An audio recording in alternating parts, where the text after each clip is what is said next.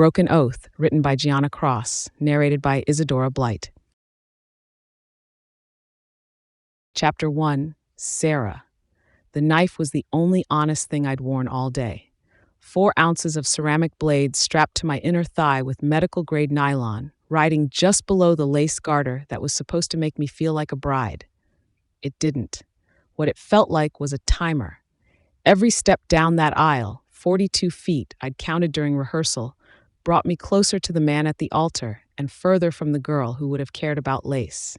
St. Finbar's smelled like lilies and furniture polish and too much cologne. 200 years of Castellano sacraments in this building, and it still smelled like men performing for God. The organ filled the nave, and the sound went through my chest, and the blade shifted a 1/4 inch against the sheath and settled again. I kept my bouquet low. Peonies and white roses, $1,200 of flowers doing the work of a prop. My hands were steady around the stems. They'd been steady when I taped the knife to my thigh that morning. They'd been steady when I checked locker 714 at Penn Station 3 days ago. My hands were the best liars I had. Papa's arm under mine. His grip firm, proprietary, the way he held everything. A cigar. A contract. A daughter he was converting to currency. He didn't look at me.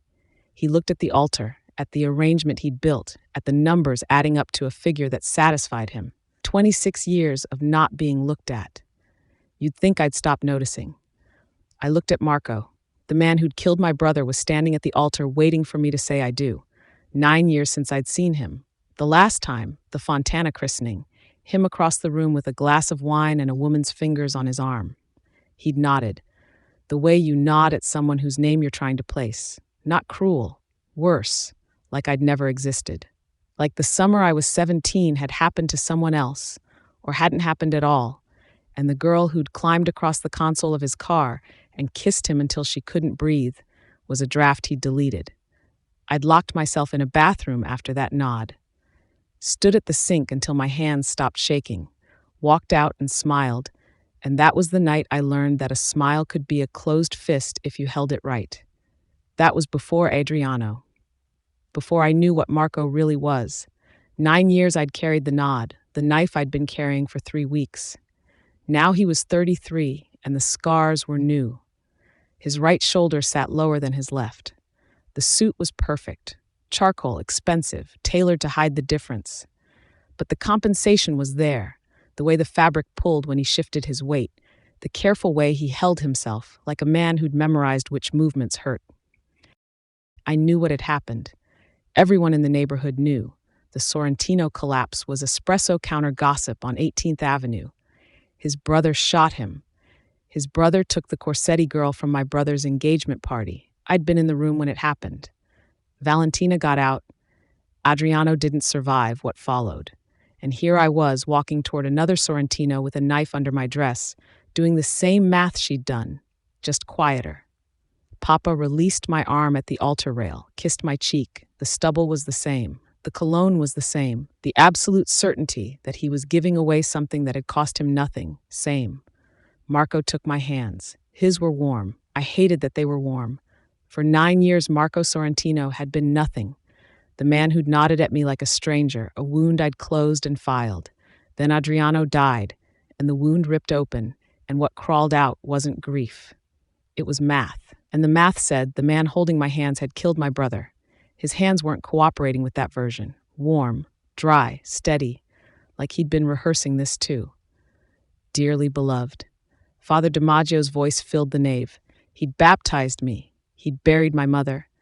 Now he was marrying me to a man I was going to kill tonight, and the only thing in this church that knew it was the ceramic pressing warm against my thigh. Marco said his vows, to have and to hold. His voice was steady, practiced, the old performance, the one he'd been running since he was 24 and charming, and I was 17 and stupid enough to think that the way he paid attention meant he was actually paying attention. Attention was the product he sold. I'd just been too young to read the price tag, to have and to hold. This man had held my brother's death in those hands. Papa called it an overdose. Papa's press release. Papa's version, the one that turned a dead son into a cautionary tale and a disgrace. But Adriano had threatened to kill Dominic if he ever showed his face again. Adriano had made that threat publicly, at a family dinner in front of Papa and the captains and everyone who mattered. My brother with his fist on the table and his voice shaking and his fiancée gone and his reputation in pieces. 3 months later, Adriano was dead. The overdose was too clean, too convenient. And then Carmine had come to the Bay Ridge office 3 weeks ago, leaning against the doorframe of my cubicle, voice low. He was bragging about it, Sera. Marco Sorrentino, bragging about being rid of Adriano once and for all. Carmine had looked at the floor when he said it, shook his head like it hurt him. I'd sat at my desk and let the math build itself. Adriano threatens Dominic. Marco protects his brother. Adriano dies. Marco gets the waterfront roots, the merger, the bride. The math balanced. For the first time, Adriano's death balanced, and the answer was the man Papa was selling me to. Carmine had put his hand on my shoulder. Be patient, Gianna. Marry him. Play your part.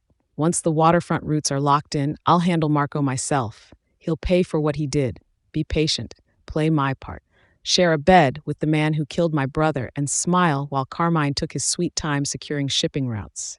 Wait like a good girl while men made plans around me and decided when my brother's death was worth avenging.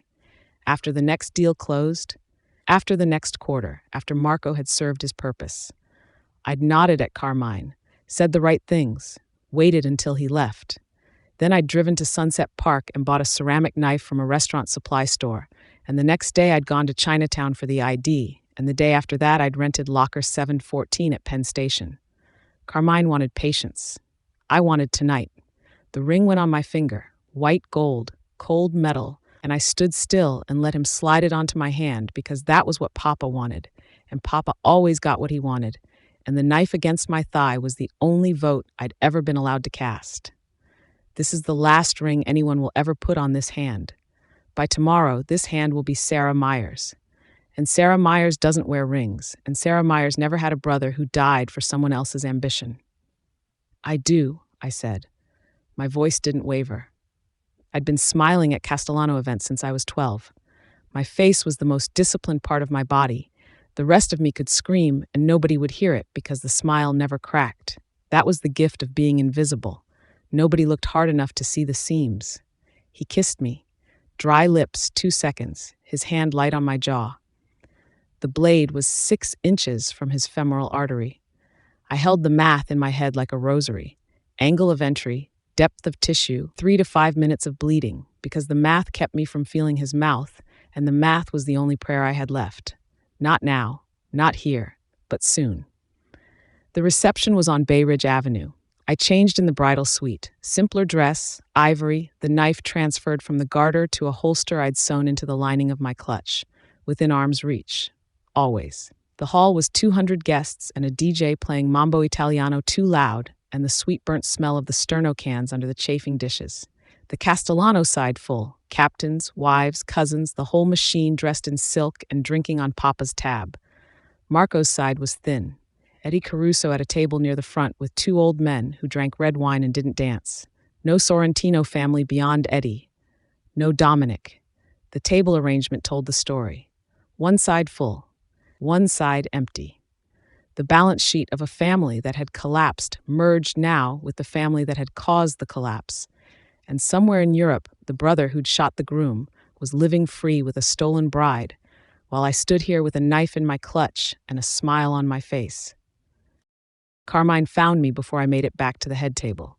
Cugina Bella, both cheeks. His cologne was heavier than Marco's. Vetiver, something underneath that stuck in my throat.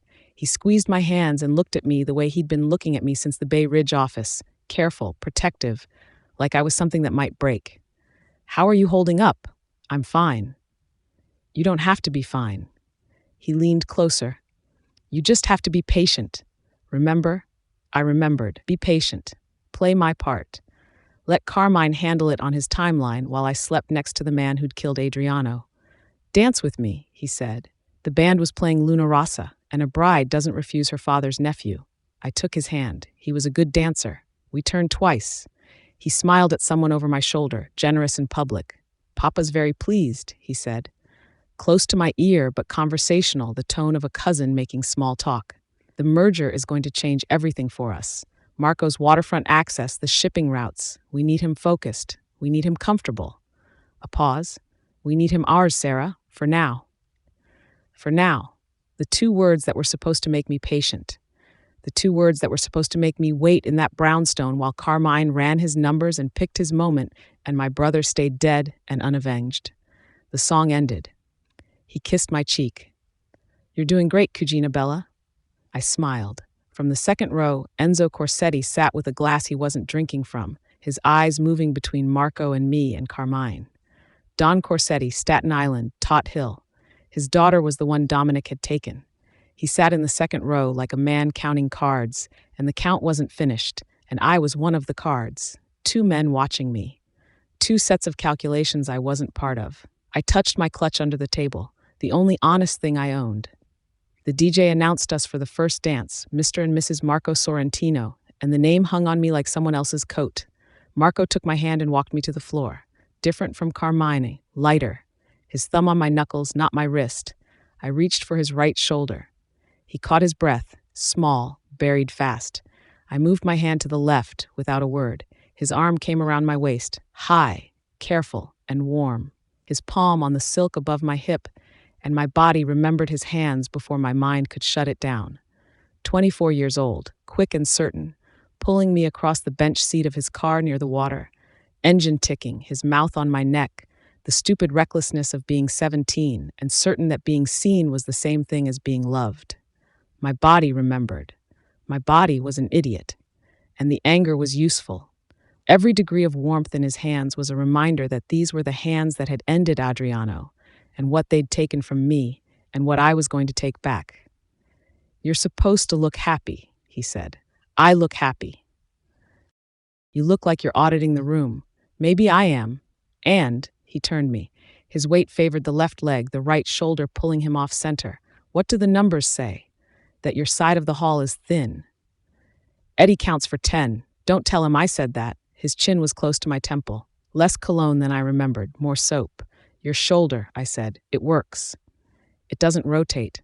His hand tightened on my waist, just once. "You're observant." "I've always been observant." A pause. The music filled it. Then, quieter. "I know. I remember." Remember. The word sat between us. He didn't pull the thread. I didn't touch it. But it hummed. The frequency of a past neither of us was going to name in a room full of people who thought this marriage was a business deal. "I know you didn't choose this."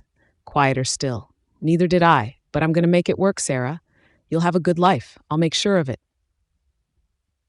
You'll have a good life.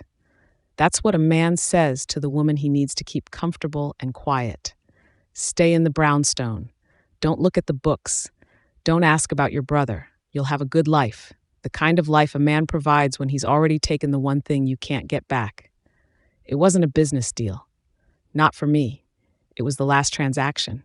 Tonight I'd close the books. The hall emptied in stages. Eddie Caruso came to me before he left, took both my hands. Rough palms, nothing like Carmine's grip. "Your mother would have liked today," he said. My mother had been dead for 14 years. 3 toasts, Papa's, Eddie's, Carmine's, and not one of them had mentioned the woman who'd brushed my hair at the kitchen table and told me that being quiet wasn't the same as being empty. Eddie hadn't mentioned her in his toast either. He'd said, "May they build something worth keeping." 6 words.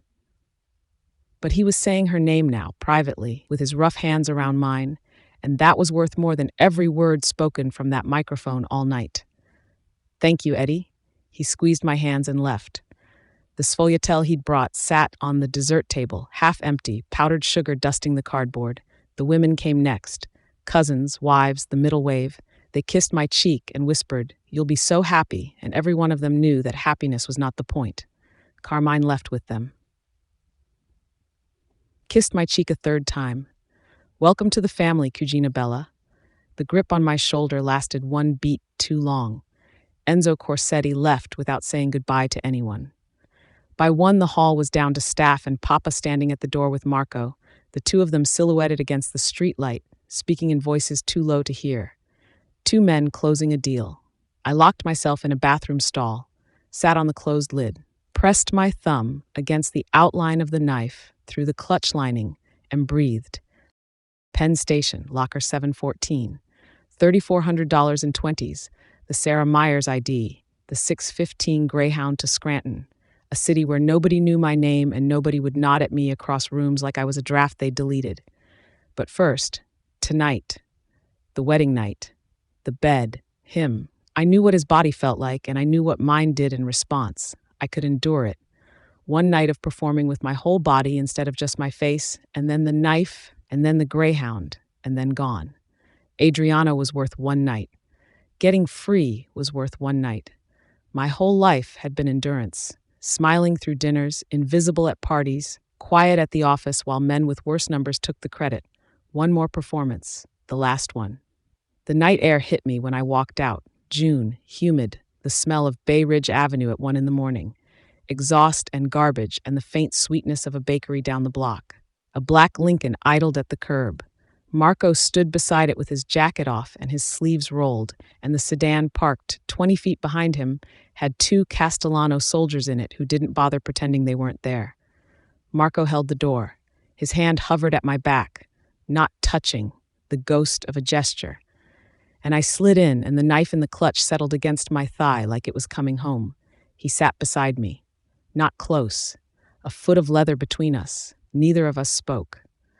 The car pulled onto Bay Ridge Avenue, and the silence was the loudest thing I'd heard all day. 8 hours of organ music and toasts, and you look beautiful, and the silence in this car was louder than all of it, because the silence was honest, and everything else had been a costume. Streetlight came through the tinted windows in bars, crossing his hands where they rested on his thighs. Scarred knuckles, the right hand attached to the shoulder that didn't rotate, the shoulder his brother had put a bullet through. Sera, just my name. Quiet, in the dark, with the streetlight moving across his hands, the way he used to say it, like a word he'd invented, like I was someone worth inventing a word for. 9 years and a bullet and a wedding neither of us wanted, and he could still say my name like that. I hated him for it. I hated him for my brother and for the girl I used to be and for the warmth in his hands that made my body forget what my mind knew. The hate was what the knife was for. I didn't answer. The car turned onto Cropsey Avenue, Bath Beach, the brownstone coming up through the windshield, lit windows, soldiers on the street, the cage with nice furniture. One night of performing, and then the knife, and then the Greyhound, and then gone. His scarred knuckles on the seat between us, 12 inches from my clutch, 12 inches from 4 ounces of ceramic that would end this, the marriage, the arrangement, and the debt he owed my brother. His hands, my knife, tonight.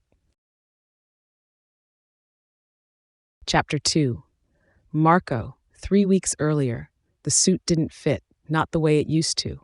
The tailor on 18th Avenue, Sal Benedetto, 81 years old, hands like a surgeon, had done what he could with the new measurements. But a body that's been rebuilt doesn't hang the same. My right shoulder sat an inch lower than my left, and the jacket compensated beautifully on the hanger and badly on me. I kept adjusting the lapel, pulling the fabric flat across the rebuilt muscle, the knot of scar tissue the tailor had measured around without comment. 7 months since Dominic put a bullet in me, and I still reached for things with the wrong arm. Eddie's social club on Bath Avenue hadn't changed. The pressed tin ceiling, the espresso machine from 1974 that Eddie refused to replace because the new ones didn't steam right. 4 tables, 2 of them covered with plastic tablecloths the color of dried blood, a television mounted too high on the wall, playing a soccer match nobody was watching. The front window had a curtain across it, always had, always would, and the light that came through was yellow and old and made everything look like a photograph from a decade you couldn't quite place. 3 o'clock on a Tuesday afternoon. The club was empty except for Eddie and me, and the smell of bracciatini rolling out of the back kitchen. Eddie sat across from me, his plate already half finished, rough palms wrapped around a glass of red wine that was darker than the tablecloth. Steady, unhurried, 81 years old. He'd survived 40 years in this world by knowing when to stop talking and when to stop chewing and when to stop breathing. Hands that had done every kind of work and looked it. I hadn't touched my plate. "You're not eating," Eddie said. "I'm not hungry. You're lying." He cut into the bracciatini without looking up. "You've been lying since you walked in. The shoulder, the appetite, the story about how you're doing fine." He chewed, swallowed, took a sip of wine. "Sit down properly and eat something, Marco. You look like a suit somebody left on a bus." I adjusted the lapel again, stopped myself, put my hand flat on the table, and left it there because the tremor was worse when I was tired, and I was tired all the time now. "The shoulder's fine. The shoulder's an inch lower than the other one. I've known you since your mother held you at the baptismal font. Don't bullshit me in my own house." I ate. The bracciatini was perfect, slow-cooked, the raisins sweet against the pine nuts, the meat falling apart the way it only does when someone has been standing at a stove for 3 hours, because the food is the point, not the time. Eddie's cook was his cousin's wife, 74, and she made everything the way my mother used to make it. Not the same recipes, the same patience. My mother had been dead since I was 5. I could still taste her braciole, the way the egg hit the breadcrumbs, the way she rolled the flank steak tight with her fingers and tied it with butcher's twine like she was wrapping a gift. I was 7, and I stood on a chair and watched her hands, and she'd let me tie the last knot. Every time, the last knot was mine. Nobody let me tie anything anymore. Eddie watched me eat. When the plate was half gone, he refilled my wine without asking, the way old men in this neighborhood refilled wine, not as a question but as a verdict. "You know why you're here," he said. "You called me. I called you because nobody else is going to." He set the bottle down. The label was handwritten, somebody's cousin's vineyard in Puglia, wine that had never seen a store shelf. "Dominic is gone. The crew is scattered. You've got no territory, no operation, no family name that anybody's answering to.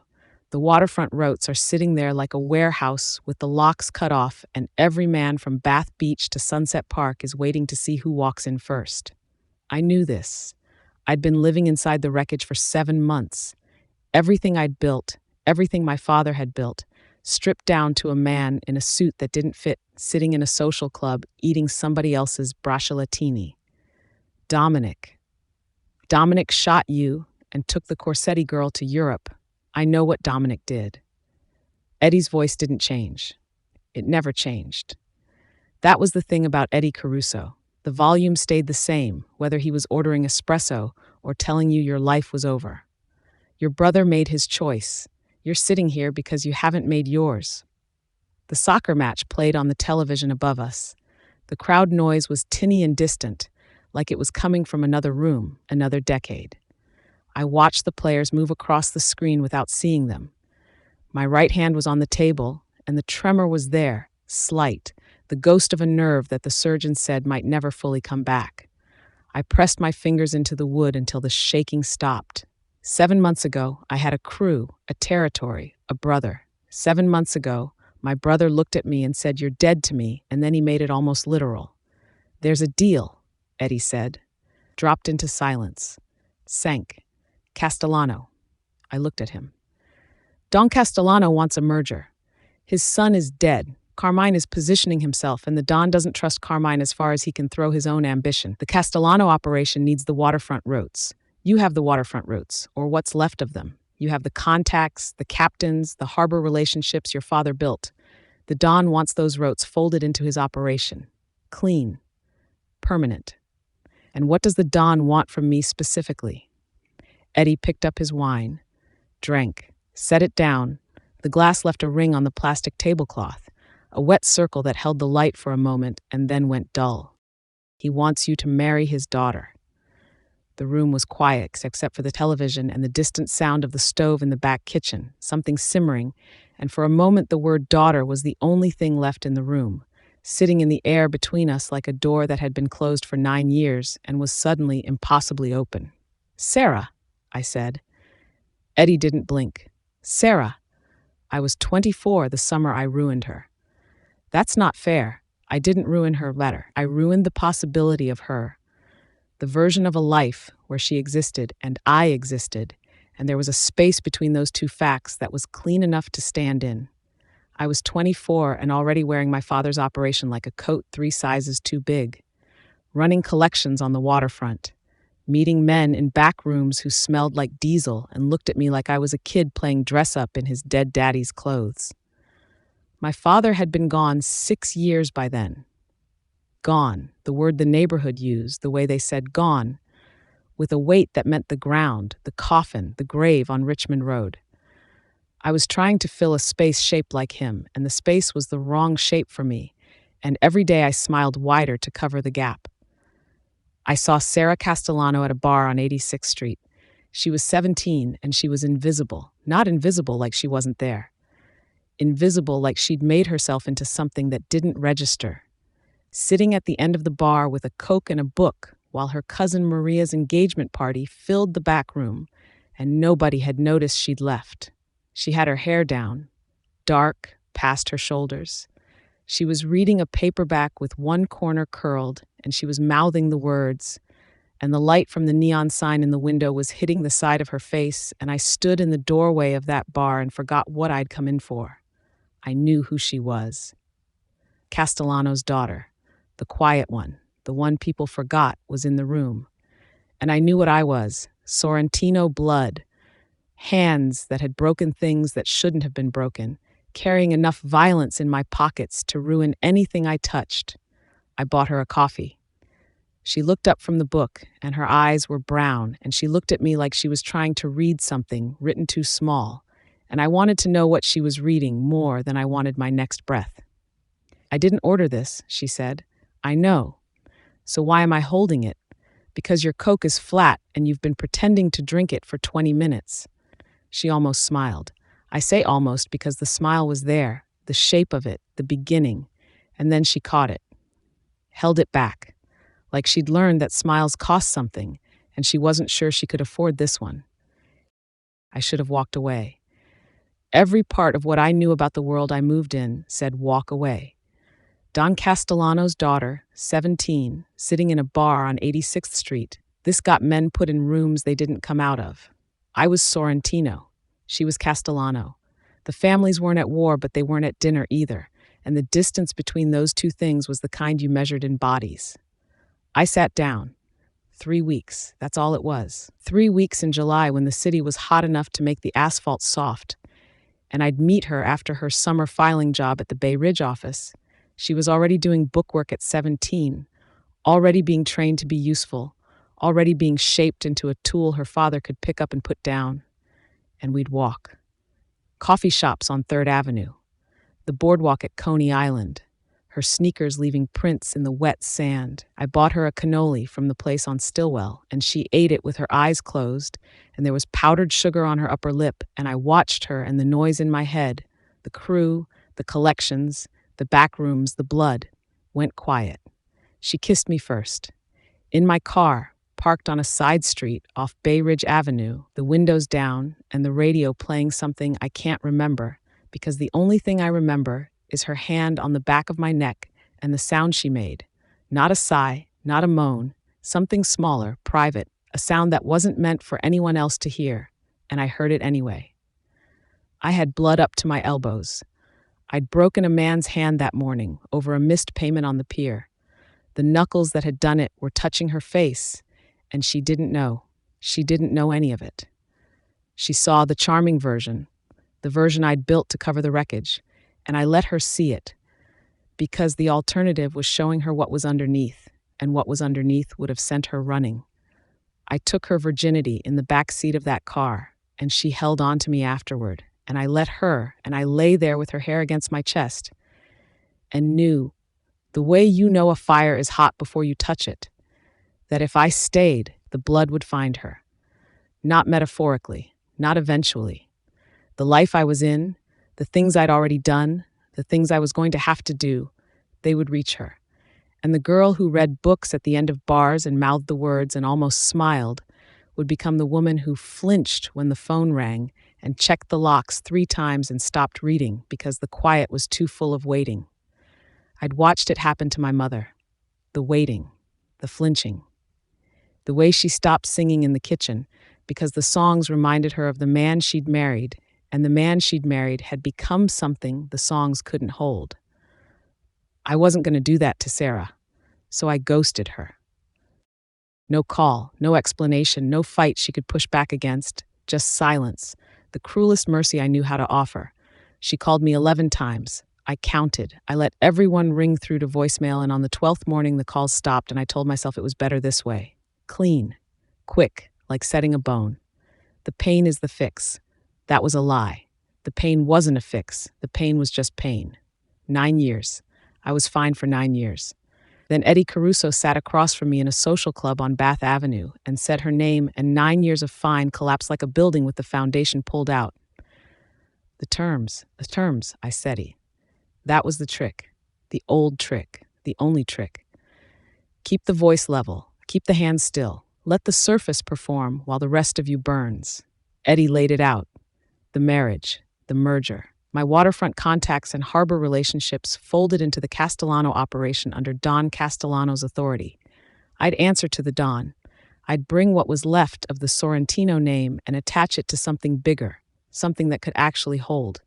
In return, legitimacy, protection, a seat at a table that still had food on it. Carmine won't like it, I said. Carmine can choke on what he likes. The Don made his decision. And Sera. Eddie looked at me. The look lasted 3 seconds. 3 seconds is a long time when Eddie Caruso is the one looking. Sera does what her father tells her.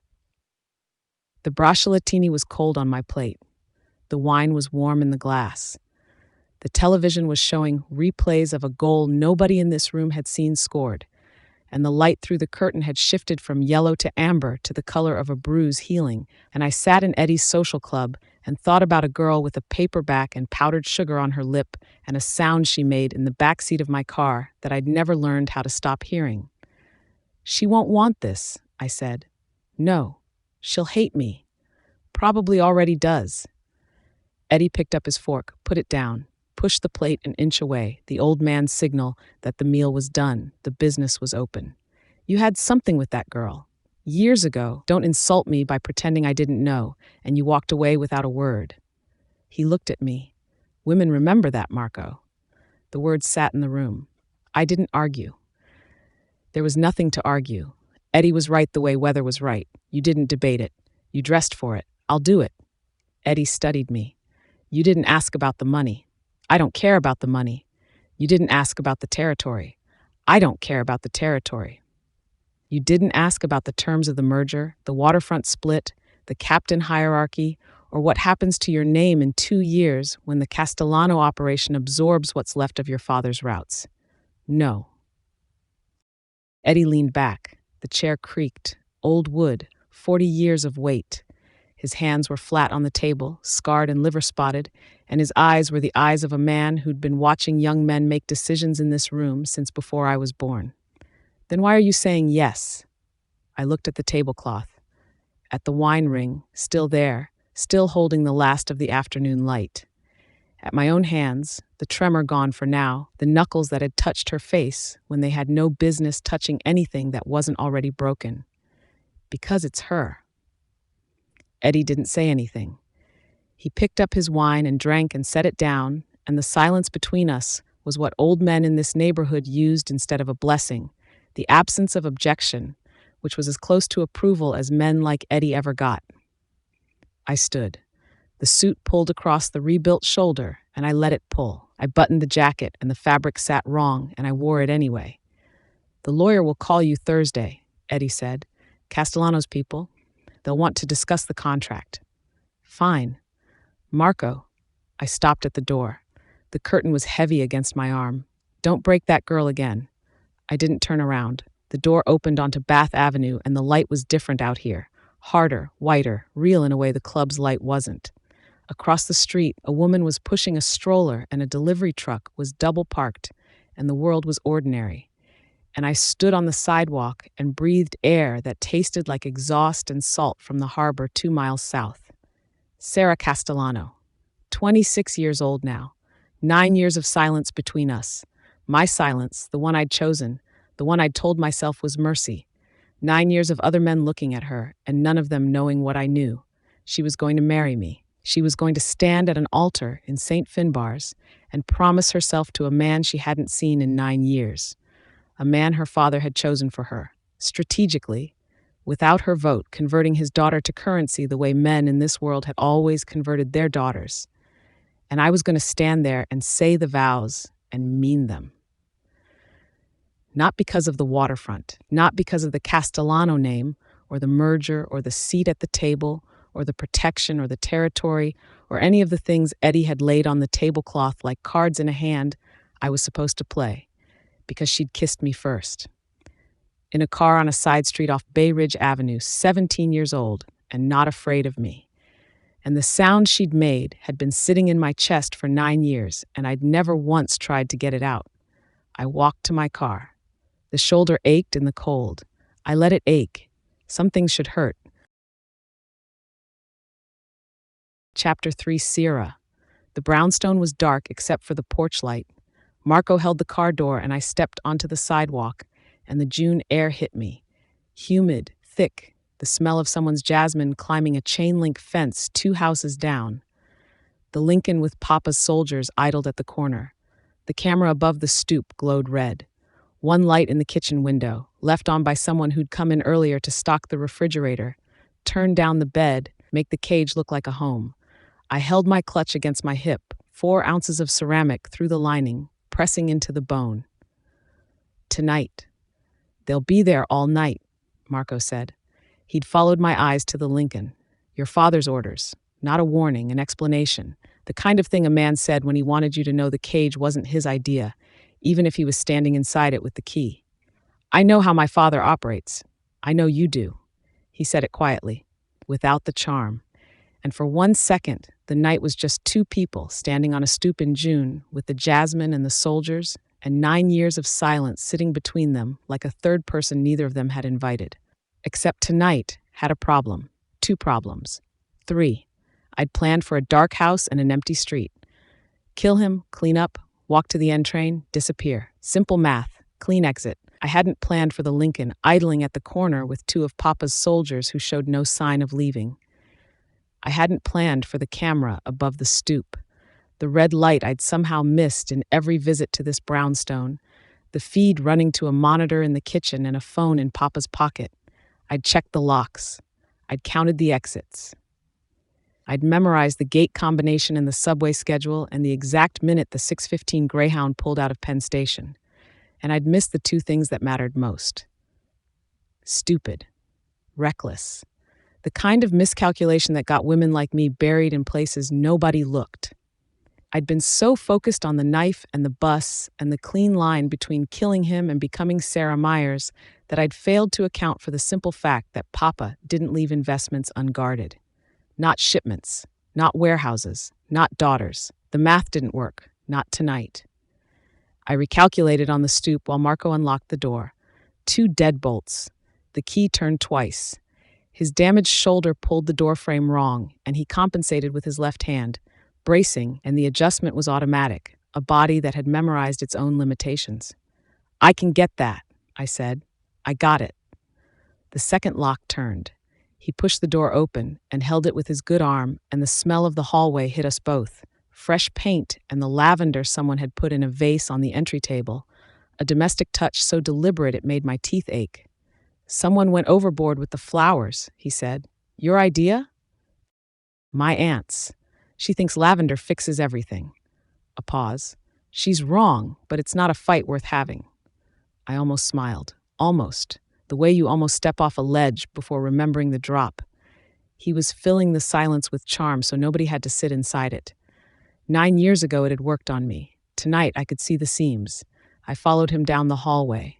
The brownstone was narrow. Shotgun layout, kitchen at the back, stairs straight ahead. The monitor on the kitchen counter showed the stoop in grainy black and white. The camera I'd missed. If not tonight, then when? Tomorrow.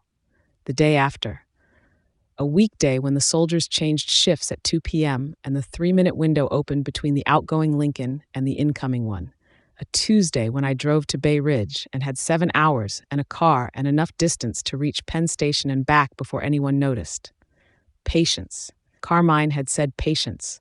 I hated the word, but Carmine was wrong about the timeline and right about the principle. You didn't close a position until the exit was clear. Marco stepped aside to let me pass. His hand didn't touch my back. "There's water in the fridge," he said, "if you need anything." His voice was careful, not gentle, careful the way you're careful around something you think might detonate. I walked past him and up the stairs. His footsteps followed, slower. The damaged shoulder made his gait uneven on the stairs, a hitch on every other step that he probably thought he'd hidden. At the bedroom door, he stopped, leaned against the frame like he wasn't sure the room was his too. "Your cousin brought your things this morning. Bathroom should be stocked." "I know. If the sheets aren't..." "They're fine, Marco." 2 syllables, and I'd made them sound like a lock turning. He heard it. The finality, the period at the end of a sentence that wasn't an invitation. And he nodded once and stayed in the hallway while I went in. The bedroom was at the end of the hall. Someone had been thorough. New sheets, white, hotel crisp. A single lamp on the nightstand casting the room in amber. The window looked onto the back garden, brick walls on 3 sides, the gate with the master lock I'd already memorized the combination to. My suitcase was at the foot of the bed, delivered that morning from Diker Heights.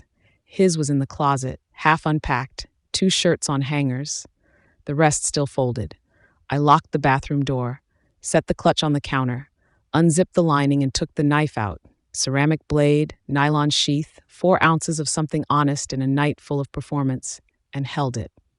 The mirror showed me what I expected, a woman in an ivory dress with mascara she hadn't cried through, and a jawline she'd inherited from a mother who died in a Bay Ridge hospital 14 years ago, without teaching her daughter how to survive a wedding night.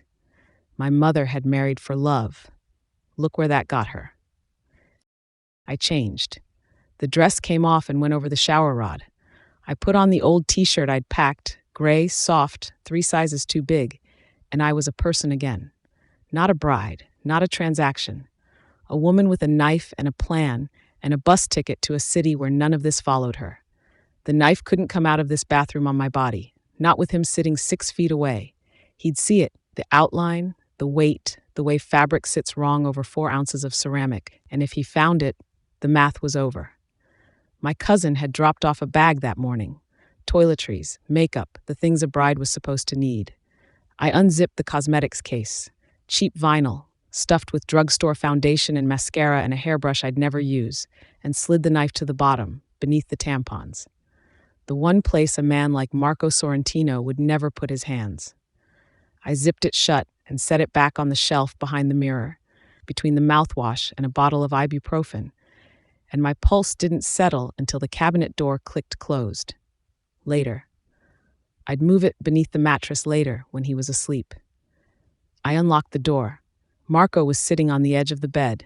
He'd taken off the jacket and the tie.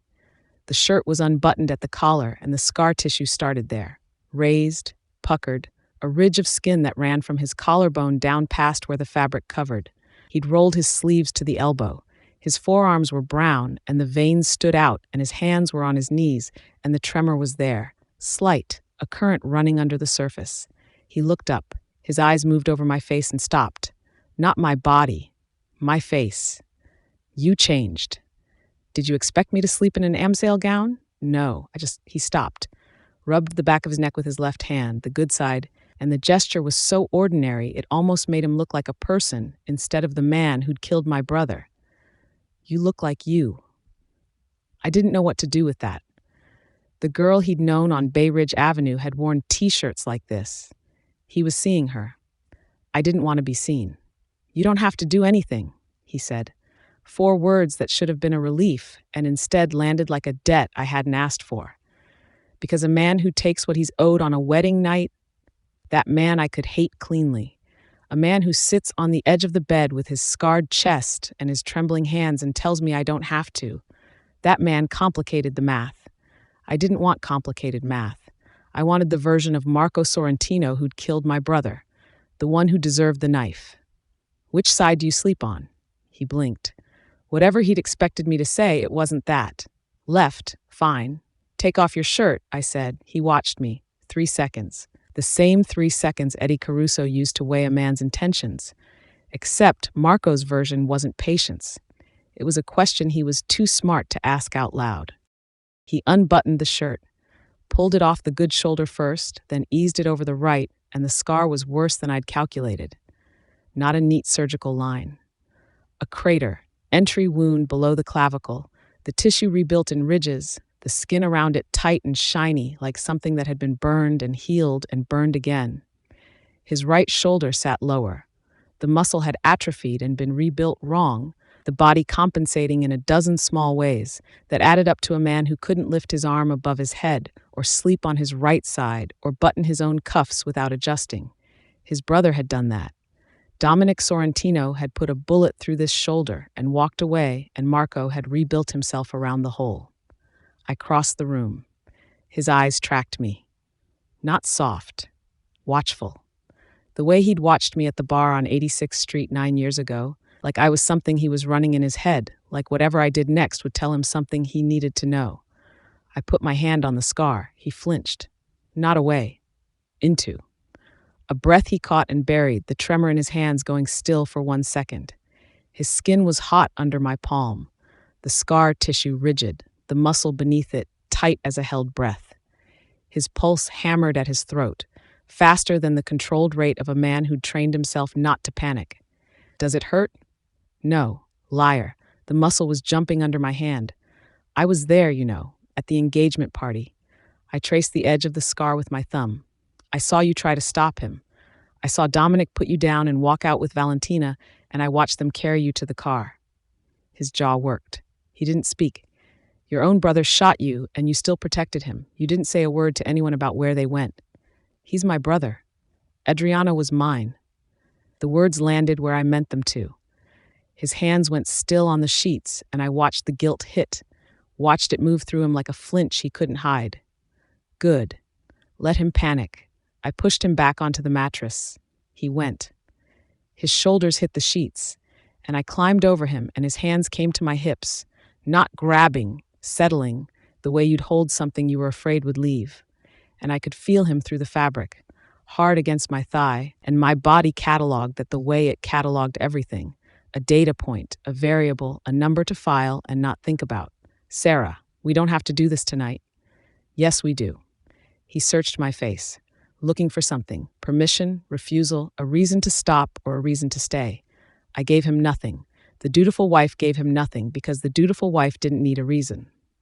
The dutiful wife was performing a role, and the performance required this.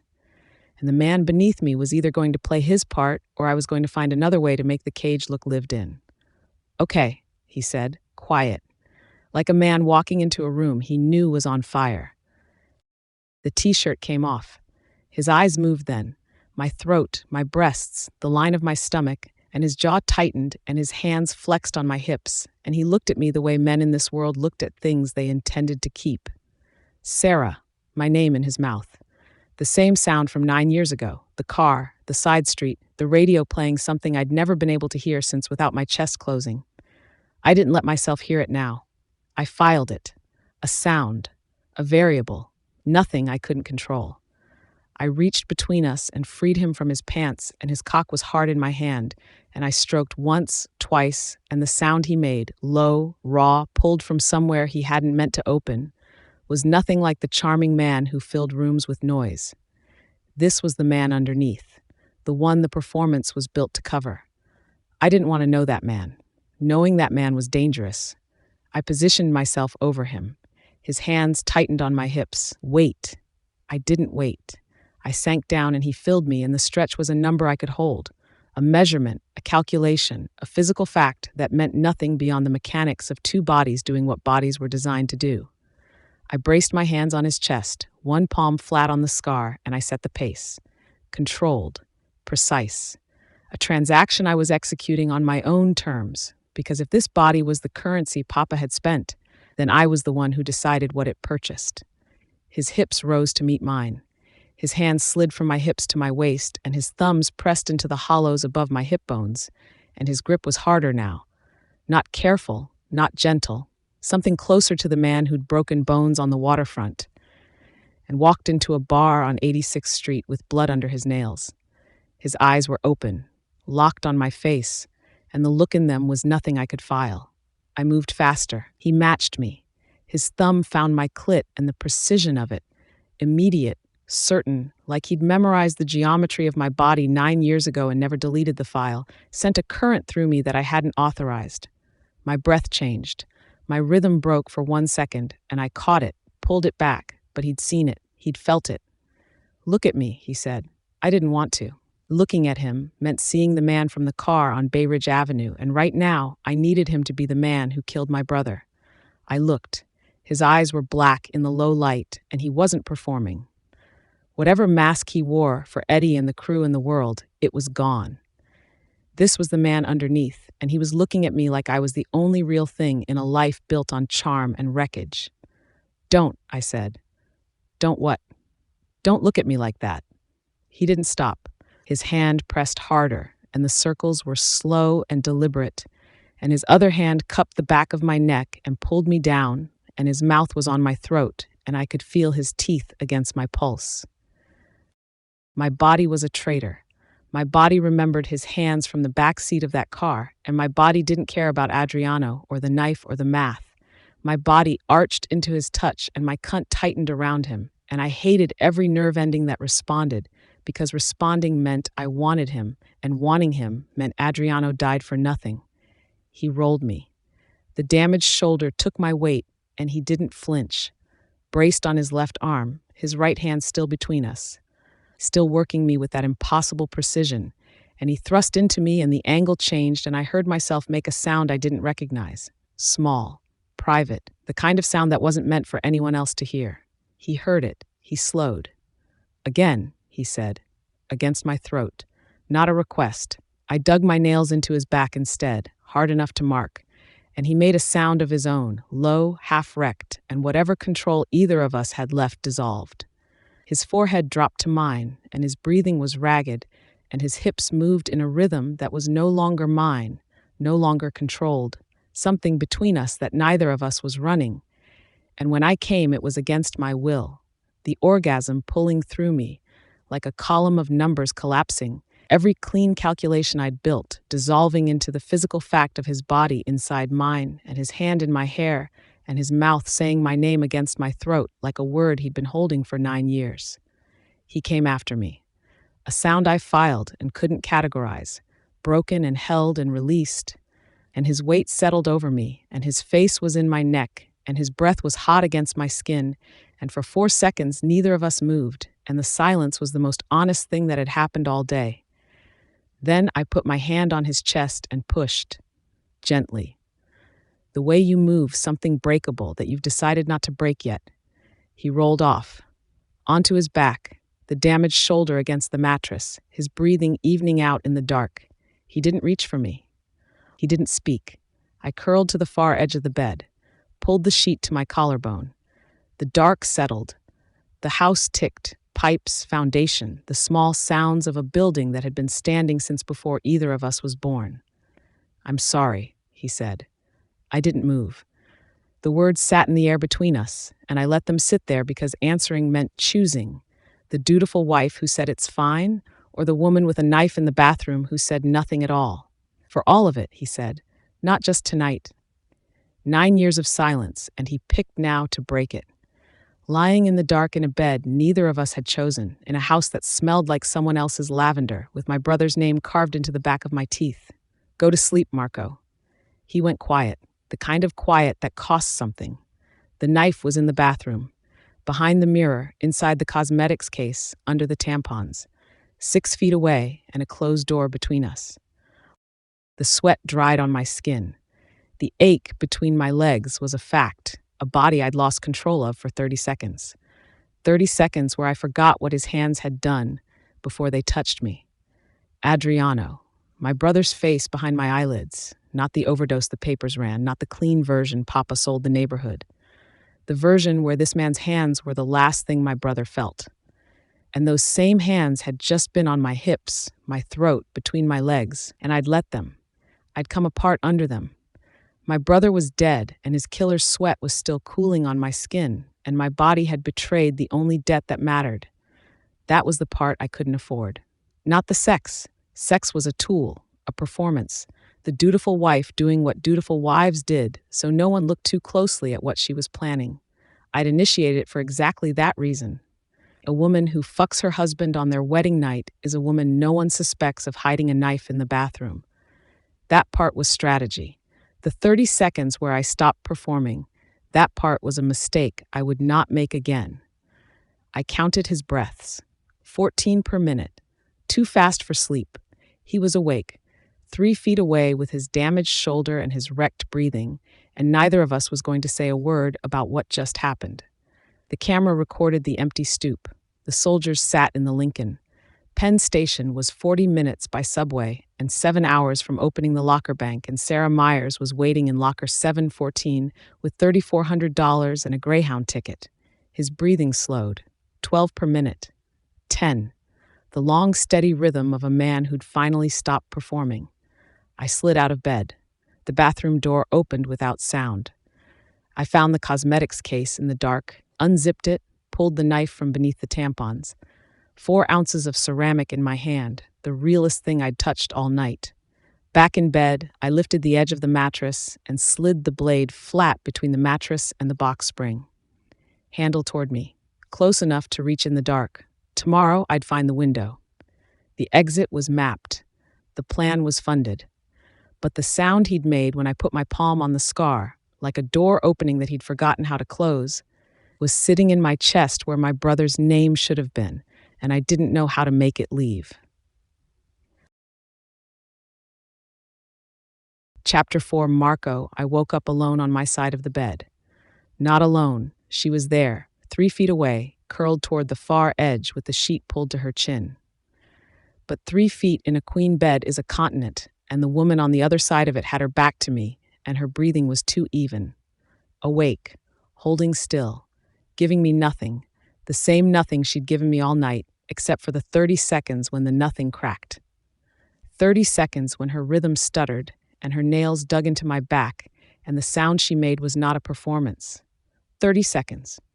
Then she'd pushed me off and curled away and said, "Go to sleep," Marco, in a voice that sounded like a door being locked from the inside.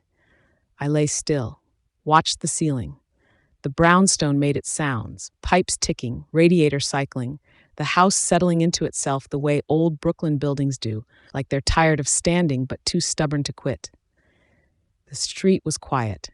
4:12 in the morning, and my wife was right there and might as well have been in another borough. The scar on my shoulder was hot. It did that, heated up at night, the rebuilt tissue holding warmth like a grudge. I rolled onto my left side, which was the only side I could roll onto, and the shoulder popped, and I felt her stiffen at the sound. Awake, listening, taking inventory of a room she hadn't chosen, a bed she hadn't chosen, a man she hadn't chosen. Somewhere between 4:30 and 5, I must have slept, because the next thing I registered was the shower running behind the locked bathroom door and the bed empty beside me. She'd gotten up without making a sound.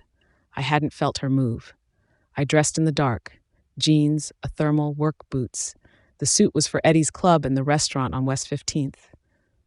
The waterfront got the version of me that worked. I put the kettle on, dropped a tea bag in a mug, added 2 sugars. I didn't know how she took her tea, but I'd watched her add 2 sugars at the reception, 1 stir, no milk, set it on the counter where she'd find it. I left.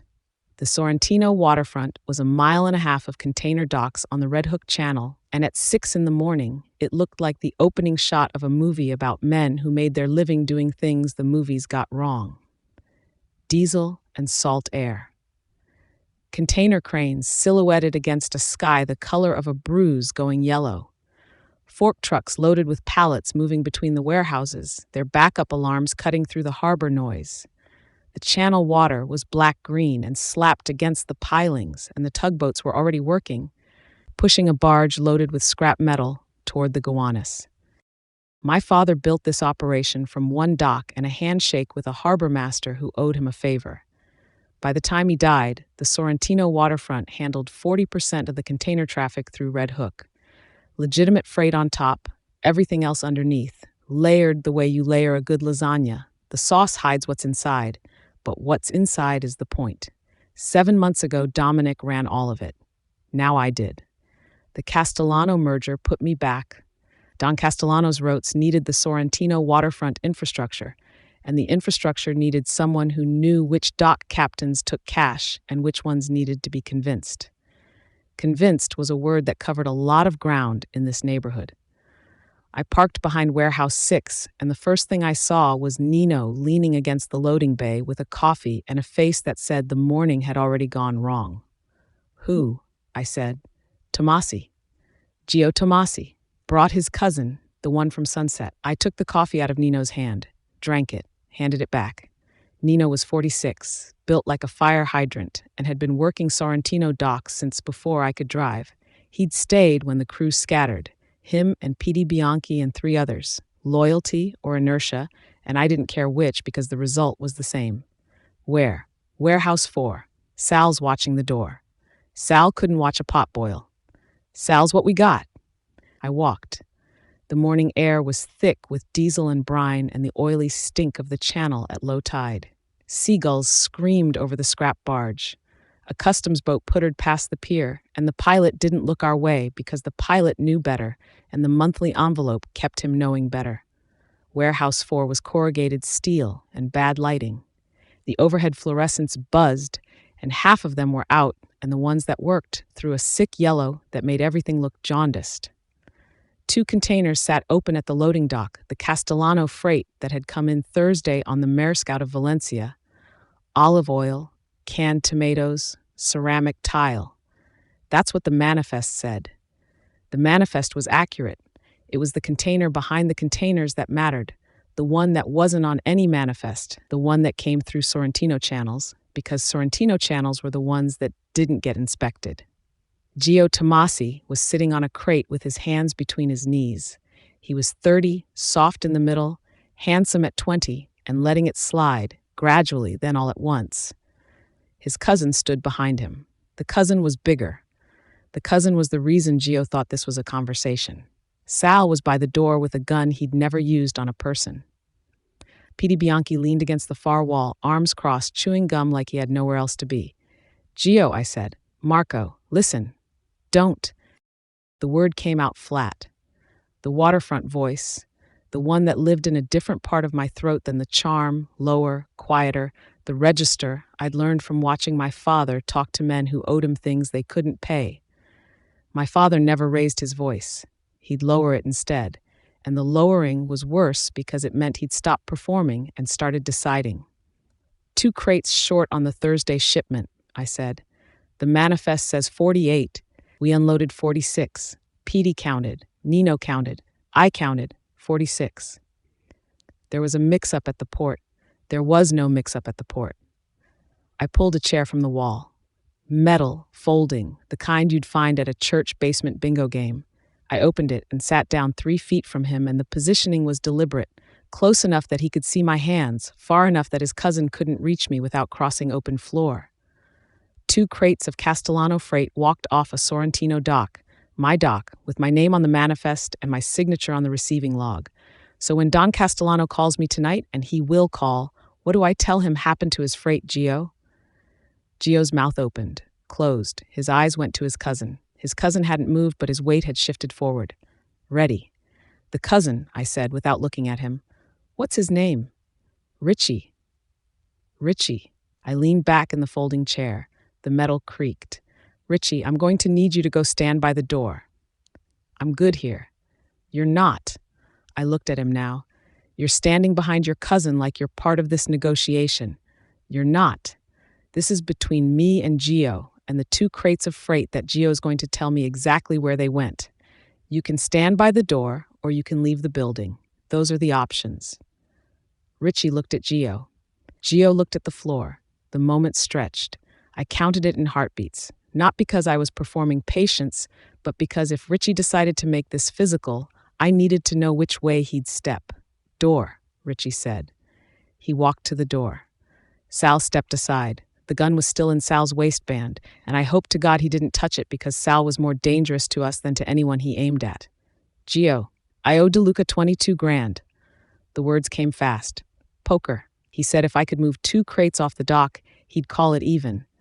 I figured the Castellano shipment was big enough that 2 wouldn't. "You figured wrong." I stood. The chair scraped concrete. Gio started talking. Something about DeLuca, poker, 22 grand, and I stopped listening because the explanation didn't matter. The theft mattered. I hit him with my left fist, closed. Caught him on the mouth, and he came off the crate and hit the concrete floor, and the sound was wet. Teeth on the inside of his lip, blood on his chin before he got his hands up. Get up! He got up. I hit him again. Ribs this time. 2 short shots that folded him, drove the air out, dropped him to his knees. He coughed, and blood came out in a string and hit the floor between his hands. Richie moved. 1 step. Petey was off the wall before the 2nd step, blocking the path, and Petey wasn't smiling. Stay, Petey said to Richie. Richie stayed. I crouched in front of Gio. He was on all fours, breathing through his mouth because his nose was filling up. Blood on the concrete. Blood on his shirt. I put my hand under his chin and lifted his face until he was looking at me. You took from this dock, my dock, and Don Castellano doesn't have conversations about missing freight, Gio. Marco, please, I'll fix it, I swear to God. I hit him again. Same ribs. He screamed, short, raw, the sound a body makes when the air has nowhere to go. His forehead hit the concrete and he stayed down, curled on his side, arms wrapped around himself. Please, please, I got kids, Marco. I crouched next to him, put my hand under his chin, lifted. His face was wet, blood and snot and spit, and his eyes were wide and he was shaking and the warehouse was very quiet except for his breathing.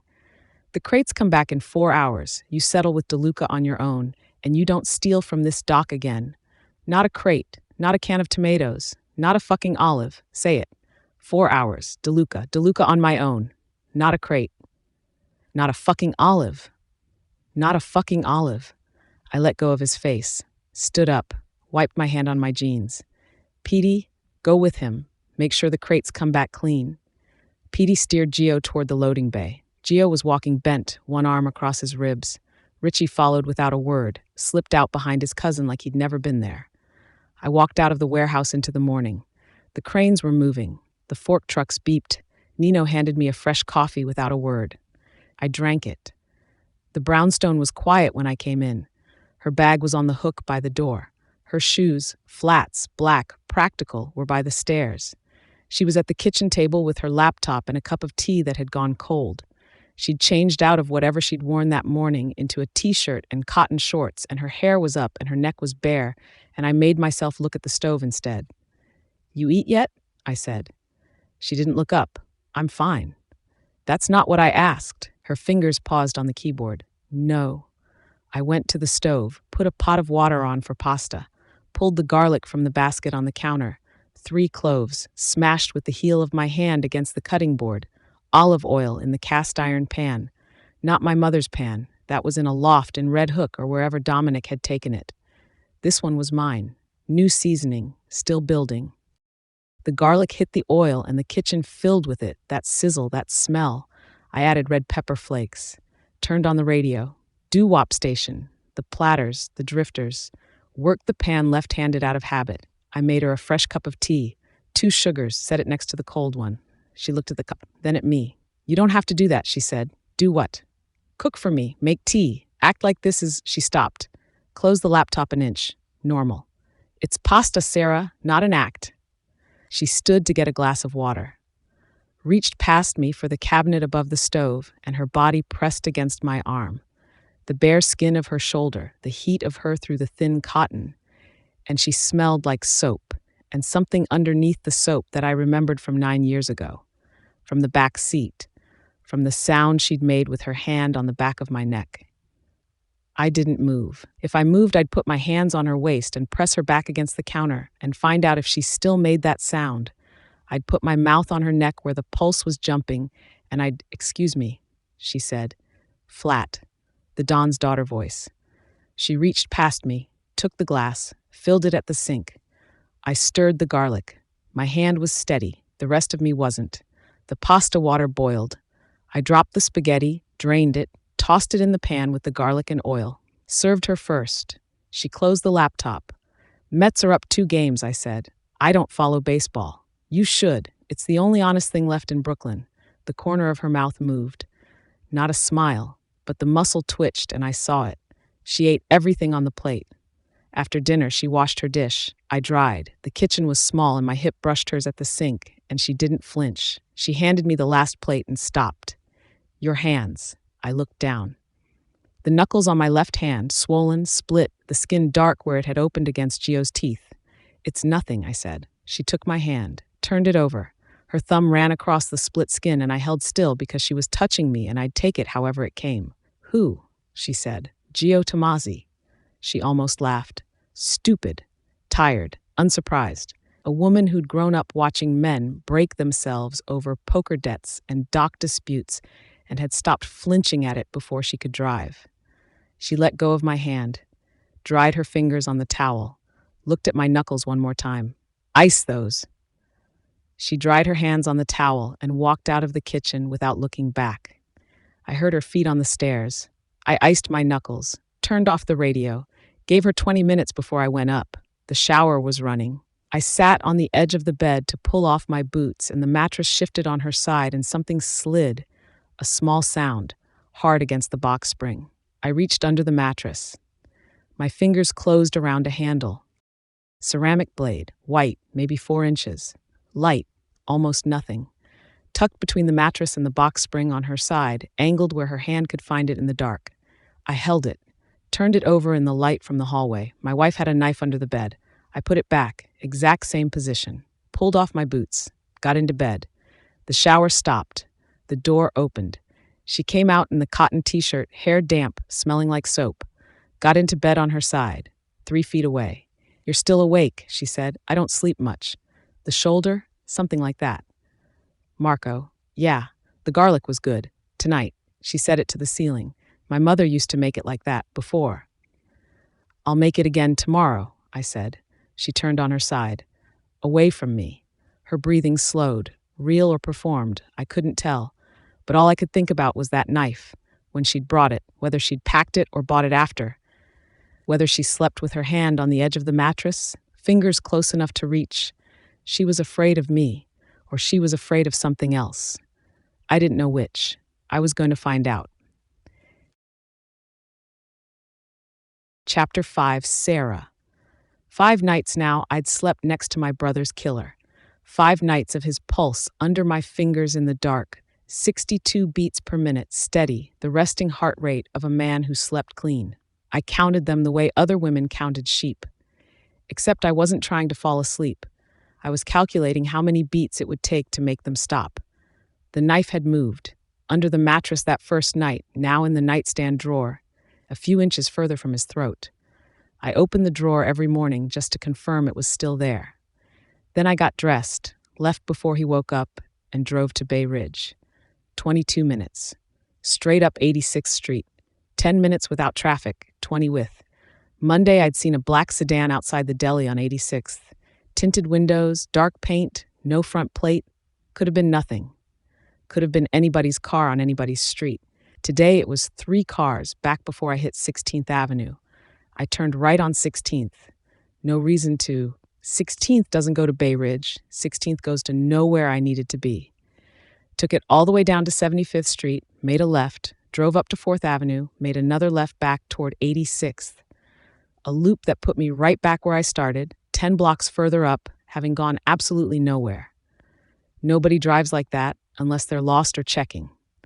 I turned right on 86th again and watched the mirror. The sedan was gone. Either it had never been following me, or it was smart enough not to take the bait. I parked on 3rd Avenue at 8:20 and sat in the car for an extra minute, watching the block. 2 sightings in 4 days. Enough to start writing things down. The Castellano construction office sat on the 2nd floor of a building on 3rd Avenue, above a physical therapy clinic. I had a desk by the window, a desktop computer, and a title, office manager. The Don's daughter doing payroll, visible enough to matter and invisible enough to manage. I poured a coffee and had invoices on my screen by 8:40. Vendor payments, subcontractor hours, the clean paperwork of a family that kept its real business in rooms I wasn't invited into. The door buzzed just before 10. Carmine came in carrying a bottle of wine in a paper bag. Barolo. $80 worth of bottle that communicated care and generosity and the calculation behind both. Cugina Bella, he kissed my cheek. The cologne hit first. Vetiver, something underneath that stuck in my throat. He set the bottle on my desk. For you and Marco. Housewarming. Thank you, Carmine. How's married life? He looked around the office. The fluorescent lights, the filing cabinets. Marco treating you right? He cooks, I've heard.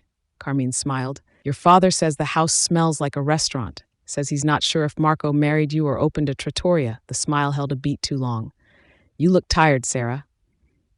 I'm fine. He sat on the edge of my desk, uninvited, the way men in this family sat on things, desks, hoods of cars, the arms of chairs that didn't belong to them, because everything belonged to them. I worry about you. He picked up my coffee mug, looked at it, set it down. Alone in that house with him, after everything. It's a marriage, Carmine, not a hostage situation. Is there a difference? The words came light, the joke that wasn't a joke. I keep thinking about what he said at Gino's that night, after Adriano. My hands went still on the keyboard. You know what he said, right? What he told Paulie Bianchi? Carmine's voice was soft now, concerned, the performance of a man who only wanted to protect his cousin.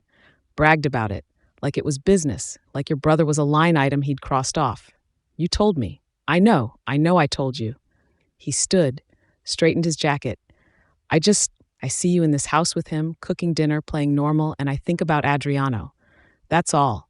I think about your brother every day, Sera.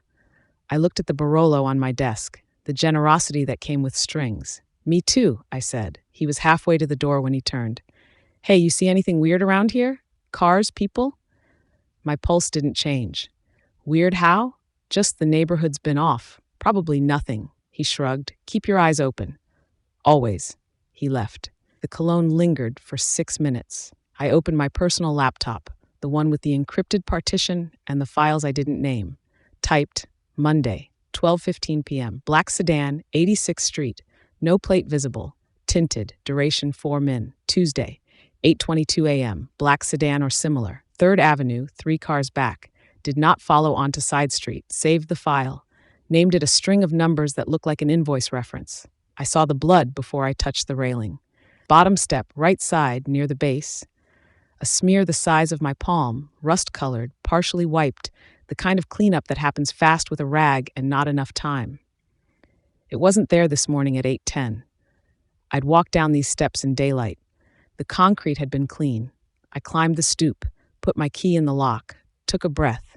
Marco was in the hallway, standing between the front door and the stairs, phone in his hand, thumb over the screen like he'd just ended a call. His sleeves were rolled. The right hand had a fresh scrape across the knuckles that hadn't been there yesterday. Hey, he said, the charmer's smile, the warm one. Hey. I set my bag on the hook, took off my shoes. The brownstone was quiet, no radio, no doo-wop, no sizzle from the kitchen. Whatever had happened in this house today, it wasn't cooking. You hungry? He said. I can make something. There's blood on the front step. The smile didn't drop, it changed. Same shape, different thing behind it. Like watching a light go from warm to clinical. What? The front step, bottom stair, right side. Someone cleaned it, but they missed. I hung my jacket on the hook next to my bag, kept my voice level. Who was here today? He put the phone in his back pocket. Slow. Sera. Who, Marco? You don't need to worry about that. That's not what I asked. He stepped forward, 1 step. The hallway was narrow, and suddenly it was narrower. His shoulders filled it. The overhead light behind him, his face half in shadow. He wasn't smiling anymore. I'm going to say this once. His voice was low. The waterfront voice, the one I'd heard through Carmine's stories, the one I imagined when I pictured what happened to Adriano. Quiet. Final. What happens on that step? What happens at the waterfront? What happens in rooms you're not in? That's not your business. You don't ask. You don't think about it. My back was against the coat hooks. I hadn't stepped backward. He'd just moved forward until backward was where I was. You're my wife. He said it close enough that I could smell the coffee on his breath, the soap on his jaw, the harbor salt underneath. Not my partner, not my consigliere, my wife, and I will keep you safe. But you don't get to audit how. His hand came up. I flinched, fast, involuntary, the kind of flinch a body makes before the brain decides. He saw it. Something crossed his face. Not hurt. Darker than hurt. the expression of a man watching a woman he wanted to confirm the worst thing she believed about him. His hand kept moving, past my face. He pulled my jacket straight on the hook where it had bunched. "The step's clean now," he said. "I'll make dinner." He walked past me toward the kitchen. His arm brushed mine in the narrow hall, and the contact ran through me like voltage, fear and something worse than fear, something that lived in the same place and felt almost the same. I stood in the hallway with my back against the wall and my pulse at 90 and the taste of adrenaline in my throat, and I couldn't tell if what I felt was terror or want, both. And that was the most dangerous thing in this house. I went upstairs, opened the nightstand drawer. The knife, 4 ounces, ceramic. It had been in the drawer for 3 days, safe, distant. A thing I was getting used to not needing. The garlic smell reached the second floor 20 minutes later.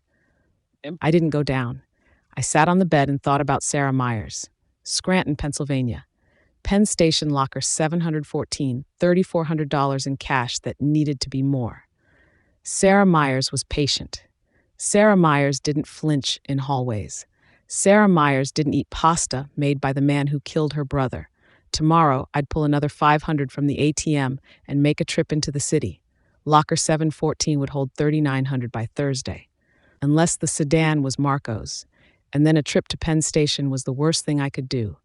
Lead his people straight to the locker, straight to Sera Myers, straight to the only exit I had. I put the knife back under the mattress, my side, where my hand could find it in the dark. I needed to remember who Marco was and what I needed to do. Chapter 6. Marco. Something was wrong with my wife. Not the obvious wrong, the turned back, the closed door, the woman who ate my food and drank my tea and gave me nothing but the correct words in the correct order at the correct time. That wrong I understood. She'd married a man she hadn't chosen, and the silence after was the price. This was different. I filled the kettle, dropped the tea bag in her cup, 2 sugars before the water hit. 6 days of marriage, and already my hands knew the routine. Kettle, bag, 2 sugars, counter where she'd find it. The kind of thing a body learns before the mind decides to. She took the cup without looking up. Invoices on the kitchen table, the laptop casting blue light across her face. She'd been there since 6. "Morning," I said, "morning." One word, the right word, delivered on schedule. But this morning she looked at me when I set the tea down. Not a glance, a scan, starting at my hands, moving up. I'd seen that look before. Not on her. On men in rooms where someone was about to make a move. Last night I'd told her that what happened on the front step wasn't her business. She'd gone upstairs without eating. She hadn't come down. I'd stood in the kitchen with a plate of pasta going cold, and the knowledge that I'd done the right thing, and it had cost me something I couldn't name. The right hand still ached where I'd caught the guy on the jaw. Yesterday afternoon. The brownstone stoop, 4:15, broad daylight. A man I didn't recognize sitting in a car across the street, engine off, watching the house. I'd crossed the street, knocked on the window. He'd opened the door and started talking. Wrong move. I put him on the ground before he got 3 words out. He hit the stoop railing on the way down, and the cut above his eye bled fast, the way scalp wounds do. And by the time I was done with him, Nino had to drive him to Lutheran. He wasn't anybody. A hire. Paid to watch the house and report back. Report to who? That he couldn't say, and by the time they wired his jaw shut, I was certain the silence was genuine. He didn't know who'd hired him. Someone had paid cash and given him an address and told him to sit. I'd cleaned the step, missed a spot, and my wife had found it because my wife found everything. My phone buzzed after noon. "Eddie, lunch? I've got manifests." "The manifests can wait. I made bracciatini." Eddie didn't call for lunch. Eddie called when he needed to say something that required a table between you and food on the table. I drove to Bath Avenue. Eddie was at the back table with bracciatini and red sauce and 2 glasses already poured.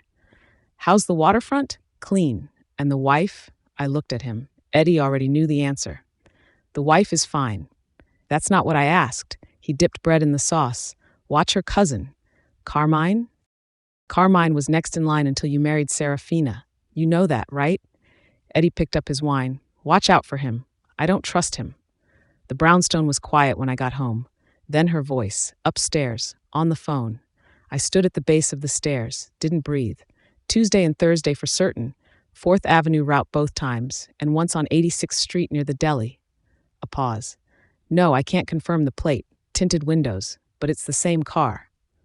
I'm writing everything down, dates, times, locations. Another pause. Her voice dropped. Chiara, just, if I call you from a number you don't recognize, pick up, okay? I took the stairs. Didn't try to be quiet. By the time I hit the landing, the phone was face down on the bed, and her face was arranged, the composed mask that Dawn's daughter's stillness that had probably saved her life more than once at her father's table. Who's Chiara? My cousin. Second cousin, Gravesend. You were talking about a car following you. Her face didn't move. A black sedan. I've seen it 3 times. Probably nothing. Probably nothing. I was at the bedroom window scanning the block. Sal's car at the curb. The kid from across the street on his phone. No sedan. Professional surveillance rotates vehicles. 3 times is not nothing. 3 times is a pattern. And you called your cousin. Chiara worries. Chiara worries. The charm was gone. Someone is following my wife 3 times, and she calls her second cousin in Gravesend. What was I supposed to do, Marco? Tell you? She stood up from the bed. You cornered me in the hallway last night and told me what happens in this house isn't my business, so I handled my business. That was different. How? Because that was about keeping you out of something that could hurt you. This is about someone watching you and you not telling the person whose job it is to stop it. Your job. Flat. I'm a job. You're my wife. You keep saying that like it means something. I pulled out my phone, called Sal. Black sedan, tinted windows. You see it on the block this week? Sal hadn't. Sal slept in his car half the time and wouldn't spot a tank behind him. Call Nino. I want eyes on the street, here in 3rd Avenue. Black sedan shows up. I want a plate, a name, and a body in the goddamn ground. 24 hours, Sal. I hung up. She was still watching me. Not scared, not grateful. Recording. From now on, I said, anything like this, you come to me. Not Chiara, not Carmine, me. Why would I come to you? Because I'm your husband. You're not my husband. You're the man my father sold me to. She stepped closer. Not backing down, leaning in. I didn't ask for this marriage. I didn't ask to be your wife. I got told I was doing it, and I did it. And now you're standing in this room telling me what I'm going to do like you own me. Sera? No, I don't answer to you. I don't report to you. If someone's following me, I'll handle it my way, the way I've handled everything my entire life, by myself. Because that's what the invisible daughter does, Marco. She survives on her own. You're not on your own anymore. Says who? You? She laughed, short, hard, nothing funny in it. You cornered me in a hallway last night. You put your hand up and I flinched. And now you want me to come to you when I'm scared? You're what I'm scared of. The anger hit different this time. Not cold, not controlled. Hot, in my hands, in my jaw, in the noise between my ears. I crossed the room in 2 steps and put her back against the wall next to the bedroom door, my hands flat on the plaster on either side of her head, not touching her, close enough that I could feel her breathing against my chest. You want to be scared of me? Low, my mouth close enough to her ear that I could smell her shampoo, the soap on her neck, the heat rising off her skin. I'll give you a reason. But this, someone following you, someone sitting in a car outside your office watching what's mine, this is not the thing to be brave about. This is the thing you tell me. Because whoever is in that sedan, I promise you, Sera, I am worse. What's yours? She said it flat. Dead. That's what I am. Another piece of property. Another thing Marco Sorrentino owns. You're my wife. Same thing in this world and you know it. Yeah. I leaned closer. Close enough that my lips brushed her ear and her whole body went rigid. You are. And whoever is sitting in that car, watching you walk to work, watching you park, watching you come home to this house, they're watching something that belongs to me, and I will find them, and they will not be watching anything again. Her pulse was in her throat. Fast. Her chin was up, and her eyes were on mine, and she wasn't backing down, but her body was doing something her mouth wouldn't admit. Her lips were parted, her chest rising, her hands flat against the wall behind her like she was holding herself there.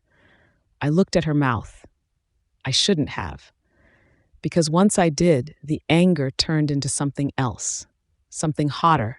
something that had been building since the first night she'd reached past me for a glass, and her skin touched mine. I wanted to close the 6 inches between us and put my mouth on her throat and feel that pulse under my lips. I wanted to pin her wrists above her head and press my hips into hers and find out what sound she'd make. Not the controlled sound, not the performance, but the real one, the one from the back seat 9 years ago. Her eyes dropped to my mouth. 1 second, then back up. "Get off me," she said, quiet, but her voice shook. I held. 2 more seconds, her breathing against my chest, the shampoo, the heat, the pulse hammering in her throat. I pushed off the wall, stepped back. "From now on," I said, "you come to me."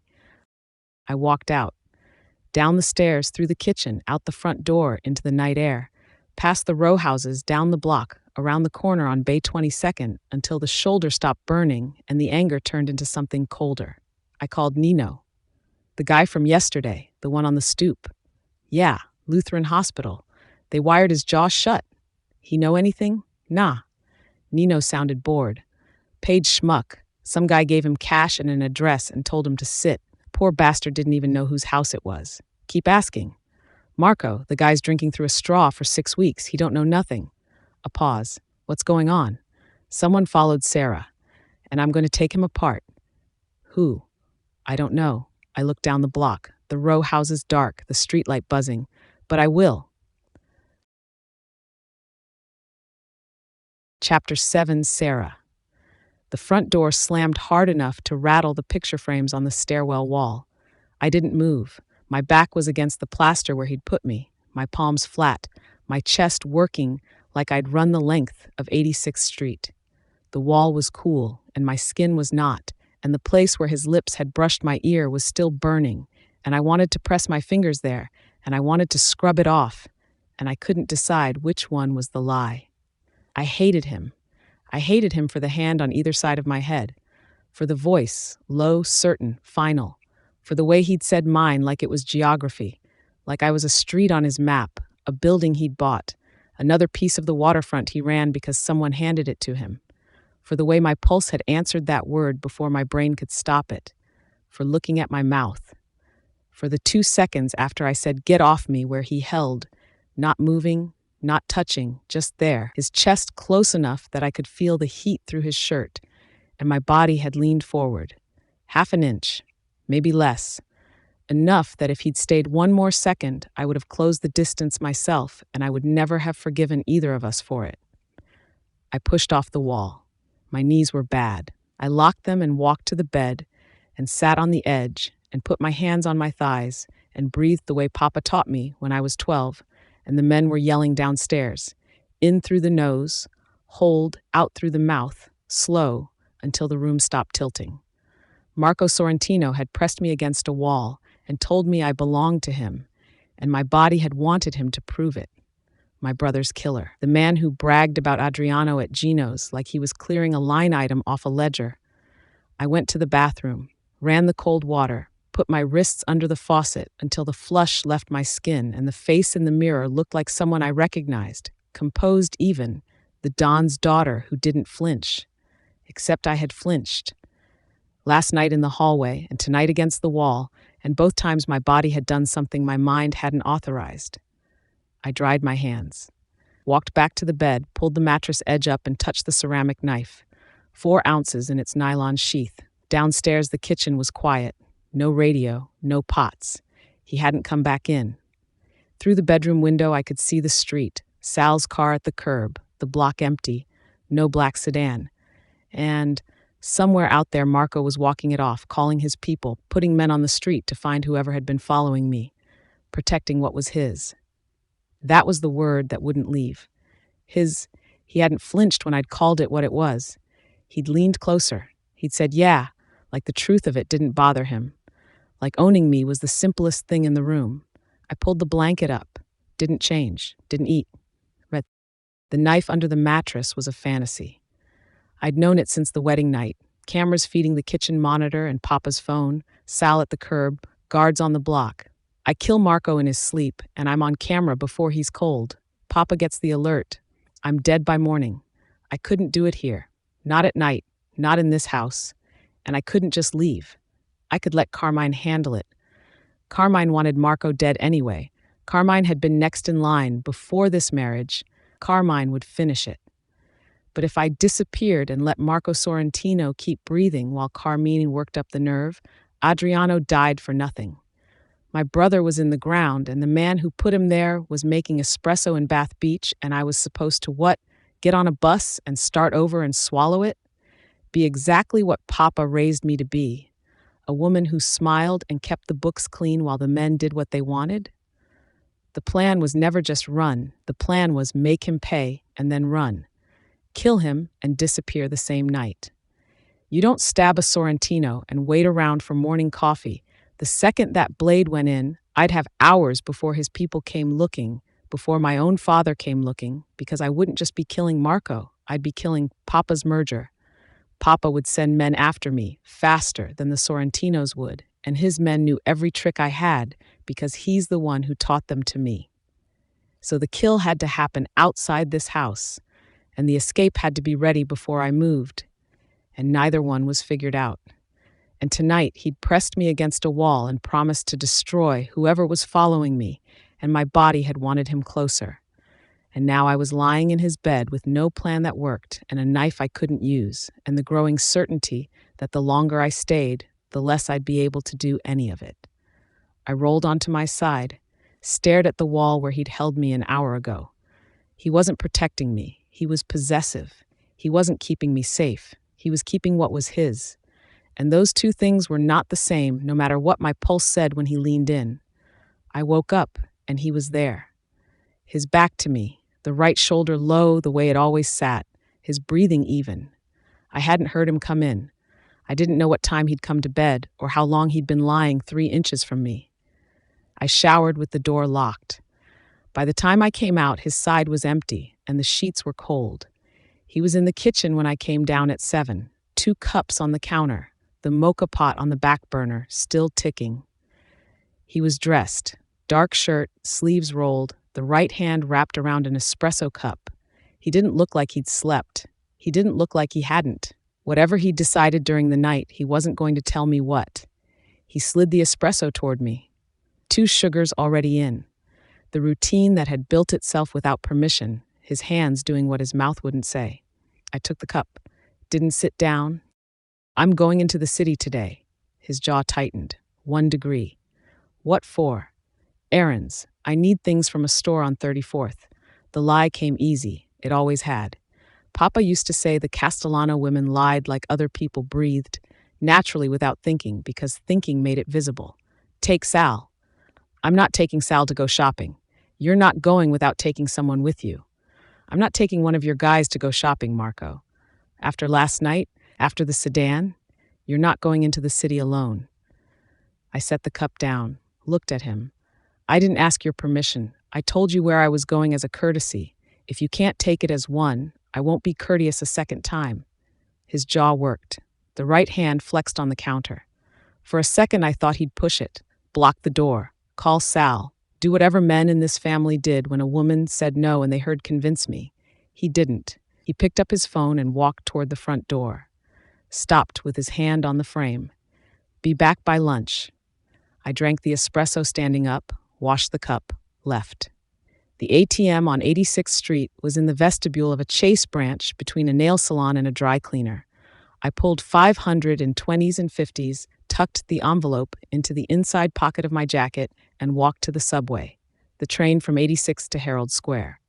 40 minutes with the city passing outside the window.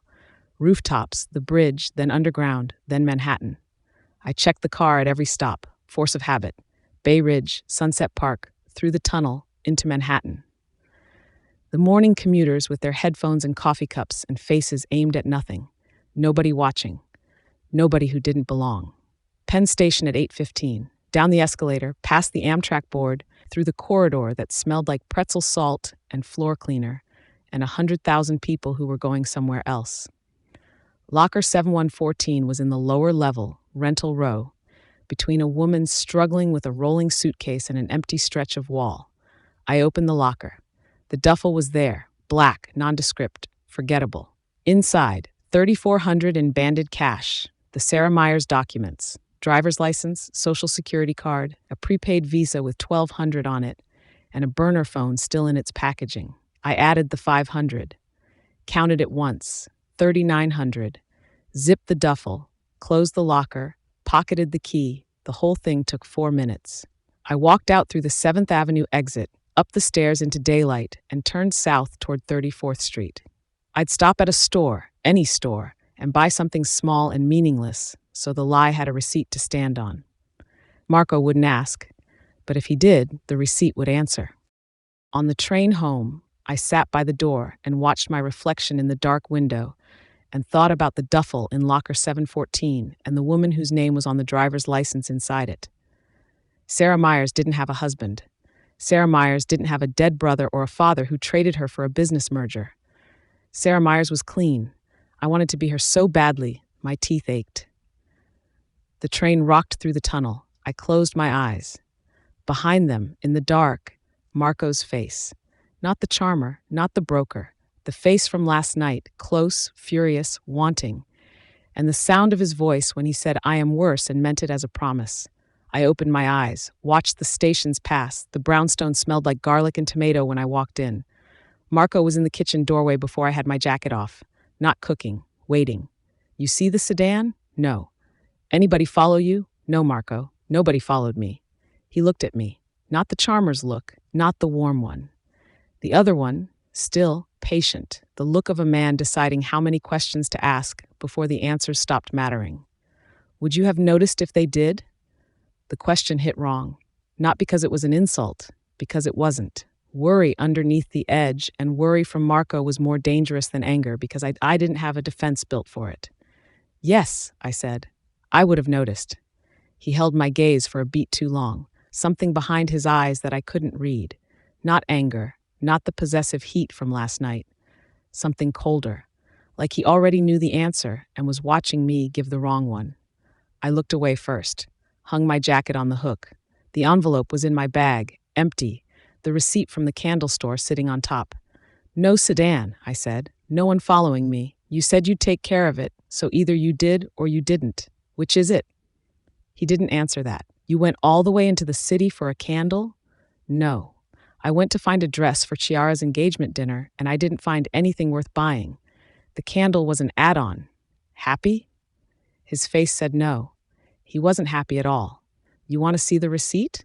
I pulled it out. $11.43. He looked at it, looked at me.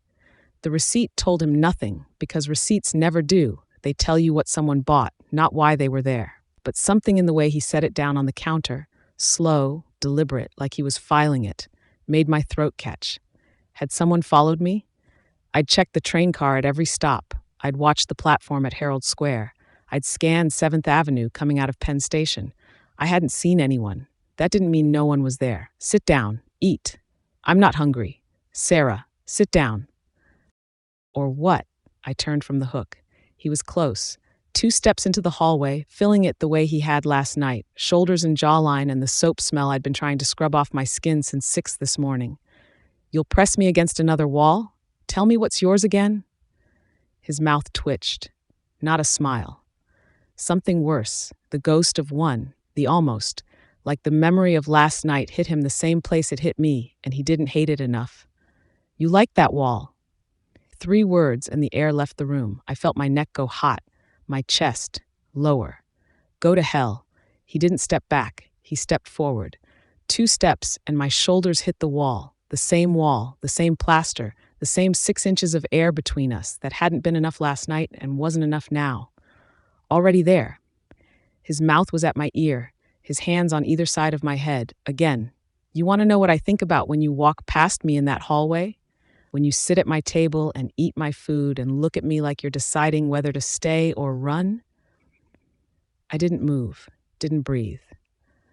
"I think about putting you on this wall and pulling your dress up and making you forget every plan you've ever made. I think about your mouth and your throat and the sound you made on our wedding night when you stopped pretending you didn't want it. I think about it every time you walk up those stairs and close that door, and I stand down here and let you go because letting you go is the only decent thing I do in a day full of things that aren't." My back was flat against the plaster. My body was a traitor. Neck flushed, thighs tight, the heat pooling low and urgent, throbbing between my legs, answering every word he said like my body had been waiting for permission my brain never gave. Marco, he kissed me. Not soft, not asking. His mouth on mine hard and open, and tasting like espresso and fury and the 9 years between the back seat and this hallway. His hand came off the wall and gripped the back of my neck, and I kissed him back. I kissed him back with my fist, still clenched around the candle receipt, and the knife under the mattress upstairs, and my brother in the ground, and none of it mattered, because his tongue was in my mouth, and my hips were pressing forward, and I was wet and aching, and I hated myself for every inch of it. His hips pinned mine to the wall. I felt him hard against me, and my body arched into it before I could stop. And a sound came out of my throat that I didn't recognize. Low, desperate, the sound of a woman who'd spent 7 nights lying 3 inches from this man and pretending the distance was a choice. I shoved him, both hands on his chest, hard enough that he stumbled back a step. His mouth was wet. His eyes were black. His chest was heaving. I pointed at him, my hand shaking, my lips swollen, my whole body screaming at me to close the distance again. To hell, Marco! I walked past him, up the stairs, into the bedroom, closed the door, pressed my back against it, and slid to the floor with my knees pulled up and my pulse between my legs and the taste of him still in my mouth. The knife was under the mattress. Sera Myers was in a locker at Penn Station, and I had just kissed my brother's killer like I was drowning, and he was air. I could have left today. I was standing in Penn Station with $3,900 and a fake ID and a bus to Scranton, and I didn't get on it. And Marco's question was still in my head. Would you have noticed if they did? What if someone had followed me today? What if I'd walked straight to locker 714 thinking I was clean, and I wasn't? I could have burned the whole thing, the cash, the ID, the exit, because I was too focused on the sedan to check for anything else. I could kick myself. I should have waited, should have been sure. But I'd been so angry after last night, so desperate to do something that felt like control, that I'd walked into Penn Station without being certain I was alone. If the locker was burned, Sera Myers was dead. And if Sera Myers was dead, I was staying in this house until someone buried me in it. I needed to know who was watching me before I could move. I needed Marco to find them. The bitter truth of it, needing the man I was planning to kill to make it safe enough to kill him and run. I didn't know how much longer I could do this. Chapter 8, Marco, I walked out the front door, because if I didn't, I was going up those stairs. Not the way I'd walked out last night, angry, burning, needing distance. This time, it was simpler. If I stayed in that kitchen with the taste of her still on my mouth, I was going to follow her into that bedroom, and I wasn't going to stop, and she wasn't going to stop me, and we would blow past every line we'd been pretending existed between us. The afternoon sun hit my face, and I sat on the top step and put my elbows on my knees and breathed. She'd kissed me back. Before the shove, before the pointed finger, before to hell, Marco. She had kissed me back. Her hips pressing forward, her fists still clenched around that goddamn candle receipt, and the sound she'd made, low and desperate and pulled out of her like something she'd been holding underwater, finally broke the surface. I'd felt her arch into me. I'd felt her hands on my chest, not pushing, not yet, just there, palms flat against my shirt like she was deciding whether to pull me closer or shove me through the wall. She'd shoved. But the 2 seconds before she shoved were the truest thing that had happened between us since the wedding night. And the whole time, the candle, the shopping story, the indignation when I'd pushed, no Marco, nobody followed me, she'd been lying. I knew she'd been lying because Nino had told me 4 hours ago exactly where she'd been, and it wasn't 34th Street. I pulled out my phone, called Nino, 4 rings, voicemail, called again, same. I leaned back against the railing, Sal's car at the curb, engine off, the block bright and ordinary in the early afternoon, a woman walking a stroller on the opposite sidewalk, a delivery truck idling at the corner, the neighborhood doing what neighborhoods do, while a man sits on his stoop, trying to figure out what his wife is hiding at Penn Station and why she kisses him like that when she clearly wants to destroy him. Nino had called at 9:15. I'd been at the kitchen table with my laptop and a cup of espresso going cold, working through the quarterly numbers on the Red Hook properties. Sera had been gone less than an hour. She's not going shopping, Marco. I closed the laptop. Where is she? Penn Station. Lower level. Rental lockers. How long? 4 minutes, maybe 5. Went in, went to the lockers, opened one, stood there with her back to the corridor, closed it, walked out, came out the 7th Avenue exit and walked south. I heard street noise behind him. He was still in Manhattan, still moving. She's on 34th now, just went into a shop. Stay on her. I'm on her. I stood at the kitchen window and looked at the empty street. My wife was in Manhattan and Nino was on her and she had no idea. She checked for a tail? She's careful. Watched the platform, scanned faces on the train, checked the street coming out of Penn. But she's looking for someone specific, probably whoever put that sedan on her. She's not looking for me. No, she wouldn't be. It wouldn't occur to her that her own husband would have her followed. Except I had. And I'd do it again. What's in the locker? I don't know. She had the only key. I wasn't going to break in and tip her off. Good. The right shoulder ached. It always ached, the scar tissue pulling tight. Dominic's parting gift. You're dead to me, Marco. And then the gun and the shoulder and my brother walking out of my life with the woman I'd been ordered to keep. She came out empty-handed? Empty-handed. Whatever's in there, she didn't take it. Or she put something in. She stopped at an ATM on 86th before the train. Could have been putting cash in. The espresso was cold. I poured it out. Stood at the sink with the phone pressed to my ear and thought about my wife pulling cash from an ATM and carrying it to a rental locker at Penn Station. Marco, what is she into? I don't know. Is she running? The word hit me in the chest. Running. A wife with a rental locker at Penn Station. Cash. A cover story with receipts. She better not be goddamn running. But even saying it felt like swallowing glass. Because what if she was? What if the locker was a go bag and the cash was travel money, and every night she lay next to me in that bed, she was counting down to the morning she didn't come back? When she comes home today, I handle it. Next time she goes into the city, I follow her, not you. Me. Silence on the line. Then, she knows your face, Marco. She knows the way you walk. She knows what car you drive. Then I'll take a different car. And if she catches you, then we'll have a conversation she's been avoiding since the night I married her. All right. I could hear him deciding not to argue. Nino had been with me long enough to know that telling me not to do something was the fastest way to make sure I did it. She's coming out of the shop, bag in her hand, looks like she's heading for the train. Stay on her. Make sure she comes home. And if she doesn't, then you call me. So I'd waited. And when she walked in, I already knew everything. Every question I asked in that kitchen, I already had the answer. I didn't confront her. I pushed just enough to let her know I wasn't buying it without showing what I had, because the second I played my hand, she'd adjust. She'd build a better lie. She was a Castellano. That's what they did. What I hadn't planned on was the wall. I'd said you liked that wall to rattle her, and it had rattled me instead, because she'd kissed me back. Not the performance, not the dutiful wife. She'd kissed me back like she meant it, like her body had made a decision her head was still fighting. And then she'd shoved me and pointed at me and walked upstairs, and I was left standing in my own kitchen, knowing 2 things at once. My wife was lying to me about everything, and that kiss was the one thing she couldn't fake. I sat on the stoop and the afternoon got long and my phone buzzed. Nino, you called twice. What happened? Nothing. Everything. She's upstairs. You good?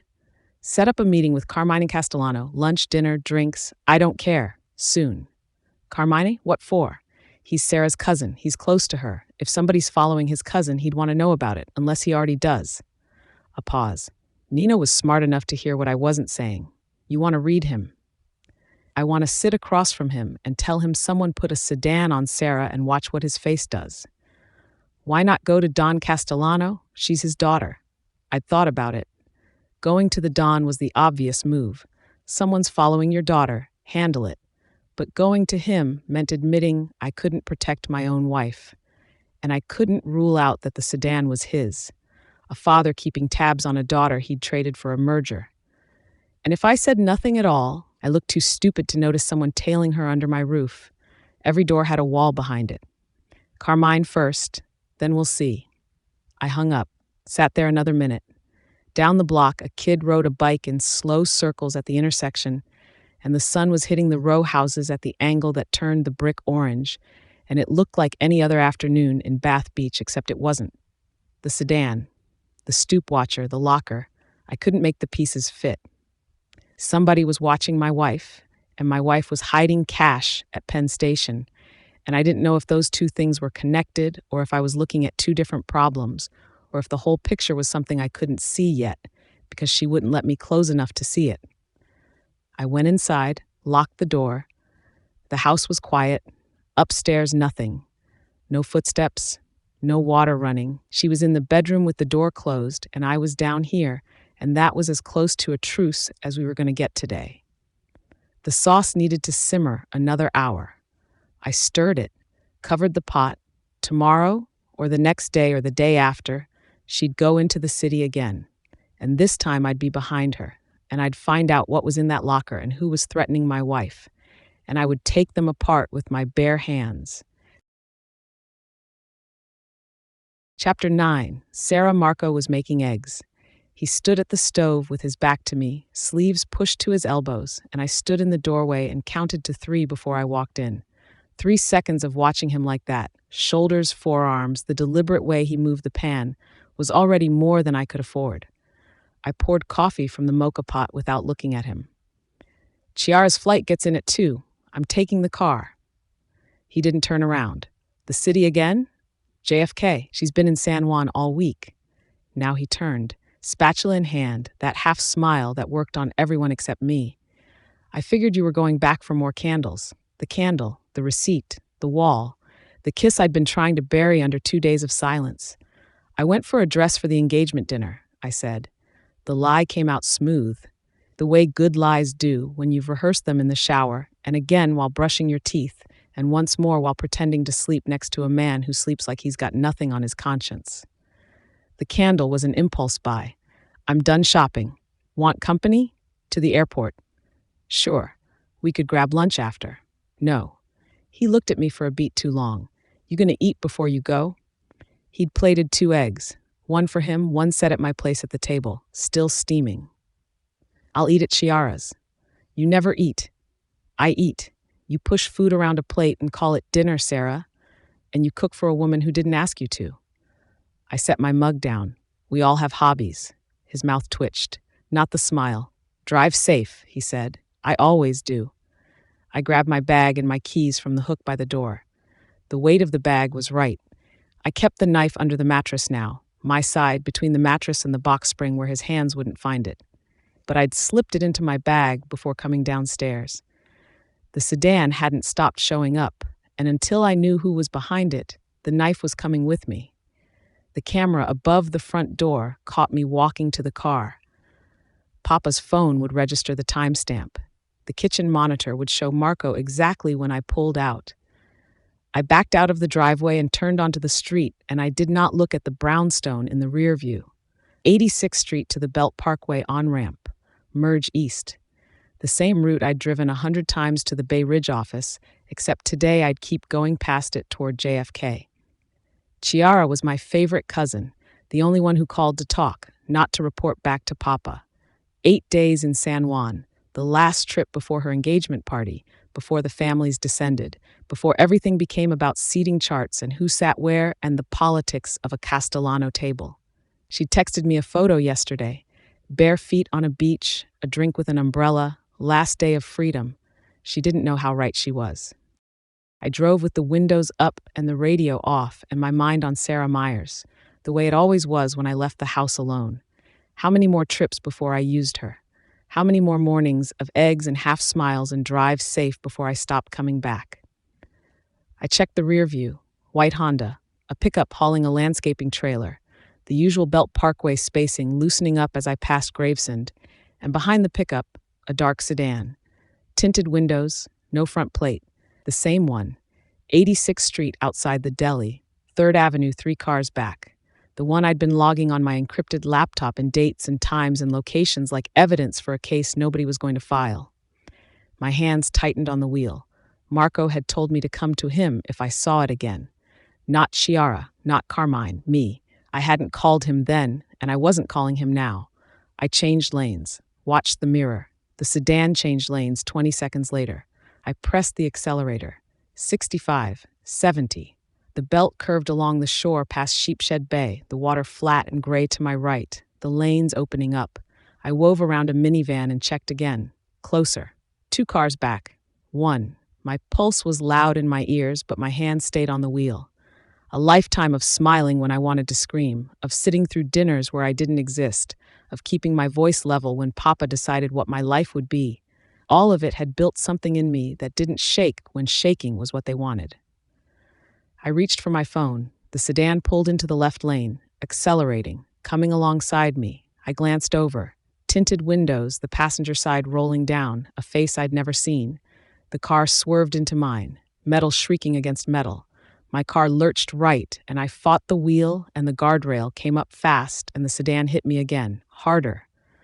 And the second impact threw me against the seatbelt, and the car skidded sideways and slammed into the guardrail, and everything stopped. Ringing. A high, thin sound that filled my whole skull. I tasted blood, the inside of my cheek, bitten through. The windshield had cracked in a web from the force of it. The engine was still running, but the front end was crumpled against the guardrail at an angle that meant this car was done. The sedan had stopped 40 feet ahead. Both doors opened. 2 men, not police, not anyone I knew. The first was heavy-set, dark jacket, walking toward me with the unhurried pace of a man who wasn't worried about witnesses. The second was taller, hands down at his sides, and together they closed the distance between their car and mine, and I understood, the way you understand a balance sheet when the last column finally resolves, that nobody was coming to help me. Cars on the Belt Parkway were slowing, rubbernecking, but nobody was stopping. Nobody ever stopped. I grabbed my bag. The knife.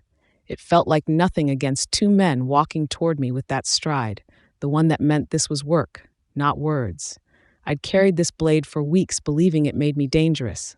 A prop, a lie I'd told myself so I could sleep at night in a bed I shared with a man I was supposed to kill. The heavy-set one was 5 feet from my door. I held the knife. My hand shook, the first time my hands had shaken since the wedding. He reached for the handle. The sound tore the air open. Not a crack, not a bang. A tearing, twice, 3 times, 4, so fast the shots stacked on top of each other. I threw myself across the center console and covered my head, and the shots kept coming. 5, 6, and through the cracked windshield I saw the heavy-set man stagger. His knees buckled first, then the rest of him, face first onto the asphalt. The tall one turned. His mouth opened. Then his chest bloomed red, and he went down and didn't get up. Nothing. Then the ringing, louder now, and the sound of my own breathing and the distant bleating of car horns from vehicles stopped 100 yards back, and the tick-tick-tick of my engine cooling. Footsteps, someone walking toward me, fast, deliberate. I pressed my back against the passenger door and held the ceramic knife in front of me and waited for whatever was coming next. The driver's door wrenched open.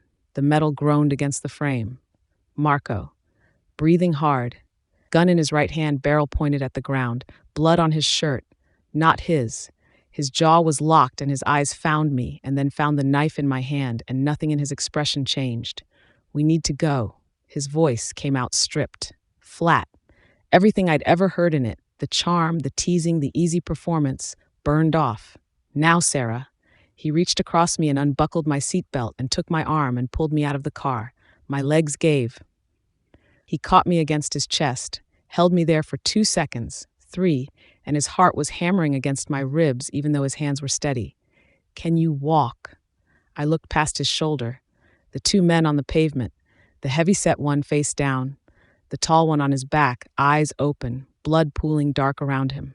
The Belt Parkway in both directions, stopped cars, distant figures standing beside open doors, the whole scene looking like something from a movie except for the smell. Gunpowder and hot metal and blood. Movies never got the smell right. Sera, his hand on my jaw, turning my face back to him. Walk. He half carried me to a car I didn't recognize.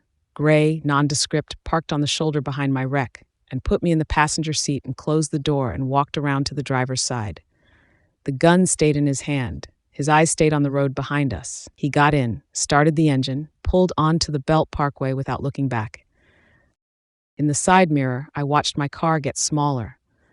Crumpled metal and steam, and the sedan with its doors still open, and the two shapes on the ground already shrinking into distance, already becoming a thing that had happened, already a story someone would tell over espresso on 18th Avenue by tomorrow morning. Marco drove fast but controlled. His hands on the wheel were steady. The blood on his shirt was drying dark at the edges. How? It was all I had. One word scraped out of a throat that didn't want to work. I followed you, since the driveway. I stared at him. He didn't look at me. He was watching the mirrors, scanning the road, already past what had just happened and into what came next. Who were they? I don't know yet. He picked up his phone from the center console, one hand on the wheel, eyes on the road. Nino, listen to me. Belt Parkway eastbound, past Sheepshed Bay. Sera's car is in the guardrail. Call the guy in Red Hook, get it off the road before anyone runs the plates. Pay whatever he wants. I don't care what it costs. That car doesn't make the news and it doesn't connect to her. Do it now. Chapter 10. Marco, I was going to kill someone. Not a figure of speech. Not the hot rush that fades by the time you find a parking spot.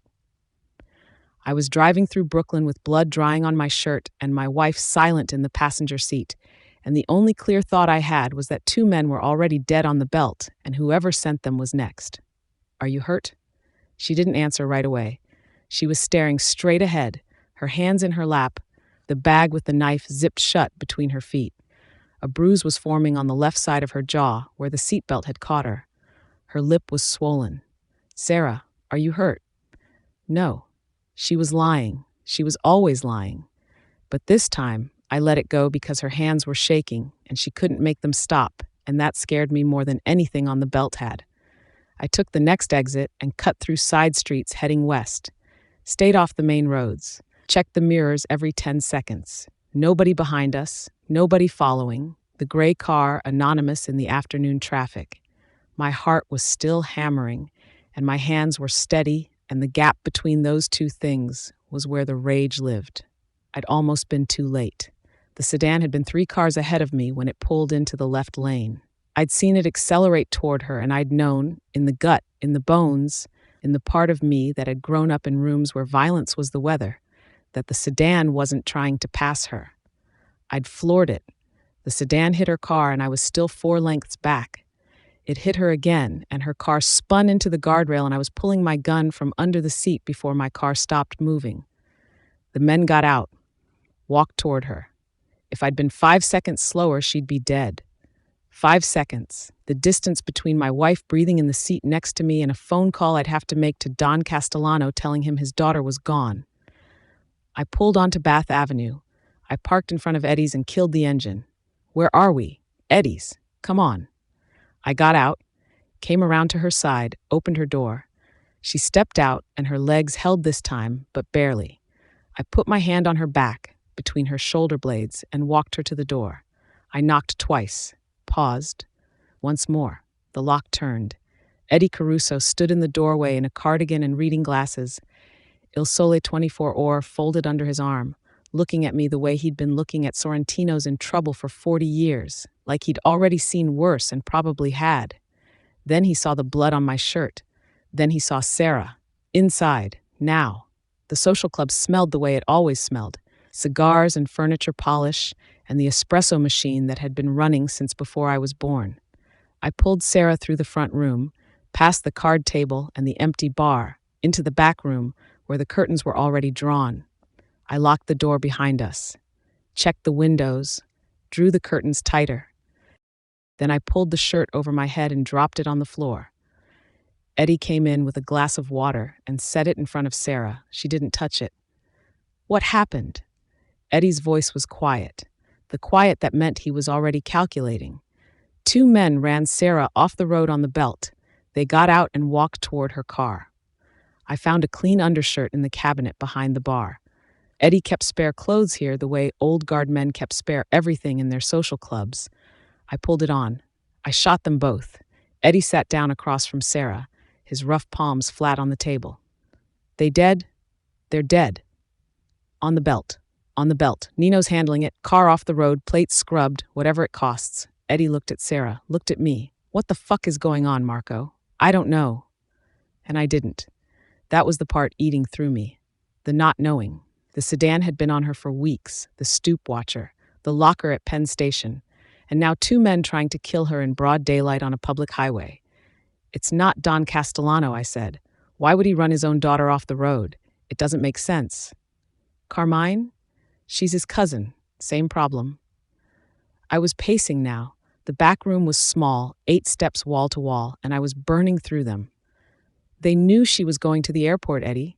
If she was going to work, she'd take the streets. She'd never be on the belt heading east. They were waiting for her because they knew she'd be on that road today, which means somebody knew Chiara was flying in and Sera was picking her up. Eddie's face went still. We were both thinking the same thing. That was family information. Castellano dinner table information. This wasn't impulsive. They planned it. Sera hadn't moved. She was sitting with her hands around the glass of water Eddie had brought, still not drinking, staring at a spot on the table. The bruise on her jaw was darkening. Chiara, her voice came out flat, distant. Someone needs to pick her up from the airport. Her flight lands at 2. Eddie didn't hesitate. He pulled out his phone and called Sal. Sal, JFK, Terminal B or C. Find out. Chiara Castellano. Flight from San Juan. Landing 2 o'clock. Pick her up. Bring her home. Don't scare her. Tell her Sera got held up. Go now. He hung up and looked at me. Handled. I nodded. My mind was running. The brownstone. Could I bring Sera back there? If someone had tracked her route to the belt, they knew where she lived. The camera on the front door, Sal at the curb, none of it had stopped this. Whoever planned the hit had planned around the security I had in place, which meant they knew what my security looked like, which meant Eddie's phone buzzed. He looked at the screen. His face changed. Eddie, he answered, listened. His hand came up and pressed against his forehead and he said very quietly, "Are you fucking kidding me?" Eddie, what? He held the phone out to me. It's Nino. You need to hear this. I took the phone. Talk. The 2 on the belt. Nino's voice was tight, controlled. I got a name on the big one. Tommy Ferraro. The other one's still running, but the guy in Red Hook recognized Ferraro on sight. Marco. He's waterfront. You're waterfront. He works the container terminal you took over 4 months ago. My hand tightened on the phone. That's not possible. It's what I'm being told. Ferraro's been on your payroll since March. Someone authorized him for this job and it wasn't you. I handed the phone back to Eddie, walked to the window, pulled the curtain back an inch and looked at the empty street and tried to make the pieces fit and couldn't. My men, my docs. Someone inside my own operation had sent 2 of my guys to kill my wife on the belt, and I had never seen their faces before today. Who the fuck authorized? I stopped myself, because the answer to that question was a short list, and every name on it was someone I was supposed to trust. This is bad, Eddie. My voice was low. This is fucking bad. Sit down, Marco. I'm not sitting down. Why would your men run me off the road? Sera's voice. Clear now, steady. The shock burning off and the Castellano steel coming up underneath. She was looking at me, not afraid, not grateful, measuring. I didn't answer her. I couldn't. Not yet, not until I knew more. Not until I figured out who had turned my own operation into a weapon aimed at my wife. Stay here. I picked up the gun from where I'd set it on the bar. Checked the magazine. Eddie, don't let her leave. Anybody comes through that door who isn't me or Nino, you shoot first and call me second. Marco. Sera stood up. I turned to her. I know about Penn Station. The room went dead. Eddie didn't move. Sera's face, the Castellano steel, the steady voice, all of it drained white. I know about the locker. I know you've been going there. I know about the cash. I stepped toward her. I was trying to figure out what to do about it. Whether to confront you, whether to empty the locker myself, whether to drag you back to this table and make you explain why my wife has a go bag at Penn Station. But that was before two men tried to kill you on the belt and I put them in the ground." She didn't speak. Her hands were flat on the table, pressing down, holding herself up. "So whatever you're hiding, whatever is in that locker, whoever you're running from, you're done. Because the people who came for you today aren't going to stop, and I can't protect you from something I can't see. Do you understand me? You had me followed." Her voice was barely there. "Yes, and you're alive because I did." She stared at me. Whatever was behind her eyes, she wasn't letting me see it. Then her face went blank, completely, deliberately blank. And that told me more than any answer would have. "We're going to talk about this," I said. "Tonight. Everything. But right now I need you to stay here and let me find out who just tried to kill my wife." She sat back down, didn't say a word. "Eddie, don't let her leave." Eddie nodded once. I walked out before I said something I couldn't take back. The afternoon light hit me, and I stood on the sidewalk on Bath Avenue and called Nino back. Pull everything on Ferraro. Who hired him, who he reports to, who he eats lunch with, every name, every connection. I want it in an hour. I got in the car. My hands were shaking now, the adrenaline finally cracking through, and I gripped the wheel until they stopped. 5 seconds. That's what it had come down to. 5 seconds and a gun and the look on her face when I opened that door. Someone inside my house had tried to kill her, and I was going to find them. Chapter 11, Marco. I'd turned the brownstone into a fortress. 2 men at the front door, one at the back gate, one on each corner of the block. Nino parked across the street in the gray car with a clear sightline to the stoop. The camera above the front door was recording to a new feed that went to my phone, not the kitchen monitor, not Don Castellano's. I'd changed the locks and swept every room and checked every window latch, and then I'd stood in the kitchen and looked at the empty street through the glass and told myself it was enough. It wasn't enough, but it was what I had. And it wasn't all mine. I'd called Don Castellano from Eddie's. Before I walked out, before the Ferraro name had even cooled in my mouth. Because if he heard about the belt from someone else, from a cop on his payroll, from a neighbor who saw the guardrail, from one of his guys who picked up the chatter, then I wasn't just the husband who let his daughter get hurt. I was the husband who hid it. He'd answered on the first ring. I told him Sera had been run off the road. I told him I'd been behind her and I'd handled it. I told him she was safe, she was with Eddie, I was bringing her home. I did not tell him the men were from my waterfront. The silence on the line lasted 4 seconds. Then his voice came through low and flat and stripped of every ounce of the diplomatic patience I'd seen him perform at dinner tables for the past 2 months. "You handled it. They're dead. The car's being taken care of. She's not hurt. My daughter was run off a highway, Marco. I know. And you handled it." Not a question the second time. A judgment. He'd sent 2 of his own men within the hour. They were parked at the end of the block now. A black sedan I recognized from the Diker Heights house. Not asking my permission. Not coordinating with Nino. Just there, the way Don Castellano's presence was always just there.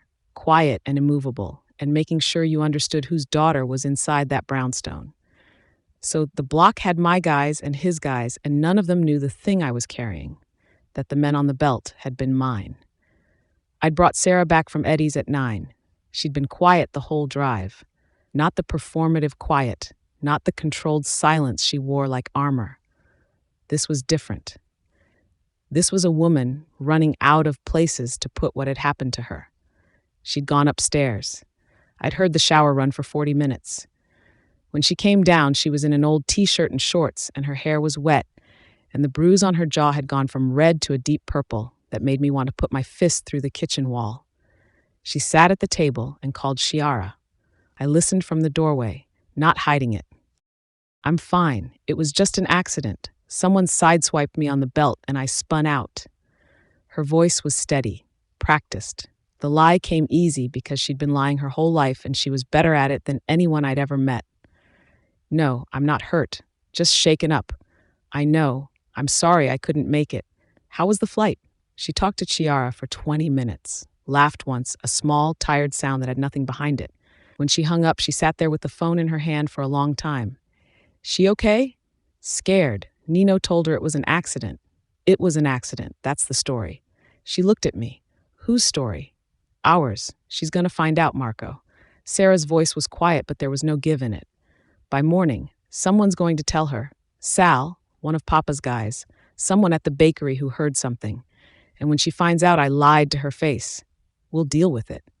No, I'll deal with it. Because she's my cousin, and I just sat here and lied to her for 20 minutes, and when she finds out, she's going to be furious. Not scared. Furious at me. I didn't have an answer for that. She was right. The cover story had a shelf life measured in hours, not days. Don Castellano already knew. His guys were on the block. By tomorrow, the whole family would know something happened that was bigger than a fender bender, and Chiara would know Sera had looked her in the eye and lied. Then tell her tomorrow, I said. Tell her what you need to tell her. But tonight, the story holds. She stared at me for a long moment. Then she set the phone on the table and crossed her arms and looked at the window where the curtain was drawn and the street outside was locked down by men who answered to me and to her father, and none of it was anything she'd asked for. Eat something, I said. I'm not hungry. You haven't eaten since this morning. I'm not hungry, Marco. I made her a plate anyway. Bread, prosciutto, a few olives, a slice of the provolone she pretended not to like. Set it in front of her. She didn't touch it, but she didn't push it away, and that was close enough to a win for tonight. Midnight. The house was dark. I was on my back in the bed with my eyes on the ceiling and my phone on my chest, waiting for Nino's call. He was running down the chain, Ferraro to whoever gave Ferraro orders to whoever gave them theirs. Somewhere at the top of that chain was a name, and when I had it, the rest would be simple. Simple the way violence was simple when you stopped pretending it was complicated. Sera was next to me, on her side, facing the wall, as far from the center of the bed as she could get without falling off. She'd been lying there for 2 hours, and her breathing hadn't settled into sleep. Too shallow, too controlled. I thought about the belt, the sedan pulling alongside her, the guardrail, the men walking toward her car, and the distance between me and them shrinking too slowly, 80 feet, 60, 40, and the gun in my hand, and the choice that wasn't a choice because there was no version of this where I didn't shoot. 5 seconds. I kept coming back to that. 5 seconds later, and the heavyset one would have had her door open. 5 seconds, and the conversation I'd be having right now would be with a priest, not a pillow. My wife was alive because I'd followed her. My wife was alive because I'd taken Nino's car and pulled out of the alley 2 blocks from the brownstone 30 seconds after she'd backed out of the driveway. My wife was alive because I didn't trust her, and I'd never been more grateful for anything in my life. Her breathing changed. Slower. She was finally going under. I let myself close my eyes. The sound ripped me out of sleep. Not a scream, the gasp before a scream. A raw, choked inhale that sounded like someone surfacing from underwater. I was up on one elbow before my eyes were fully open. Sera was sitting straight up in the dark, hands braced on the mattress, breathing in short, sharp pulls that weren't getting enough air. The sheets were twisted around her legs, and she was shaking, her whole body, not just her hands, the kind of shaking that starts deep and works its way out. Sera. She didn't hear me. She was still in it. Whatever she'd seen behind her eyes, the car or the guardrail or the men walking toward her, she was still there. Sera, you're home. You're safe. Her head turned toward me. Her eyes were open, but it took a beat for them to find me in the dark. When they did, the mask was gone. The performance, the walls, everything she'd built between us since the day we married, gone. And what was underneath stopped my breath. They were. Her voice broke. The car was. I know. I sat up, reached for her slowly, the way you reach for someone who might pull away, who has every reason to pull away, who you've given every reason to pull away from. My hand found her arm. Her skin was damp with sweat, and she was trembling under my palm. She didn't pull away. You're here, I said. Nothing's getting through that door. Nothing's getting past me. She looked at me, jaw tight, eyes wet, hands flat on the mattress, close to the knife underneath it, close to me. Whatever she was deciding it now. She put her hands on my chest, not pushing, pulling. Her fingers closed around the collar of my shirt, and she pulled me toward her, and her mouth found mine, and it wasn't the kitchen kiss. Careful, testing, a question waiting for the answer. This was an answer. Her teeth caught my bottom lip, and her hands were in my hair, and she was climbing into me like I was the only solid thing in a room that wouldn't stop spinning. I caught her waist, pulled her onto my lap. She was shaking and kissing me, and her hips were already grinding against me, and I was hard, instantly, painfully, and the sound she made against my mouth was the same sound she'd made in the kitchen, except this time she wasn't stopping. Sera. My hands on her hips, holding her still, trying to hold her still. Wait. Don't tell me to wait. You're shaking. I don't care. She pulled my shirt over my head. Her palms went flat against my chest, over the scar tissue, over the shoulder that sat wrong, over all the damage her family and mine had put on my body, and she pressed me back against the headboard and kissed my neck and my jaw and the space below my ear, and every place her mouth touched turned to fire. I almost died today, her voice against my throat, raw. I almost died, and you were there, and I don't want to think about why or what it means. I just want... She rolled her hips, and I groaned, and my hands tightened on her waist, and whatever conversation we were supposed to be having died right there. I flipped her, put her on her back. The mattress shifted, and I was above her, one arm braced beside her head, and in the dark, her face was right there, the wet eyes, the swollen lip, the bruise on her jaw that I wanted to press my mouth to and couldn't, because touching it would hurt her. Tell me if I hurt you. You won't. Tell me anyway. I kissed her. Slow. The opposite of what she wanted. The opposite of what my body was screaming for. Because she'd been in a car wreck 6 hours ago, and she had a bruise on her jaw, and I needed to know she was choosing this, not running from something else. She bit my lip. Hard. Marco, I swear to God if you treat me like I'm fragile right now. I stopped being gentle. My mouth went to her throat, her collarbone, the soft space between her breasts where her pulse was hammering against my lips. I pulled her shirt over her head, and she wasn't wearing anything underneath, and my hands found her breasts, and my mouth followed, and she arched off the mattress with a sound that went straight through me. Fuck. The word came out of me like a prayer. Against her skin, my hands cupping her, my thumbs dragging across her nipples until she gasped and grabbed my hair and pulled. I worked my way down, kissing her ribs, the plane of her stomach, the dip of her waist where she was ticklish, and I tucked that away for later. If there was a later, if she let me touch her again after tonight, if this wasn't just the adrenaline burning off and tomorrow she'd rebuild every wall higher than before. I hooked my fingers in her shorts and pulled them down, and she lifted her hips to help, and that small act, the lifting, the permission, nearly undid me. I pressed my mouth between her thighs, and she said my name. Not the way she said it in the kitchen, pointed, controlled, a weapon. This was my name with all the armor stripped off it. My name the way it sounded when she couldn't help it. I licked into her, and her hand fisted in my hair, and her thighs tightened around my head, and I held her hips down because she was already moving, already desperate, and I wanted to take my time. I wanted to learn every sound she made. I wanted to memorize the way she tasted, and the way her back arched when my tongue found her clit, and the way her breathing went ragged when I pushed 2 fingers inside her and curled them. Don't stop. Her voice fractured. Don't, Marco, don't stop. I didn't stop. I worked her with my mouth and my hands, and I felt her getting close, the tightening, the short broken breaths, her hips trying to push into my mouth harder. And I pulled back. No, she grabbed for me. I kissed the inside of her thigh, looked up at her. I want to be inside you when you come. She stared at me, in the dark, with her hair spread on the pillow, and her chest rising and falling, and her eyes black with want.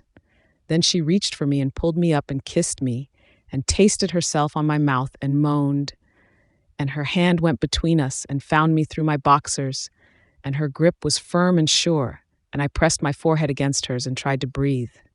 She pushed my boxers down. I kicked them off. She wrapped her hand around my cock and stroked once, twice, and I caught her wrist.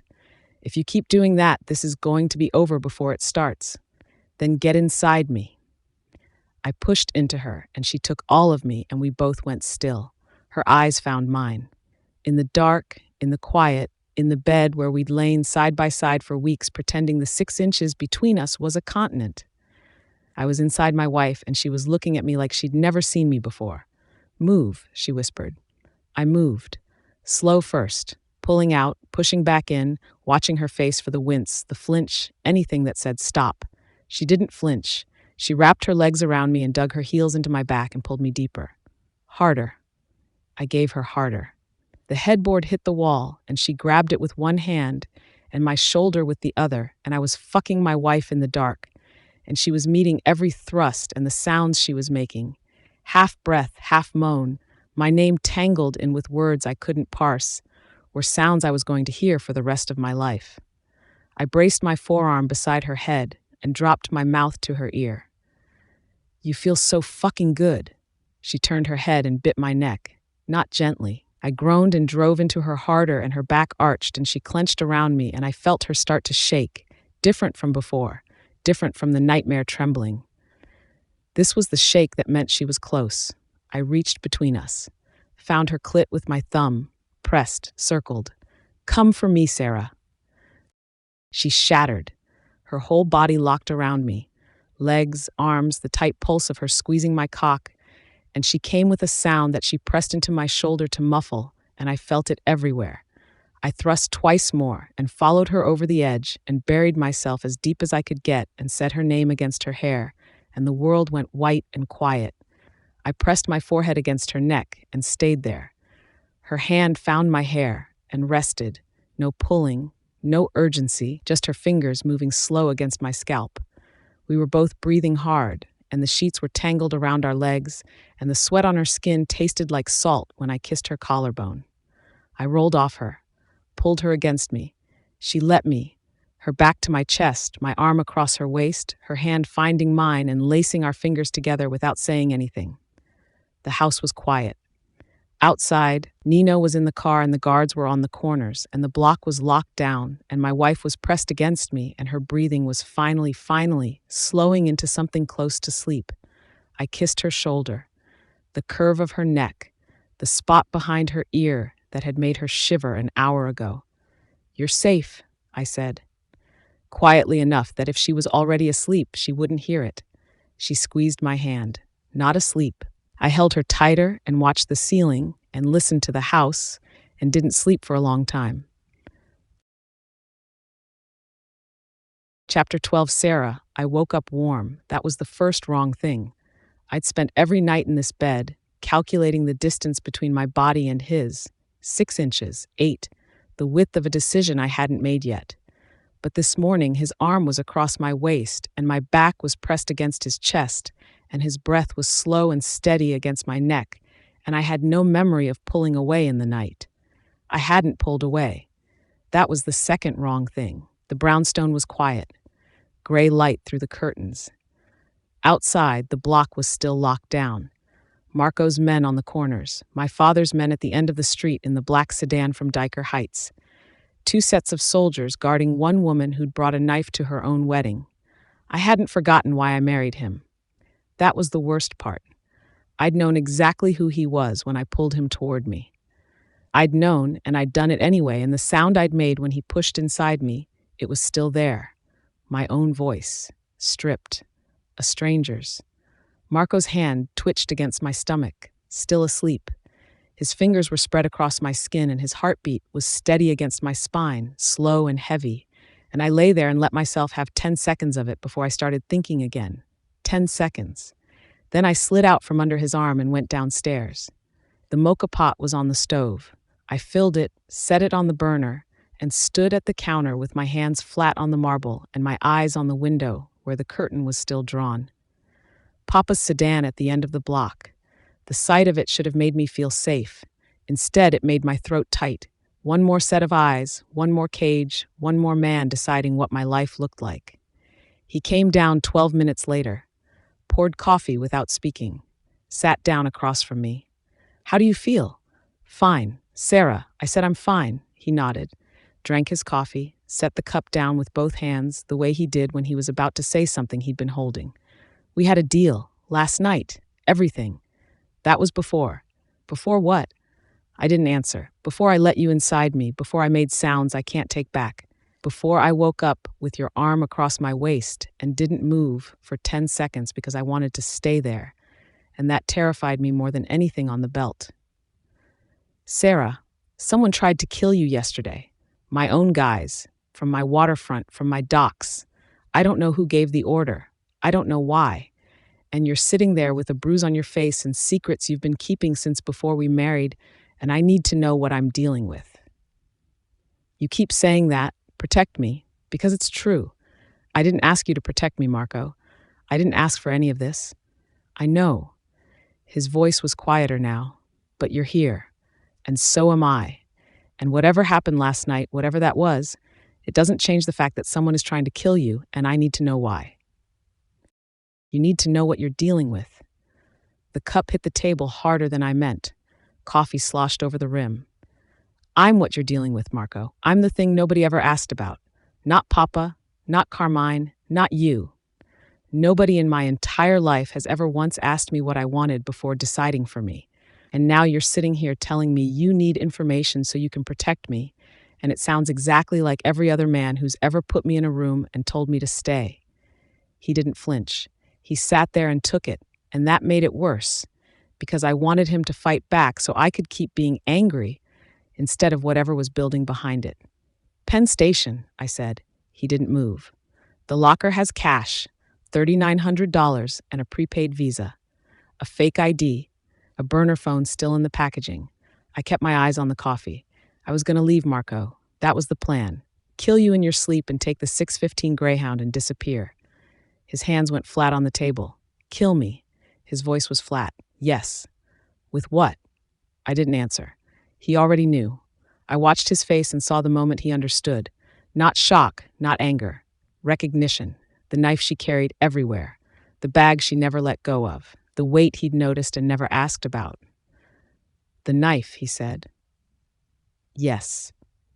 Something snapped. I don't know if it was the word kill hanging in the air between us, or the way he was looking at me, or the fact that I just told this man my entire plan and he was sitting there with his jaw working and his knuckles white, and I'd been sleeping next to my brother's murderer, and last night I'd let him inside me and I'd liked it, and the shame of that, the hot, sick, drowning shame, was bigger than anything my control could hold.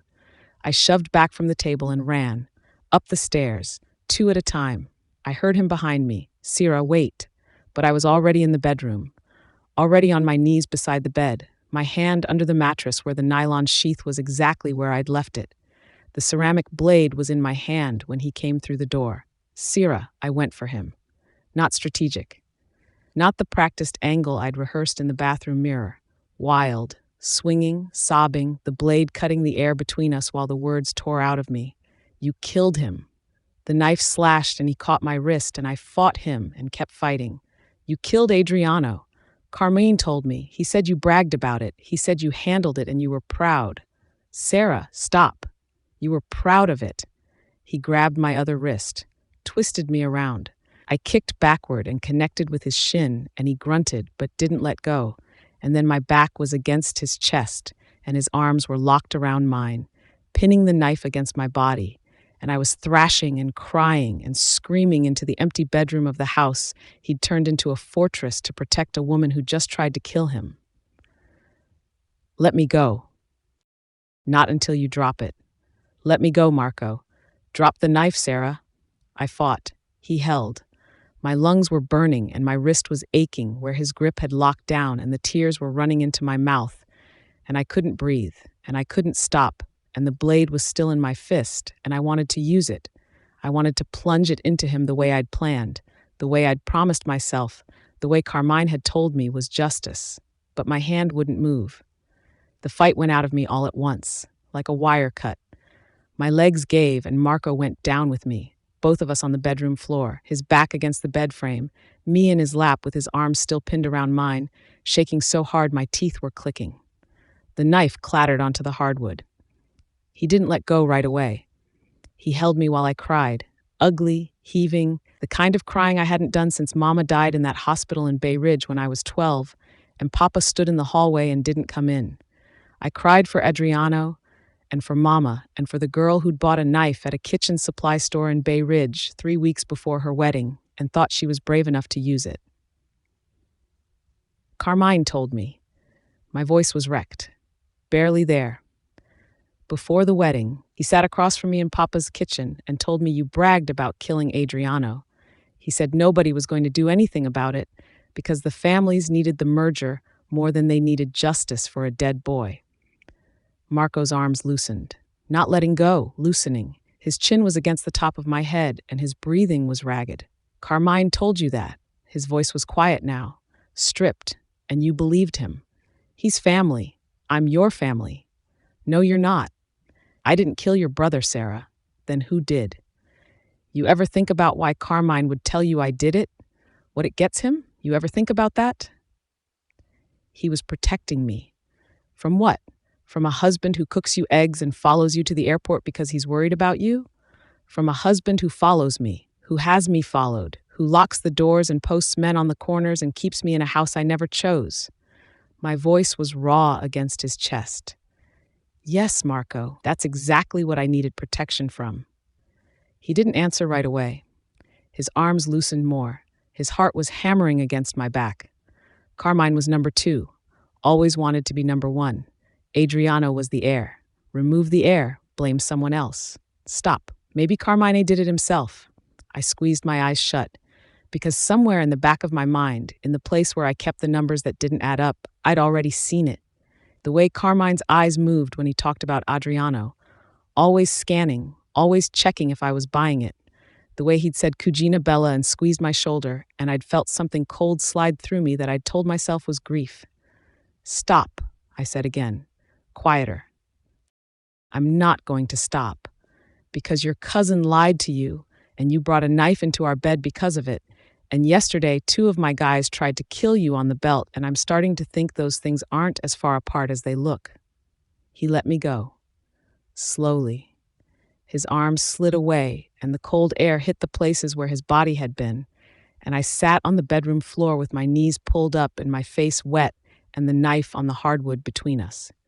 I need to talk to Carmine, he said. He was already getting to his feet. No. Sera, no. I grabbed his arm.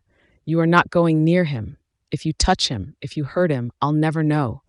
I'll never know if you're telling the truth or if you killed Adriano, and Carmine was the only person who ever cared enough to tell me. I didn't. If you really didn't kill my brother, then you won't do a thing. I was looking up at him from the floor, and the tears were still coming, and I couldn't stop them. I can't lose anyone else, Marco. I can't.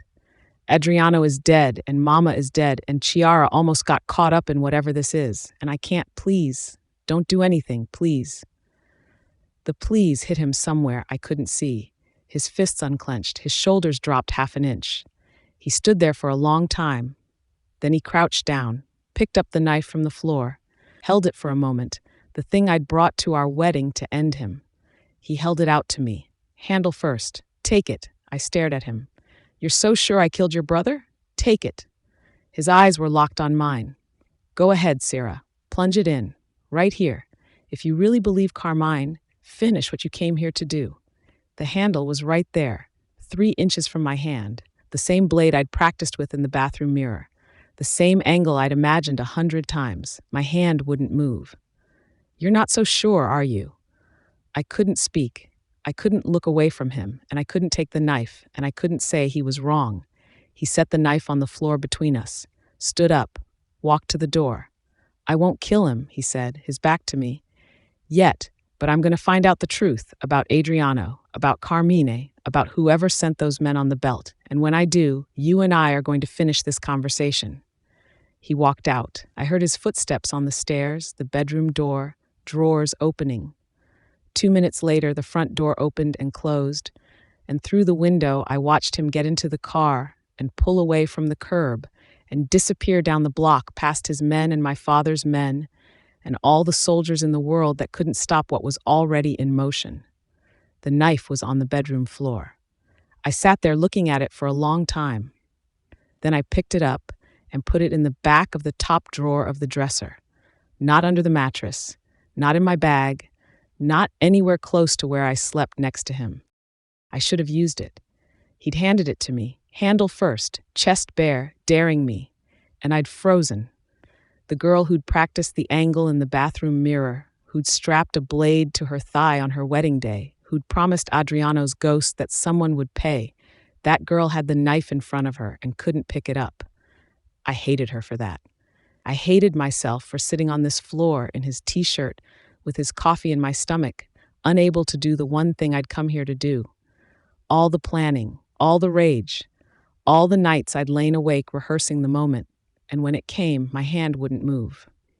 I put the knife in the dresser drawer and closed it, and stood there with my palm flat against the wood, and tried to feel like the woman who'd walked into this marriage with a plan. She was gone, and I didn't know who was left. Chiara called at 11. I answered on the second ring because I owed her that, the speed, the availability, the pretense that I was fine and everything was normal, and the 6 armed men on our block were just the neighborhood being the neighborhood. Sera. Her voice was tight. Your father sent guys to your block. I know, so it wasn't an accident. I closed my eyes. The house was empty. Marco's car was gone from the curb, and his coffee cup was still on the kitchen table, and I was alone in a fortress built for 2. No, I said, it wasn't an accident. Silence. Then, you lied to me. I know. I sat in that car with Sal for 40 minutes, telling myself you were fine because you told me you were fine, and the whole time someone tried to kill you, and you sat on this phone and lied to me for 20 minutes, Sera. 20 minutes. You asked me about my flight. I was trying to protect you. Don't. Her voice cracked. Don't do that. Don't be like them. Don't be one more person in this family who decides what I can handle. She was right. I was doing exactly what Papa did. Deciding the truth was too heavy for someone I loved, wrapping the lie in concern, telling myself it was kindness when it was just control by another name. Someone ran me off the road on the belt, I said. Marco was behind me. He handled it. I'm okay. I have a bruise and the car is gone, but I'm here and I'm not hurt. Who? We don't know yet.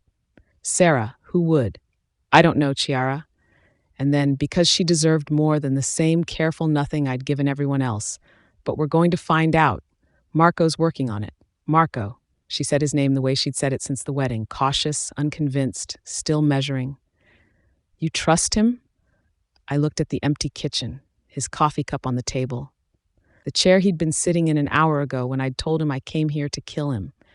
The counter where he'd left his phone before I grabbed the knife. No. But the word came out wrong. Too soft. Too tired. I don't know, Chiara. I don't know what I am right now. Come over. Today, get out of that house. I can't. And I meant it. Not because Marco's men were on the block or Papa's sedan was at the corner or anyone was stopping me.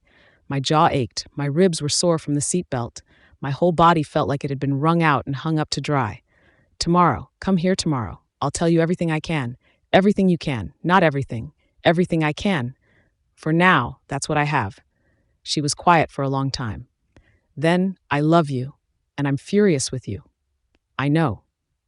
Tomorrow, I hung up. The house was quiet, just the hum of the refrigerator and the tick of the hallway clock and nothing else. No mocha pot, no footsteps, no one. I pulled a blanket off the back of the sofa and curled up with my phone on my stomach and my jaw throbbing and stared at the ceiling. My body wanted sleep. My mind wouldn't stop. Marco's voice when he said I didn't kill your brother. The way the knife had sat in my hand and my hand had refused to move. The sedan on the belt that knew I'd be on that road. Who knew Chiara was flying home? Who knew I was picking her up? I should have asked Chiara, who did you tell?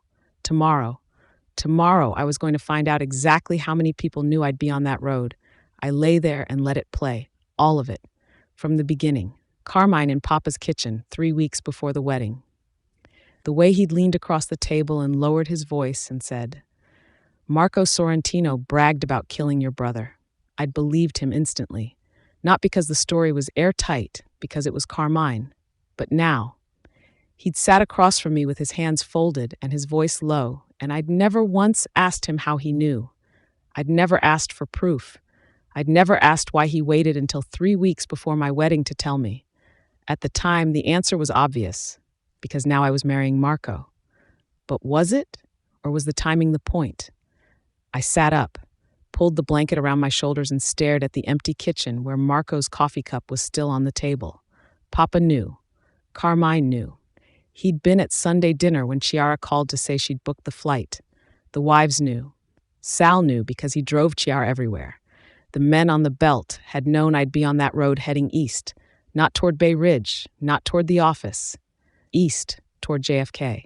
Someone in my family had given them that. And Papa. Papa, who'd sent his men to the block within the hour, but hadn't called me. Hadn't come, hadn't walked through that door to see if his daughter was breathing. He'd sent soldiers the way he sent everything, at a distance, through intermediaries, without ever putting his hands on it. His daughter was run off a highway, and he'd dispatched a sedan from Diker Heights and gone back to whatever he'd been doing. I pulled the blanket tighter, my jaw ached, my ribs were sore, and I was alone in an empty house with soldiers on every corner outside and not one person inside who'd thought to ask me what I wanted. But I was going to find out who put me on that guardrail. Not Marco's way, not with fists and guns and someone bleeding on a floor. My way. The numbers, the dates, the things people said when they thought the invisible girl wasn't listening. I'd been invisible my whole life. It was time that worked for me. Chapter 13, Marco. I spent 6 hours looking for a dead man's trail, and all I found were ghosts. Ferraro's apartment in Red Hook was cleaned out, not tossed, not ransacked. Cleaned. Bed made, dishes washed, closet half empty like he'd packed for a trip he wasn't coming back from. The second guy from the belt, the one Nino's people hadn't ID'd yet, was a shadow. No phone, no car registered in his name, no landlord who recognized his face. Whoever had sent them had sent men who didn't exist on paper. Nino met me at the diner on 86th Street at 2. He had coffee and a folder and 30 hours behind his eyes. Ferraro reported to a guy named Sal Benedetto on the waterfront. Benedetto reports to Gallo. Gallo reports to who? That's the problem. Nino slid the folder across the table. Gallo won't talk. I leaned on him, hard. He's more afraid of whoever gave the order than he is of me, and I broke 2 of his fingers, Marco. I opened the folder. Ferraro's work schedule, his phone records, a burner, calls to one number only, the number already disconnected. A photograph of him at the container terminal 6 weeks ago, smiling, coffee in hand, standing next to a man I didn't recognize. Who's this? Nobody I know. Nobody on our payroll. I stared at the photograph. The container terminal I'd taken over 4 months ago was supposed to be mine, my operation, my guys, my chain of command. And someone had threaded men through it like a needle through cloth, and I hadn't seen it. I closed the folder, left cash on the table, drove. The brownstone was dark when I pulled up at 7. Don Castellano's sedan was still at the end of the block. His guys hadn't moved all day, patient as headstones. My men were on the corners. The camera above the door was feeding to my phone, and the last motion alert had been 4 hours ago. Sera moving from the bedroom to the living room, 4 hours on the sofa, no other movement. I sat in the car for a minute with the engine off and my hands on the wheel and tried to figure out what I was walking into. This morning, my wife had told me she'd married me to kill me. She'd come at me with a knife. She'd screamed that I'd murdered her brother while the tears ran into her mouth and her body shook against mine, and the sound she'd made, not the screaming, the crying after, when the fight went out of her and she collapsed against me. That sound had been in my chest all day. Underneath the Ferraro chain and Nino's folder and the photograph of a man I didn't recognize. Underneath everything. I'd left her on the bedroom floor. I'd handed her the knife and walked out because if I'd stayed another minute, I was going to drive to Carmine Castellano's house and put him through a wall, and I'd promised her I wouldn't. She'd said, please, and my hands had unclenched, and I'd walked out because that was what she needed, and not because it was what I wanted. I got out of the car, went into the bakery on 86th Street, the old one, the one that had been there since before I was born, the one with the almond paste and the cannoli shells stacked in the window. I bought 2 cannoli. Then I went home. The living room light was on. 1 lamp, the small one on the end table. Sera was on the sofa with a blanket around her shoulders and her phone in her hand, and she looked up when I came in and didn't say anything. The bruise on her jaw had gone from purple to a sick yellow-green at the edges. Her hair was pulled back, and she was still in the t-shirt she'd been wearing this morning. My t-shirt, the gray one, the one that hung off her shoulder. And she looked smaller than I'd ever seen her. Hey. I set the bakery box on the coffee table in front of her. She looked at it, looked at me. Cannoli? You used to like them. 9 years. The Coney Island boardwalk, powdered sugar on her lip, a laugh I hadn't earned. She opened the box, looked at them for a long time. Where did you go? Ran down the Ferraro chain, the guys from the belt. And dead ends, cleaned out apartments, a chain of command that stops at a wall. I sat down in the chair across from her, not the sofa, the chair, giving her space. Someone's running an operation through my waterfront and I can't see who. She picked up a cannoli, took a bite, chewed slowly, her eyes on the bakery box. I need to go to Penn Station, she said. I didn't move. If someone is trying to kill me, I need my things, Marco. The cash, the ID, the phone, I need a way out. She wasn't looking at me. I should have gone weeks ago. Okay. Her eyes came up. I'm coming with you. She stared at me, waiting for the rest, the conditions, the negotiation, the part where I told her she couldn't have a go bag because she was my wife and wives don't run. I watched her brace for it. But Sera, I held her eyes. You won't need to run. She didn't answer. She looked at me for a long time with the cannoli in her hand and the blanket around her shoulders and the bruise on her jaw turning colors, and whatever she was thinking, she didn't give me a word of it. Then she took another bite. We took Nino's car. I drove. The route from Bath Beach to Midtown was straight up the expressway. 40 minutes with traffic, 30 without, and at 8 on a weeknight, the BQE was moving. Sera sat in the passenger seat with her bag in her lap and her hands on the zipper and didn't speak. The city streamed past outside. The Gowanus, the tunnel approaches, the first glimpse of the skyline over the expressway wall, and neither of us turned on the radio, and neither of us filled the silence. And I thought about the last time I'd been in a car with her like this. 2 days ago, driving back from Eddie's. Blood on my shirt, and my wife silent beside me, and 2 dead men behind us on the belt. This was different. This was my wife choosing to sit in this car, choosing to tell me where the locker was, choosing to let me come with her instead of waiting until I was asleep and slipping out alone. She still had the knife. She still had every reason to use it. But she was sitting next to me eating a cannoli and asking me to drive her to Penn Station, and something about the 2 of us in the same car, heading the same direction, felt like the first honest thing we'd done since the wedding. I didn't say that. I kept my eyes on the road and my hands on the wheel and let the silence do what it needed to do. Exit's coming up, she said. First words in 20 minutes. I know. Penn Station at night was fluorescent and ugly and crowded with commuters who had ordinary problems. I parked in the garage on 31st. We walked in through the 8th Avenue entrance, and Sera led me through the main hall, past the departures board, down a corridor to the lockers near the Greyhound gates. She stopped at 714, stood there with her hand on the lock. I've been coming here once a month, she said, quietly, not to me. To the locker, to the plan, to the girl who'd put this together. Checking the cash, making sure it was all still here. She turned the combination, in case the morning came when I had to be Sarah Myers. The lock clicked. She opened the door. Inside, a canvas duffel, olive green, small enough for overhead. She pulled it out and unzipped it on the bench. I looked and she let me look, and that was its own kind of trust. Cash, a lot of it, banded, a prepaid Visa. A driver's license with her photo and a name that wasn't hers, a burner phone still in the packaging, a Greyhound schedule with something circled in pen. She touched the driver's license, ran her thumb across the name that wasn't hers. I didn't say anything. She zipped the bag and closed the locker, turned to me. I'm keeping it. I know. It's not because I know, Sera. She held the bag against her chest. The Greyhound schedule was sticking out of the side pocket, and I reached over and pushed it back in. My fingers brushed hers on the strap, and she didn't pull away. We walked back to the car. The garage was half empty, and our footsteps echoed off concrete, and I put my hand on the small of her back, and she let me. In the car, she put the duffel between her feet. Marco. Yeah. Thank you for not taking it. I looked at her.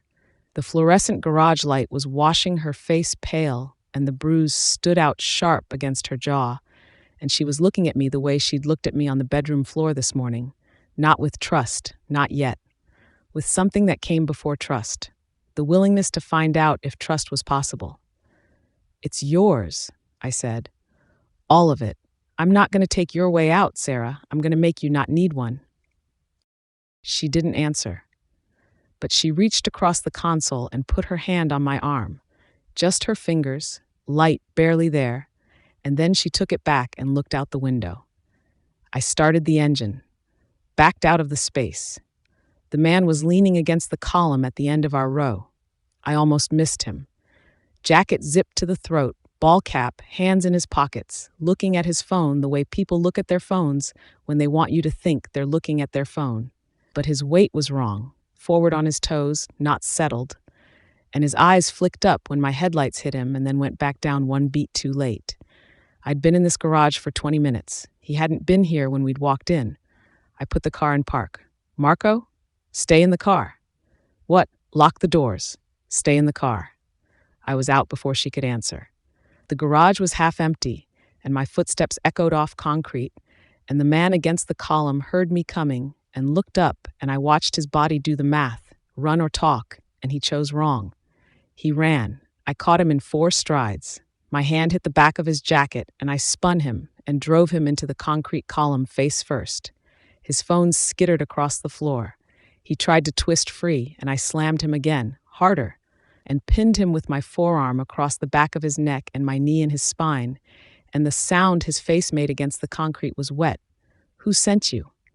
He was breathing hard, blood on his mouth from the column. I wasn't. I grabbed his hair and bounced his forehead off the concrete. Not hard enough to knock him out. Hard enough to let him know the next one would. "Who sent you? Fuck you." I yanked him off the column and threw him on the ground. He hit the concrete on his back, and I was on top of him before he could roll. Knees on his arms, my hand around his throat, my face 3 inches from his. His eyes were wide and wet, and his nose was bleeding, and he was maybe 30, 35, nobody I'd ever seen. "You followed us from Bath Beach, or you were already here? Which?" He didn't answer. I squeezed. His face went dark. "Bath Beach," he choked. "Who?" "Nothing." I squeezed harder. His legs kicked against the concrete. "I can do this until you stop breathing, or you can give me a name. Those are the only 2 options you have right now." His mouth opened, closed, opened again. "I don't have a name. I get calls. Burner, I was told to watch the house and follow if anyone left." "How long?" "Yesterday." "I got a call yesterday." Yesterday, which meant this guy was disposable. A day job, cash, no loyalty. Which meant there were others before him. A rotation. Faces that changed, so you couldn't pick out the same one twice. I hit him, not for information. I'd gotten what he had. I hit him because someone had an operation running on my house with enough manpower to rotate fresh bodies daily, and I'd been buying cannoli. I hit him again and again. His head snapped sideways and blood sprayed across the concrete, and I felt his jaw give under my fist, and somewhere behind me I heard footsteps, fast, echoing, and then hands on my shoulder. "Marco, Marco, stop, stop." "Sera," I'd told her to stay in the car. "He's done, Marco. Look at him. He's done." The man's face was a mess, eyes swelling shut, blood pooling under his head. His breathing was shallow and bubbling, and his hands had stopped fighting and were just lying there on the concrete, palms up, empty. I was breathing hard. My knuckles were split open, and my shirt was pulled out of my jeans and hair. My pulse was in my throat and in my hands and everywhere. I looked up at Sera. Her hands were still on my shoulder. The duffel bag was on the ground at her feet. Her eyes were enormous, and she was looking at me the way you look at something you've never seen before. Not with fear, not exactly, with the full, clear understanding of what I was. I stood up. The man groaned and rolled onto his side, and I stepped over him.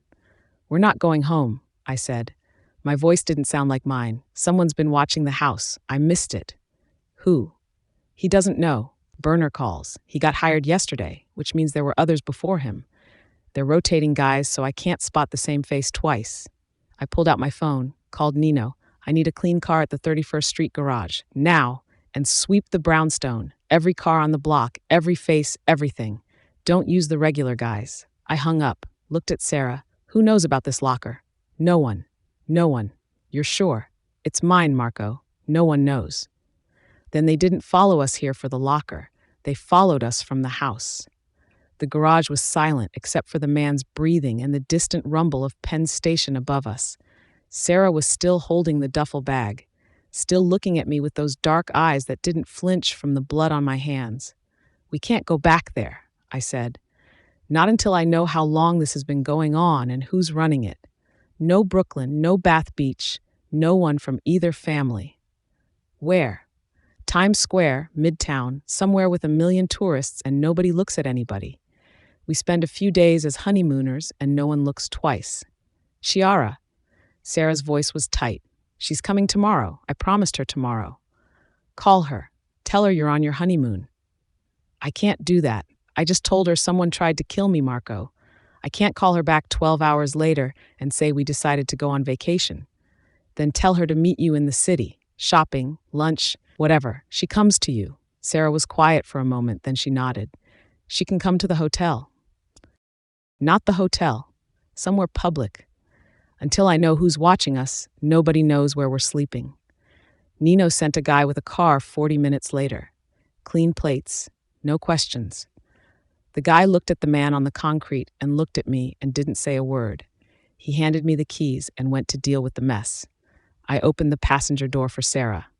She got in with the duffel bag between her feet and watched me walk around to the driver's side, and she didn't say a word. I drove us to a hotel on the Upper East Side, a place I'd stayed once for a sit-down with a Manhattan crew, expensive enough to be discreet, anonymous enough that nobody cared who you were as long as the card went through. I washed my hands in the lobby restroom before I checked us in. The blood went down the drain, but the knuckles were still swollen, and I kept my hands in my pockets at the front desk. In the elevator, Sera stood on the opposite side of the car and looked at my hands.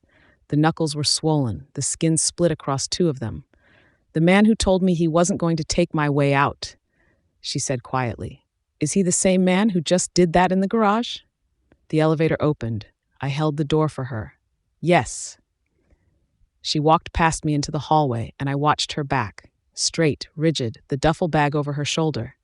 And I thought about the girl on the Coney Island boardwalk who'd stolen half my cannoli 9 years ago, and how she'd never once looked at me the way she'd just looked at me in that garage, like she was seeing me for the first time. All of me. And hadn't decided yet whether to run. Tomorrow she'd meet Chiara somewhere in the city, and I'd be somewhere else, running down a surveillance rotation I should have caught a week ago. She'd be alone in Manhattan with a duffel bag full of cash and a fake ID and a Greyhound schedule, and nothing stopping her from walking into Penn Station and becoming whoever that driver's license said she was. I'd told her I wasn't going to take her way out. I meant it. But standing in that hallway watching her walk toward a room I couldn't lock, I understood for the first time what it actually cost to mean it. Chapter 14, Sera. The hotel room was dark, except for the city. The duffel bag was on the floor. The knife was in a dresser drawer in Bath Beach. And Marco's split knuckles were resting on the sheet between us. The same hands that had pushed the Greyhound schedule back into my bag. The same hands that had bounced a man's skull off concrete until the jaw cracked. I should have been afraid of those hands. I wasn't, and I was done pretending I didn't know why. I rolled toward him and put my hand on his chest. His heart was hammering. Don't talk, I said. I swung my leg over his hips and sat up, and his hands came to my waist, automatic, steadying, and I grabbed his wrists and pinned them against the pillow above his head. The split knuckles flexed under my grip. What are you doing? I said, don't talk. I kissed him, hard. His mouth opened under mine and his hips pushed up against me, and I was already wet, had been since the garage, since the elevator, since the moment I'd watched him wash blood off his hands in a hotel bathroom and thought I want those hands on me. And when I ground down against him through the thin cotton of my underwear, the sound he made vibrated through my chest. His wrists strained against my grip. I held them. Sera. No. I bit his lower lip, pulled. You don't get to be gentle right now. The careful distance, the measured restraint, the man who'd been sleeping 6 inches away from me like I was made of glass, gone. He broke my grip and his hands were on me, one fisting my hair and pulling my head back, the other sliding under my shirt and up my ribs and closing over my breast. His thumb dragged across my nipple and my spine arched, and the noise I made was raw and loud in the quiet room. He sat up, pulled my shirt over my head, and his mouth found my breast and his teeth grazed my nipple, and I grabbed the back of his head and held him there. His hands slid down my stomach, under the waistband of my underwear, and when his fingers slid through the wet heat of me, my thighs clenched around his hips. "You're soaked," he said against my skin. His fingers spread me open and circled my clit, and my whole body jerked. He pushed 2 fingers inside me, and I rode his hand with my forehead pressed against his and my breath coming apart. His thumb pressed my clit in slow circles while his fingers curled, and I was shaking and gripping his shoulders, and I couldn't think. The numbers, the calculations, the distance I always kept, all of it burned down to his hand and his mouth, and the sound of my own breathing breaking open. "Tell me to stop," he said against my throat. His fingers moved faster and my hips followed. "Sera, tell me to stop and I'll stop." "No, because you want this or because I want this." I'd never said it before. Not on our wedding night, not in the brownstone, not after the belt. I'd let him. But I'd never said I want this, and the sound of my own voice saying it with his fingers inside me and my body clenching around them was the most honest thing I'd ever given him. He pulled his hand free and I made a sound, protest, need, and then he had my underwear off and his boxers down, and he pulled me forward and I sank onto his cock and we both went still. Full, the stretch of him, the ache, the way my body opened around him like it had been waiting. His hands were on my hips, and his forehead was against my collarbone, and his breathing was ragged and shallow, and neither of us moved. "Sera." My name in his mouth like a prayer he didn't believe in. I rolled my hips, slow at first, feeling him, the drag of him inside me, the way his fingers dug into my hips hard enough to bruise. Then faster. His hands guided me, and his mouth was on my throat, and I braced my hands on his chest and rode him, and the bed creaked beneath us, and I didn't care. He thrust up into me, hard, sudden, and I gasped, and he did it again and again, his hips snapping up to meet mine, and the angle shifted, and he hit something deep inside me that made the world go white at the edges. "Right there, don't stop." He didn't stop. His hand slid between us, and his thumb found my clit and pressed, and I shattered. My whole body clenching around him, my nails digging into his chest, my mouth open against his shoulder to muffle the sound I made. He fucked me through it, his pace relentless, and when I came down, he was still moving inside me, and the aftershocks rolled through my body like tremors. "I want to feel you come," I said against his ear. The words I'd never said, the words no version of Sera Castellano had ever been brave enough to say. His rhythm broke, his hands gripped my hips, and he pulled me down onto him, hard, deep, holding me there. And his whole body shuddered, and the sound he made was my name, broken in half. His heartbeat was slowing under my cheek. I lay on his chest with my face against his shoulder and his arm around my back and listened to his heartbeat slow down. The city was still pouring through the window. The duffel bag was still on the floor. Nothing had changed except everything. "You're shaking," he said. "I'm cold." "You're lying." "I'm lying." His arm tightened, his chin pressed against the top of my head, and I let him hold me. I didn't count 10 or calculate the distance between us or plan my next move. I just lay there, a woman in a bed with a man she was supposed to kill. I fell asleep like that. No knife under the mattress, no rehearsed angles, no Sarah Myers waiting in a duffel bag on the floor, just his heartbeat in the city and the terrifying, unbearable simplicity of want. I woke up alone. The bed was still warm on his side. The bathroom door was closed, water running behind it, and I lay there for a minute and let myself have the warmth before the day started. 9:14. The clock on the nightstand had red numbers that burned in the gray morning light. I hadn't slept past 8 since I was a teenager. My body ached in places I didn't want to catalog, and my hair was wrecked, and I felt present, here, in this bed, in this room. in this city where nobody knew where I was. Not even Papa. The water stopped. Marco came out in a towel with his hair wet and his knuckles wrapped in a washcloth, and he looked at me in the bed, and something crossed his face. Not a smile, not quite. The ghost of what a smile would be if he let himself have one. Morning, morning. You slept. I slept. He sat on the edge of the bed.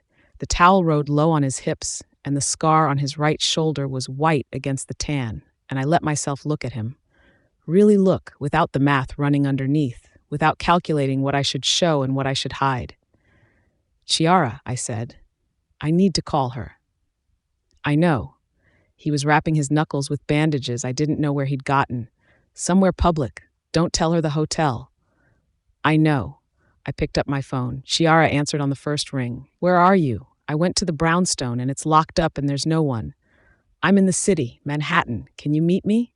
Sera, what's going on? I'll tell you everything, I promise. Not on the phone. I looked at Marco. He was watching me with steady eyes and bandaged hands, and the towel on his hips, and I looked away before I lost the thread. There's a cafe on Bleecker Street, the one with the blue awning. Do you know it? I can find it. 11 o'clock. I'll be there. I hung up. Marco was still watching me. I need to go back to Brooklyn, he said. The surveillance rotation, I need Nino on it, and I need to be there. He looked at me. You stay in the city. Meet Chiara. Do what you need to do. Don't go back to Brooklyn. I wasn't planning on it. I mean it, Sera. Manhattan only. Nowhere near Bath Beach, Diker Heights, any of it. Not until I know what we're dealing with. He paused. And don't tell anyone where we're staying, not even Chiara. I need clothes, Marco. I have cash and a fake ID and a burner phone and not a single change of clothes. He pulled a fold of bills from his jacket and held it out. Get enough for a few days.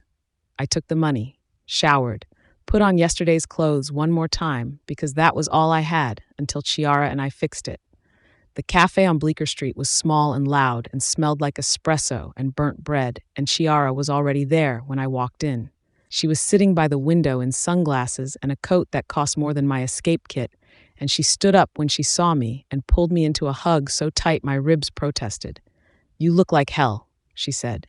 Thank you. I mean it. What happened to your face? The belt. I sat down. Ordered a coffee I didn't want because I needed my hands on something. I told you, someone ran me off the road. You told me that on the phone while you were lying about everything else. Chiara took off her sunglasses. Her eyes were red-rimmed. So, talk. Everything. Don't leave out the parts you think I can't handle because I swear to God, Sera, everything. She went quiet. I told her. All of it. From the beginning. Or as close to the beginning as I could get without going back to the night Adriano died. The wedding. The knife. The plan to kill Marco and run. Carmine in Papa's kitchen 3 weeks before, leaning across the table, telling me Marco had bragged about killing my brother. The ceramic blade strapped to my thigh at St. Finbar's. The wedding night and the weeks after, sleeping next to a man I was supposed to murder, with the knife under the mattress and the escape kit in Penn Station and the Greyhound schedule circled in pen. Chiara's face didn't move.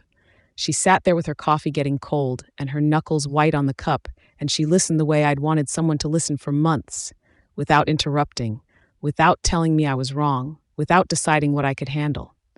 Then the belt, I said. Then Eddie's. Then the brownstone, Marco's men, Papa's sedan, locked down. And the knife? Dresser drawer. I haven't touched it since. I stopped. Since the morning I went at him with it. When Carmine's story stopped making sense. Chiara set her cup down. Sera, you went at him with a knife. Yes, and he's still alive. And you're still alive. She leaned forward. He could have taken that knife and killed you for what you did. Are you hearing yourself? I didn't answer, because I'd thought the same thing, every night since. He didn't kill you, Chiara said. He handed it back. I know. Do you? Because you're sitting here telling me you had a plan to murder your husband and he found out and his response was to give you the weapon back, and you're still talking about him like he's the enemy. He's not the enemy. That's the problem. Chiara stared at me. Then she picked up her coffee and drank it like she needed something to do with her hands. So, what changed? What made you stop? Because I started asking the questions I should have asked 3 weeks before the wedding. My coffee arrived. I wrapped my hands around it. I never asked Carmine for proof. Not once. He told me Marco killed Adriano, and I just believed him. Chiara's eyes were bright and furious. You believed him, and you married the man who killed your brother, and you didn't tell me. She set her cup down hard enough that coffee sloshed onto the saucer. You looked me in the eye during the ceremony, and you didn't say a single word. Chiara, Adriano was my cousin, Sera. He was your brother. I let that land. I owed her that. I know. I should have told you. I didn't because I thought if I told anyone it would fall apart and I needed it to work. And now what? Now you feel bad about it. Now Marco says he didn't do it. Of course he says that. Her voice went hard. He's a Sorrentino. What is he going to say? Yes, I killed your brother, passed the cannoli. They lie, Sera. That's what they do. They charm you and they lie, and you're sitting here telling me you believe him. I'm telling you I went at him with the knife. I screamed it at him, that he killed Adriano, that Carmine told me all of it, and he didn't get angry. He didn't defend himself the way a guilty man does.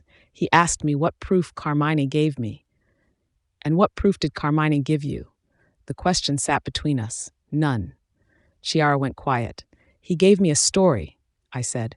Rage and a knife and a wedding 3 weeks away, and he never once offered proof. I never asked. That's what I can't get past. I never asked him how he knew. That doesn't mean Marco's innocent. It means Carmine's a lousy storyteller. Marco said something else. He said maybe Carmine did it himself. Chiara sat back like I'd slapped her. That's insane. Carmine is family. You're telling me you believe a Sorrentino over your own cousin? I'm telling you someone gave me a reason to kill my husband and didn't bother with proof, and I need to know why. Chiara was quiet for a long time. The cafe noise filled the space. The espresso machine, 2 women laughing at the counter, a spoon against ceramic. Normal sounds in a normal place where nothing was normal. There's more, I said. Of course there is. Last night, we went to Penn Station to get my things from the locker, the cash, the ID. Marco came with me. When we came back to the car, there was a man in the garage watching us. Watching you? Marco handled it. I paused. Chiara didn't need the details of what handled it looked like. The man was hired the day before. Burner call. Cash job.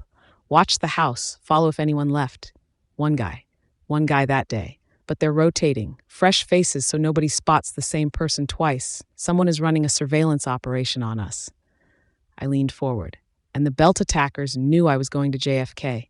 That wasn't random, Chiara. Whoever sent those men knew your travel plans and that I was picking you up at the airport. Chiara's face went pale. You can't, Sera, you're talking about the family. I'm talking about the fact that someone knew where I'd be and sent men to kill me on the highway.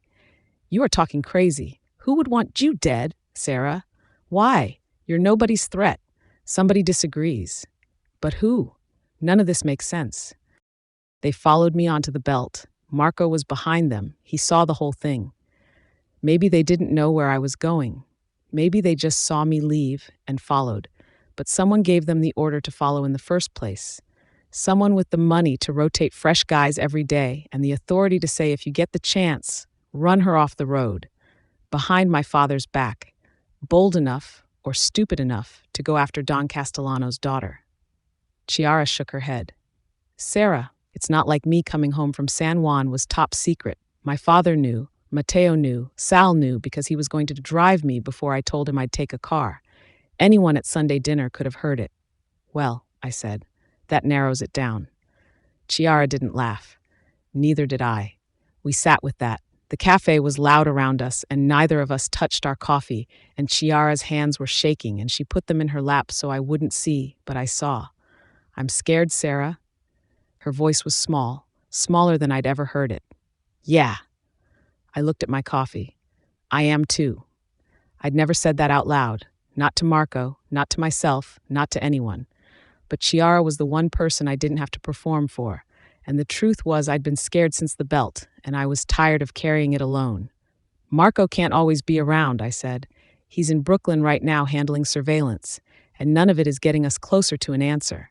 I need to find out who's behind this and put an end to it before someone ends me.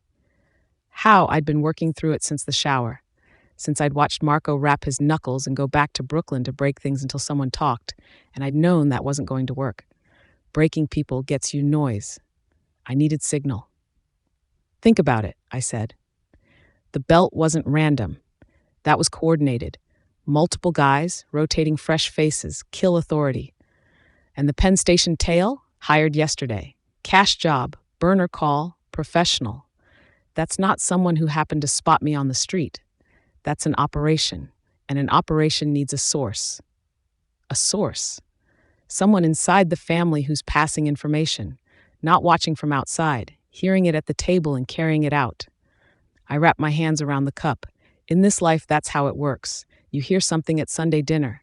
You mention it to someone at the club. You tell your fiancé and he tells someone else. The information moves through the houses. Chiara was watching me carefully now. There are 2 houses where my movements would be discussed, I said. My father's house, where his guys are always stationed, where they know my schedule, where someone heard I was picking you up at JFK, and your father's house, where everyone knew you were coming home from San Juan.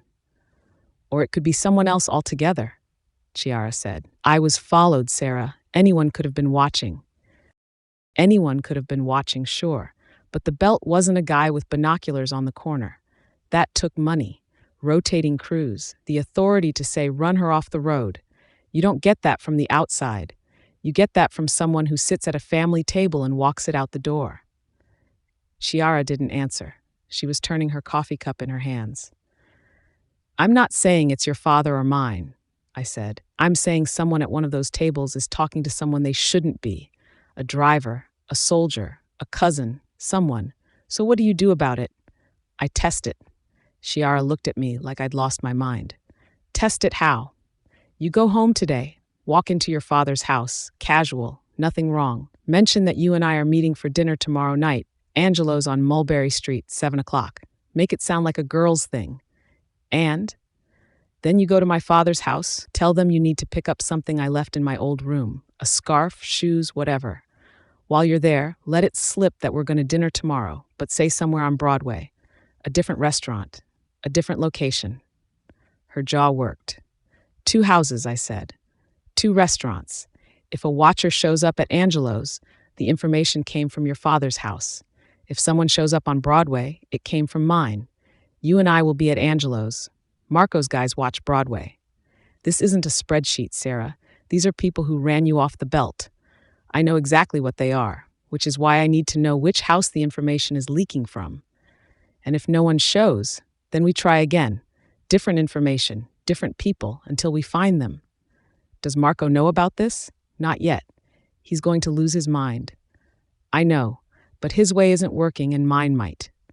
Chiara picked up her coffee, put it back down, picked it up again. I still don't trust your husband, Sera. I don't care what he said about Carmine. Sorrentino's lie. That's what they're built for. I know, but someone tried to kill you, and if this is how we find out who, then I'm in. She squeezed my hand across the table, hard, the way she used to grab me when we were kids, and something scared her, and I was the one she ran to. But I'm going to be sitting right across from you at Angelo's. You're not doing this alone. I wouldn't want to. And Sera, her eyes were wet. If it turns out Marco did kill Adriano, and this is all some elaborate Sorrentino game to keep you in that house, I will come get you myself. I don't care who I have to go through. I reached across and grabbed her hand back. I know you will. We sat there for a minute, holding on. 2 girls from Diker Heights who'd grown up at the same Sunday table, who'd braided each other's hair and stolen sfogliatelle from Zio's kitchen, and never once imagined they'd be sitting in a cafe on Bleecker Street planning something like this. This is not going to be easy, Chiara said. No, I finished my coffee, but it is a start. Chapter 15. Marco. Are you fucking crazy, Sera? Not a question. She was sitting on the edge of the hotel bed with her legs crossed and her hands folded in her lap, and she'd just finished telling me, calmly, without once raising her voice, that she'd met Chiara at a cafe on Bleecker Street and designed an intelligence operation to find out who was trying to kill her, without me. While I was in Brooklyn, while I was sitting in the back of a parked car on 3rd Avenue making calls, while I was burning through every contact I had, trying to shake loose a name, a face, anything at all from the waterfront guys who'd gone quiet since the belt. She'd been drinking coffee with her cousin and building a better plan. You met with Chiara. I stopped pacing. You told everything, the belt, the tail, the garage, and then you sat there and planned an operation without telling me. You were in Brooklyn. You could have called, and you would have told me not to. She looked at me the way she looked at ledgers that didn't reconcile. Patient, clinical, already 3 steps ahead of whatever I was about to say. You would have said you'd handle it, the way you've been handling it for 3 weeks. I crossed to the window. Floor-to-ceiling glass, 16th floor. The Upper East Side stretching south in amber light. None of it was useful. Doormen and dog walkers and women carrying bags from stores I couldn't name. 15 miles from Bensonhurst, and it might as well have been another country. 3 weeks. I'd had 3 weeks and a crew and Nino and every contact the Sorrentino name still bought, and I had nothing. Dead ends off Ferraro's chain. A garage tale I'd beaten half to death without getting a single name that led anywhere. My knuckles were still swollen from yesterday, and I didn't have a goddamn thing to show for it. And she'd had one conversation. I grabbed the back of the desk chair, squeezed until my knuckles went white against the wood. The anger hit like a match on gasoline, instant, everywhere. The Sorrentino kind that doesn't build, just detonates. You're going to sit in a restaurant on Mulberry Street and wait for someone who tried to kill you to show up. That's the plan. That's insane. That's intelligence work. She uncrossed her legs, recrossed them. The only tell she had, and I'd learned to watch for it because everything else she gave you was granite. Your way is muscle. Mine is information. Yours hasn't worked. I shoved the chair. It hit the desk and bounced back, and I caught it and shoved it again, and this time I left it there. I am handling this, Sera. And you don't have a name. Her voice didn't rise. Mine was climbing, and hers stayed flat, and that made it worse. You broke Ferraro's chain. Dead end. You beat the garage guy half to death. Dead end. You've rotated Nino's crew through every waterfront bar in Red Hook, and nobody's talking. You don't have a name, Marco. You don't have a face. You don't have anything. I pressed my forehead against the glass, cool against the heat climbing my neck. Then I cover both restaurants. You stay here. Marco, Nino at one, me at the other. If anyone shows, we grab them. Same information, and you're not sitting in the open on Mulberry Street waiting for the same people who ran you off the belt. And what are they showing up for? The patience in her voice was the kind that made me want to put my fist through the window. If I'm not there, there's nothing to trigger. They're watching for me, not you, not Nino. Good, then nobody shows and nobody gets hurt. And we learn nothing. And next week they try again, and the week after that. She planted both feet on the floor. Your way keeps me in this room until they find a way through the door. My way finds them first. The belt was a kill attempt, Sera, not surveillance, not a message. They ran you into a guardrail at 70, and the only reason you're sitting on that bed is because the barrier held. My voice had dropped. I let it stay there. And you want to sit in a restaurant and wait for whoever sent them to walk in. With you across the street, armed, with backup on Broadway. That's not enough. It's more than I had on the belt. I looked away. She didn't need to see what that did to my face. I've been invisible my entire life, Marco. Her voice was quiet now. Not soft, just stripped down to the studs. It's the only useful thing I have. Let me use it. The room was quiet. Minibar humming. My own blood in my ears. My shoulder aching in a way that had nothing to do with Dominic's bullet. I hated it. Every part of it. The image of her at a table on Mulberry Street with a napkin in her lap while someone who'd tried to kill her cruised past the window. It sat in my stomach like concrete. But my way was knuckles and dead ends and swollen hands and nothing. And her way was the only thing on the table that might actually work. If anything feels wrong, I said. Anything at all. You get up and you walk out. You don't wait for me. You don't finish your drink. You walk. Agreed. I pulled the desk chair to the edge of the bed and sat down across from her, close enough that I could smell the hotel soap on her skin and the coffee she'd had hours ago, still there, faintly, underneath. Angelo's on Mulberry, My voice had leveled out. Planning was easier than fighting. Planning was something my hands knew how to do. I know the block. Narrow street, cars parked tight on both sides, fire escapes over the sidewalk. There's a shoe repair across the street that closes at 6. The doorway's recessed. Good sight line to the restaurant front. I'll be there. You. Me, not one of Nino's guys. Me. And Broadway? Scaletta's, on Broadway and 78th. She said it like she was reading it off a receipt. Chiara already went to my father's house this afternoon.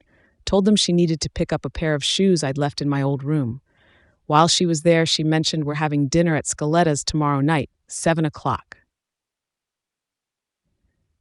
Already done. She hadn't waited for me to come back from Brooklyn. She designed the plan, briefed Chiara, and sent her out to plant both stories before I'd even crossed the bridge. And Angelo's is planted at Chiara's house. This afternoon. I leaned forward, elbows on my knees. Both stories out there, both houses carrying the information. Nothing left for me to do but show up and keep her alive. Nino and 2 guys on Broadway, I said. I take Angelo's, me and 2 more. Armed, on the block, close enough to be inside in 10 seconds. You think they'd try something at a restaurant? They ran you off the belt. I let that sit. If whoever's behind this finds out you're at Angelo's, maybe they send a guy to look. Or maybe they send 3 guys to finish what they started. I'm covering that restaurant like it's a job. She didn't argue. She'd been on the belt. She knew what they were willing to do. They started with sedans and graduated to the belt. Whatever comes next won't be less than that. If someone shows up on that block, they're not there to take pictures. I cracked my knuckles. The swelling from yesterday made it hurt more than it should have. My guys will be ready. And if we're lucky, whoever shows up leads us somewhere before things get ugly. But I'm not counting on lucky. The room settled around us. Late afternoon light cutting long shadows across the bed. Somewhere below, a taxi horn, muffled. Up here, the city was just weather. I watched her face. The tight line of her jaw had loosened, just barely. Not a smile. Sera didn't give those away, not the real ones. But the tension between her eyebrows was gone, and she was looking at me the way she'd looked at me after I'd given her the knife back in Bath Beach, like she was seeing something she hadn't expected to find. I'll call Nino. I pulled out my phone. 3 missed calls from Nino. The Brooklyn rotation, nothing urgent. A text from one of the guys on the sedan trace that said nothing new. Below that, a notification from the banking app I used for the accounts I didn't talk about. Rio Servo Holdings. A transfer, $4,200, routed through a subsidiary account that Dominic had used for his exit plan. The account should have been dead. Dominic was in Sicily. There was no reason for any money to move through there. I stared at it for 3 seconds, 4. Then I closed the notification and called Nino. Tomorrow night. I kept my voice flat, operational. You and 2 guys on the Upper West Side, armed, clean car, no plates anyone would recognize. I'll send you the address by morning. What are we expecting? Could be nothing. Could be the belt all over again. Plan for the second one. Nino was quiet for a beat. 20 years of working with Sorrentinos had taught him when to shut up and when to gear up. This was both. 6:30, I said. You cover the restaurant. Anyone shows up on that block who doesn't belong, you handle it. If it's just one guy doing surveillance, follow him. He'll lead us up the chain. If it's more than one, use your judgment. Call me either way. Don't text. And Nino, no one else knows about this. Not the Brooklyn guys, not the waterfront contacts, nobody. Understood. I hung up. Sera was watching me. Nino, I heard. One more thing. If you need to get me inside fast, text me one word. I'm through that door in 30 seconds. What word? Cannoli. She did smile then. Small. A crack in the mask so brief that if I'd blinked, I would have missed it. Nobody's going to text that word by accident, I said. No. The smile was gone, but something had stayed behind it. The beginning of trust, or the thing that comes right before trust, when you stop bracing for the hit and let yourself stand still for a second. Nobody would. I pocketed the phone. She was still studying me, looking for the performance, the angle, the grin that usually came after I'd gotten my way. It wasn't coming, and I watched her register that. Marco. Yeah, thank you for not shutting it down. I looked at her, sitting on the edge of the bed in a hotel room that wasn't ours, planning something that could get both of us killed if it went wrong. She looked like a woman who'd spent her whole life being invisible and had decided, sometime in the last 24 hours, to stop. You built a better operation than I did. I'm not stupid enough to get in the way of that. Most men would be. Most men aren't married to you. She held my gaze, held it longer than she needed to, and I stood there and let her look, and for the first time since the wedding, I didn't want to give her a version of anything. Didn't want to charm her or manage her or smooth the edges down. I wanted her to see whatever was actually standing in front of her, and I didn't care anymore if it wasn't enough. Tomorrow, I said. Tomorrow. I closed the bathroom door, turned on the water, stood there with my hands braced on the sink and my head down while the steam climbed the mirror. The Rio Servo notification was still on my phone. $4,200 through an account that should have been dead. Someone moving money through Dominic's old infrastructure. And Dominic was 6,000 miles away in a Sicilian village that barely had cell service. I'd deal with it after tomorrow. After Angelo's, I turned off the water, opened the door. She was under the covers with her back to me, and the hallway light cut a line across the bedspread that stopped just short of her shoulder. I stood there longer than I needed to. That was new. Chapter 16, Sera, 6:45, 15 minutes early. The waiter at Angelo's showed me to a table by the window. I waited until he'd turned his back, then moved to the corner booth in the rear of the room. From there, I could see the front door, the kitchen entrance, and the strip of Mulberry Street visible through the front glass without turning my head. The restaurant smelled like garlic and red wine and bread that had been warming since 4 o'clock. A Chianti bottle with a candle melting down its neck sat in the center of the table. The tablecloth was red checked under glass. A signed photograph of Dean Martin hung crooked above the bar. Everything in this place was built to look like 1974, and most of it was. My phone was in my right hand, not in my purse. My hand, Marco's condition. The screen was dark. I set it face down on my thigh, underneath the napkin, and ordered a glass of the house red. The waiter didn't look at me twice. Women who sit alone at Italian restaurants on Mulberry Street don't get looked at twice. They get left alone. That had been the story of my life. Tonight, I was using it. Chiara arrived at 7. She came through the front door the way she always did. Chin up, hair done, the Castellano posture that our mothers had drilled into us before we were old enough to understand why it mattered. She scanned the room once, the way someone who grew up in this world scans any room, not checking exits the way I did, but looking for faces, finding none. She spotted me in the back and smiled. I smiled back. 2 cousins having dinner. Nothing to see. You moved from the window, she said, sitting down. Draft. She smoothed the napkin across her lap, but her eyes went to the street before they came back to me. Lo, is he out there? Across the street, 2 guys with him. She nodded. Chiara had walked into this restaurant tonight, knowing what it was. Bait, a trap we'd built together, and she'd come anyway because that was Chiara. She didn't just love you. She showed up. Even when showing up meant sitting under a window and waiting for someone to try again. She ordered espresso before looking at the menu. Backwards, her habit. Between sips, she glanced at the front door twice. So Matteo wants to talk about the wedding, she said, stirring sugar into the tiny cup. Finally, I've been waiting 6 months for him to bring it up, and he walks into the kitchen last night and says, what about the church on 86th Street? His parents' church. Like I haven't been dropping hints since Easter. She smiled, not the Castellano performance smile, the one we both wore at family dinners.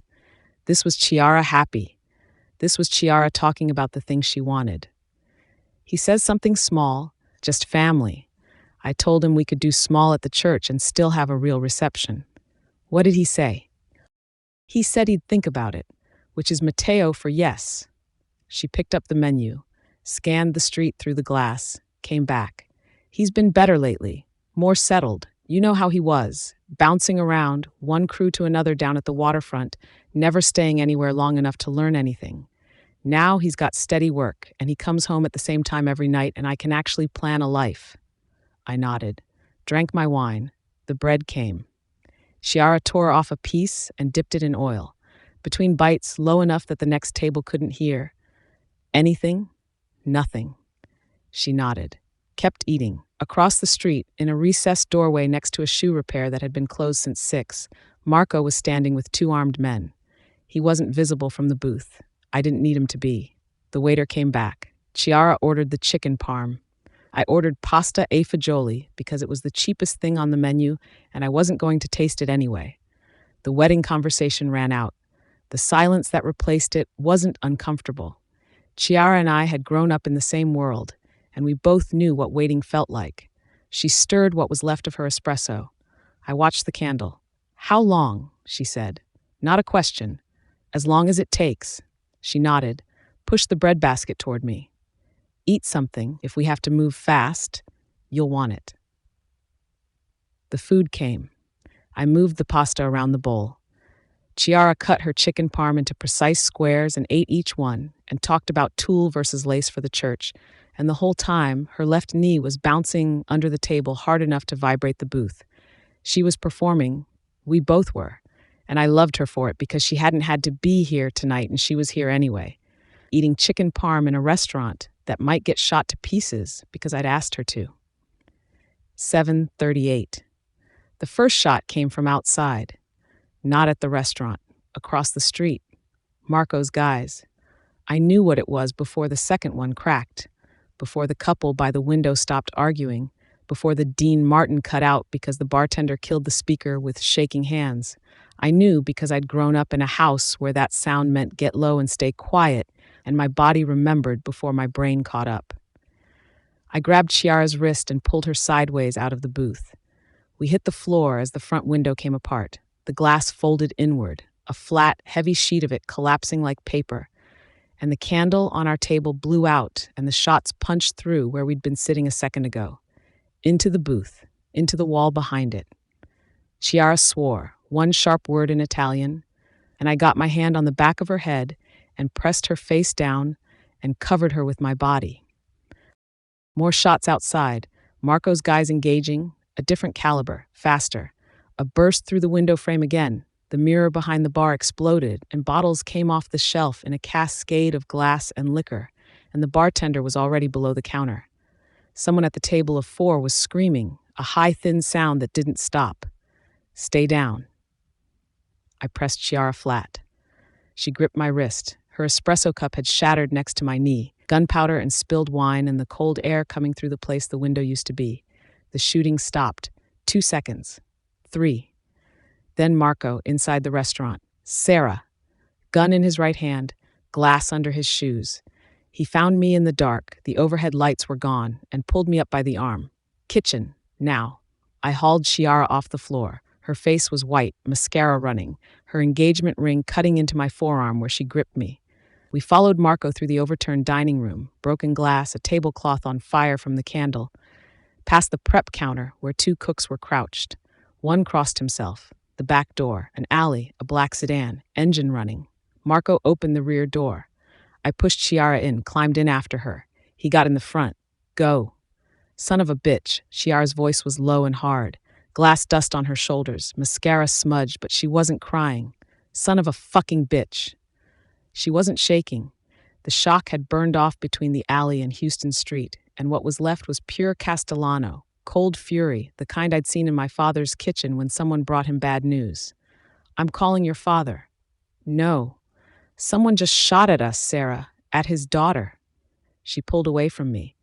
"You think he doesn't hear about this by morning? The whole block heard it. He will, but not from us, not yet. Why? Because I need the name first, before they know I'm looking." Chiara stared at me. Her jaw worked. Her hand was still locked on my arm, and the ring was cutting into my skin, but she wasn't holding on for comfort. She needed something to grip that wasn't a phone. Marco's phone buzzed. He silenced it without looking and called Nino. 2 shooters. One's down, the other ran toward Mott. Flat. Operational. What about Broadway? Silence. Nothing. All night. He hung up, looked at me. You were right. Angelo's, not Scoletta's. Chiara's grip on my arm changed. She'd heard those names. She'd planted them. That's my house, she said. Angelo's. I planted that at my father's house. Yes. So somebody in my father's house heard me say it and passed it along, and these fuckers shot at me. Her voice cracked upward. I'm calling my father. This is bullshit, Sera. Give me until morning. Fuck morning, Chiara. I took her hand. The ring dug into my palm.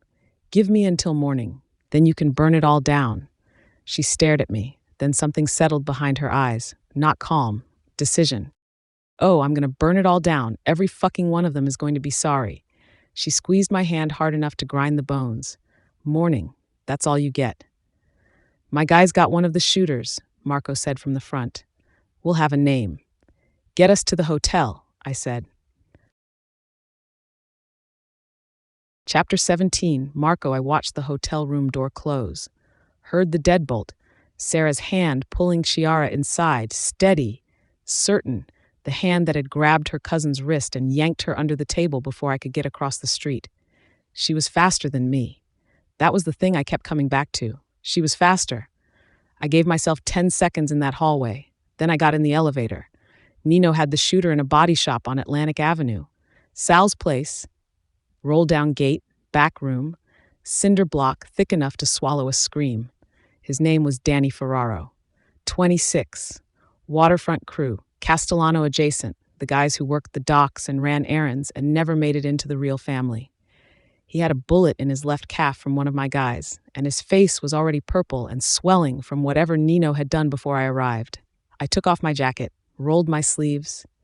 Glass dust from Angelo's fell off my collar onto the concrete floor. The room smelled like motor oil and old rust and the metallic edge of fresh blood. Who sent you? He didn't answer. I hit him. Open hand, hard enough to turn his head. My right shoulder lit up, Dominic's parting gift. The bullet that reminded me it was there every time I swung hard. Who sent you to Angelo's? Fuck you. Closed fist this time. Blood on the concrete. Small sound. Wet. Wrong answer. I hit him again. Harder. He rocked in the chair and the zip ties dug into his wrists and he made a sound that wasn't a word. My knuckles split on his teeth. My blood now, not his. I shook my hand once and kept going. There was a woman in that restaurant, dark hair, my wife. I crouched down, eye level, close enough to smell the copper on his breath. So I'm going to ask you one more time, and you're going to think very carefully about what comes out of your mouth next. Who sent you? He spat blood, looked at me, trying to find the charmer, the brother who smiled. He wasn't there tonight. Guy named Paulie. Paulie Waves, runs out of a bar in Red Hook. Paulie gave you an address and said shoot, said there'd be a woman. Dark hair, corner table. Dark hair, corner table. That was the description. That was what my wife's life was worth to this waterfront crew. 2 details and a location. My hands were steady. I noticed that. Perfectly steady. Pulse slow. The only thing wrong with me was that I wanted to kill this man and I was choosing not to because he was more useful breathing. Who does Paulie work for? I don't know. He gets calls. Burner. I leaned in, close enough that he could smell the blood on my knuckles. Did they tell you who she was? The girl, dark hair, corner table. I let it sit, let him hear it coming. Did they tell you she's Don Castellano's daughter? The color left his face. What was left of it? No, nobody said. I was just supposed to take out some broad, that's all. Nobody said she was. His voice cracked. His eyes went to the door, to Nino, back to me. Oh shit, you're going to... I am going to kill you. I said it the way you'd say the time. A name, now. I don't have one. Paulie gets the calls. Burner, same number every time. I seen him make the call after, from the parking lot. That's all I know. I swear to God I don't know who's on the other end. I looked at Nino. Nino had the phone. I stood up. I'd washed blood off these hands 2 weeks ago in a hotel bathroom while Sera stood in the doorway watching. Now there was more. There was always going to be more. Paulie Waves was a middleman. The burner number traced to another burner, prepaid, cash purchase bodega in Sunset Park. Dead end on the phone. But the pattern was there. Regular calls. Months of them. Someone feeding information down to the waterfront and Paulie converting it into action. Sedans on Sera's route. The Belt. Angelo's. I drove to Eddie's. The club was closed, but Eddie's light was on upstairs. It was always on. Eddie Caruso didn't sleep. He sat in his kitchen with red wine and the radio on low, and he waited for the phone to ring because at 81, the phone ringing was the only proof you still mattered. He opened the door in slippers and a cardigan. Looked at me, looked at my hands. Sit down. He pulled out a chair. I didn't take it. I stood by the counter with my back against the wall because if I sat down in that warm kitchen, I was going to stop moving and I couldn't afford to stop. Not yet. He poured wine without asking. The kitchen smelled like pipe tobacco and the sauce he'd made for dinner, San Marzano, basil, still in the pot on the stove. Someone shot up Angelo's tonight. Sera was inside. Chiara was with her. Eddie set his glass down. 81 years had carved that face into something past anger. It went there now. Chiara, she's fine. They're at a hotel. Don Castellano knows? Not yet. Sera wants the name before we go to him. He nodded. That was the old world. You didn't go to the boss with a problem. You went with a problem and a name. I told him about Danny Ferraro, Paulie Waves, the burner phone chain, the waterfront crew running jobs that traced back to information about Sera, where she'd be, when, which restaurant, which route she'd take home. Eddie listened, drank his wine. When I finished, he set the glass down. You think it was Carmine? I hadn't said the name. Eddie had. He wasn't at Chiara's house when she was telling everyone about dinner. He wasn't in the room. Maybe not. Eddie turned his glass, slow. But was Matteo there? Matteo. Chiara's boy. Works the docks. Eddie leaned back. You know the type. Stupid kid. Not bad. Stupid. Likes to run his mouth because it makes him feel important. Like he's in the Don's circle. Like knowing things puts him closer to the table. He shook his head. I heard him last month talking about what wine Don Castellano had on his table at Sunday dinner. The vintage. Like anyone gives a shit. But that's Matteo. He picks up details and drops them wherever he thinks someone's listening. And Carmine's listening. Carmine's been at that waterfront bar twice a week for 3 months. Not his territory. No business there. Eddie leaned forward, rough hands flat on the table. Matteo drinks there after his shift. Talks about Chiara, about Sera, about schedules, who's going where, who said what at dinner. Doesn't know he's doing anything. Just a kid trying to feel like somebody in the circle. I looked at my hands on the counter, the split knuckles drying dark. Could be, I said. But why would Carmine want Sera dead? They're close. Eddie was quiet for a while. Turned the glass again. Yeah, I've been thinking about that too. He rubbed his thumb along the rim. Carmine's not close to Sera, Marco. Carmine is close to power, and your marriage moved him down a seat at the table. He picked up his glass. The way I see it, something happens to Sera on your watch, Don Castellano puts it on you, and Carmine slides right back to where he was. The kitchen was quiet. The radio, the sauce. In an hour, I was going to carry this name into a hotel room and hand it to my wife, and she was going to have to look at her cousin and say it out loud, Chiara's fiancé. Not a traitor, just a kid who talked too much. Carmine feeds it to the waterfront crew. They run the jobs. I hadn't touched the wine. Sedans, the belt, Angelo's, all of it sourced from a bar in Red Hook. He's never in the room, never gives an order. Eddie poured more wine, for himself, not for me. Carmine was always patient. Eddie, I pushed off the counter. Carmine told Sera I bragged about killing Adriano, that I said his name, that I laughed about it. 81 years of watching men lie. That was what I saw in his face. Disgust. You never said that. His voice was flat. Final. I was in the room, Marco. You never said Adriano's name. Not once. He made it up. He poisoned that girl against you before you ever had a chance. Eddie shook his head. He wanted the marriage dead. You dead. His spot back under Don Castellano. The kitchen was quiet. The radio, the sauce. Eddie's scarred hands on the table. Sera had been living with that lie for months. She'd married me, believing I'd laughed about her brother's death, and she'd strapped a knife to her thigh and sat across from me at dinner and smiled. And I hadn't known. I hadn't known what she was carrying. I need you to say that to Don Castellano, what you just told me. About Adriano. About Carmine. Say what? That I think it's Carmine? Eddie shook his head. Marco, we can't go to the boss and accuse his nephew of trying to kill his daughter. Not without proof, not without something he can hold in his hand. Then we get it. Eddie looked at me, looked at my hands on the counter, the split knuckles, the blood I hadn't bothered to wash off. Yeah, he said, we get it. I called Dominic from the car outside Eddie's. 4 rings. I almost hung up. Cold air through the cracked window. My hands ached, the knuckles stiffening, the adrenaline wearing thin. Marco, flat, Sicily flat. Not surprised. There's money moving through Rio Servo, the account you set up for your exit. Did you know? Silence, long enough to check the screen. Still connected. That's not me, Marco. Then who? 3 seconds. 5. Leave it alone. He hung up. I sat on Bath Avenue with the engine running and the phone in my lap. Rio Servo, a dead company with someone else's money running through it. A brother who told me I was dead to him and still picked up on the 4th ring. My right shoulder ached. It always did after I hit someone. The bullet reminding me my brother existed every time I used my hands wrong. Sera found that spot once, pressed her fingers against the knot of scar tissue through my shirt without saying anything. Just held them there until the muscle released, like she already knew where it hurt. I thought about that while I drove north, her hand on the place where my brother shot me, 3 a.m. The hotel lobby was empty. The night clerk didn't look up. I stood in the elevator with blood on my knuckles and glass in my hair, and the name Matteo sitting in my chest like something I was carrying for someone else. The door was open, not unlocked, open, 3 inches. The deadbolt hanging wrong. I put my hand on it and pushed, and the room came into focus one piece at a time. Lamp on the floor. Chiara's bag spilled across the carpet. Wallet, lipstick, her phone with a cracked screen. The bed unmade. Sera's shoes by the closet, one standing, one on its side.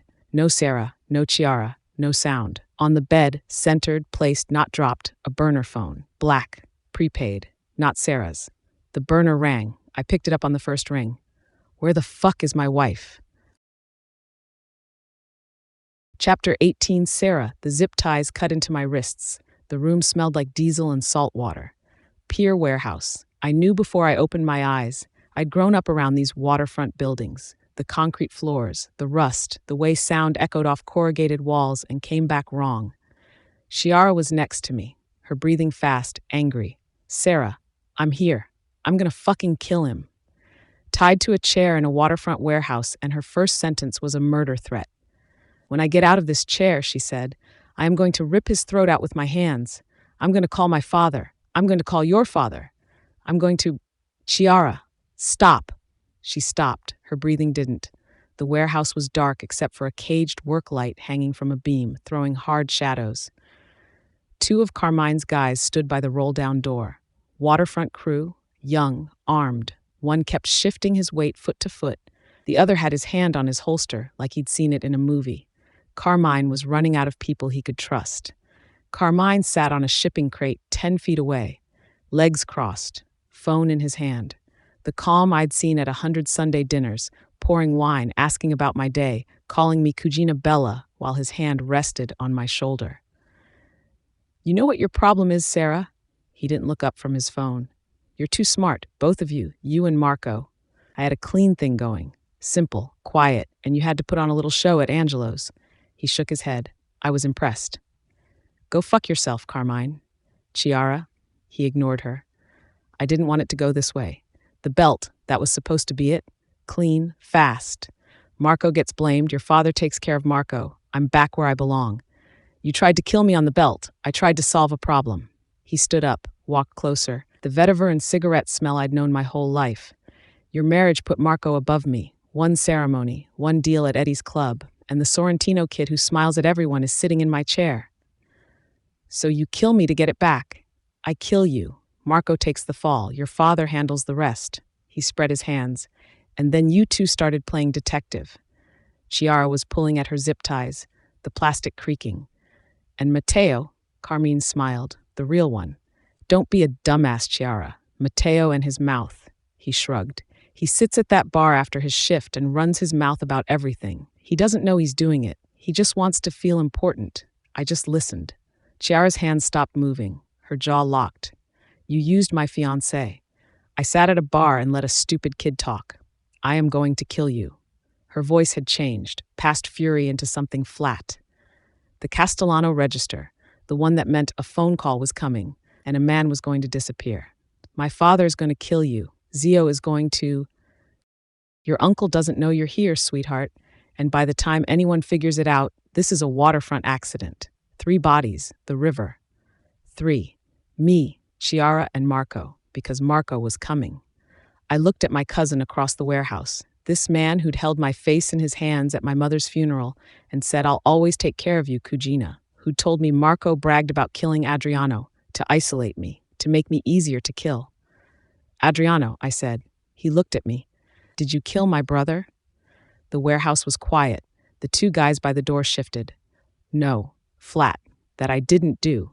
"Then who?" He looked at me for a long time.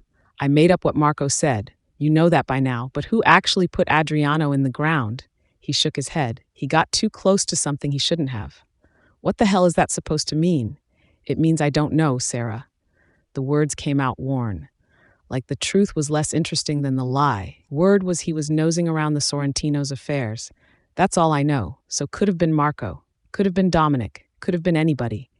He shrugged. "But I used it. Yeah, I used it." "Marco is going to kill you, Carmine." I said it flat. No threat in it, just math. "If you let us go now, maybe he walks away too. We all walk away from this."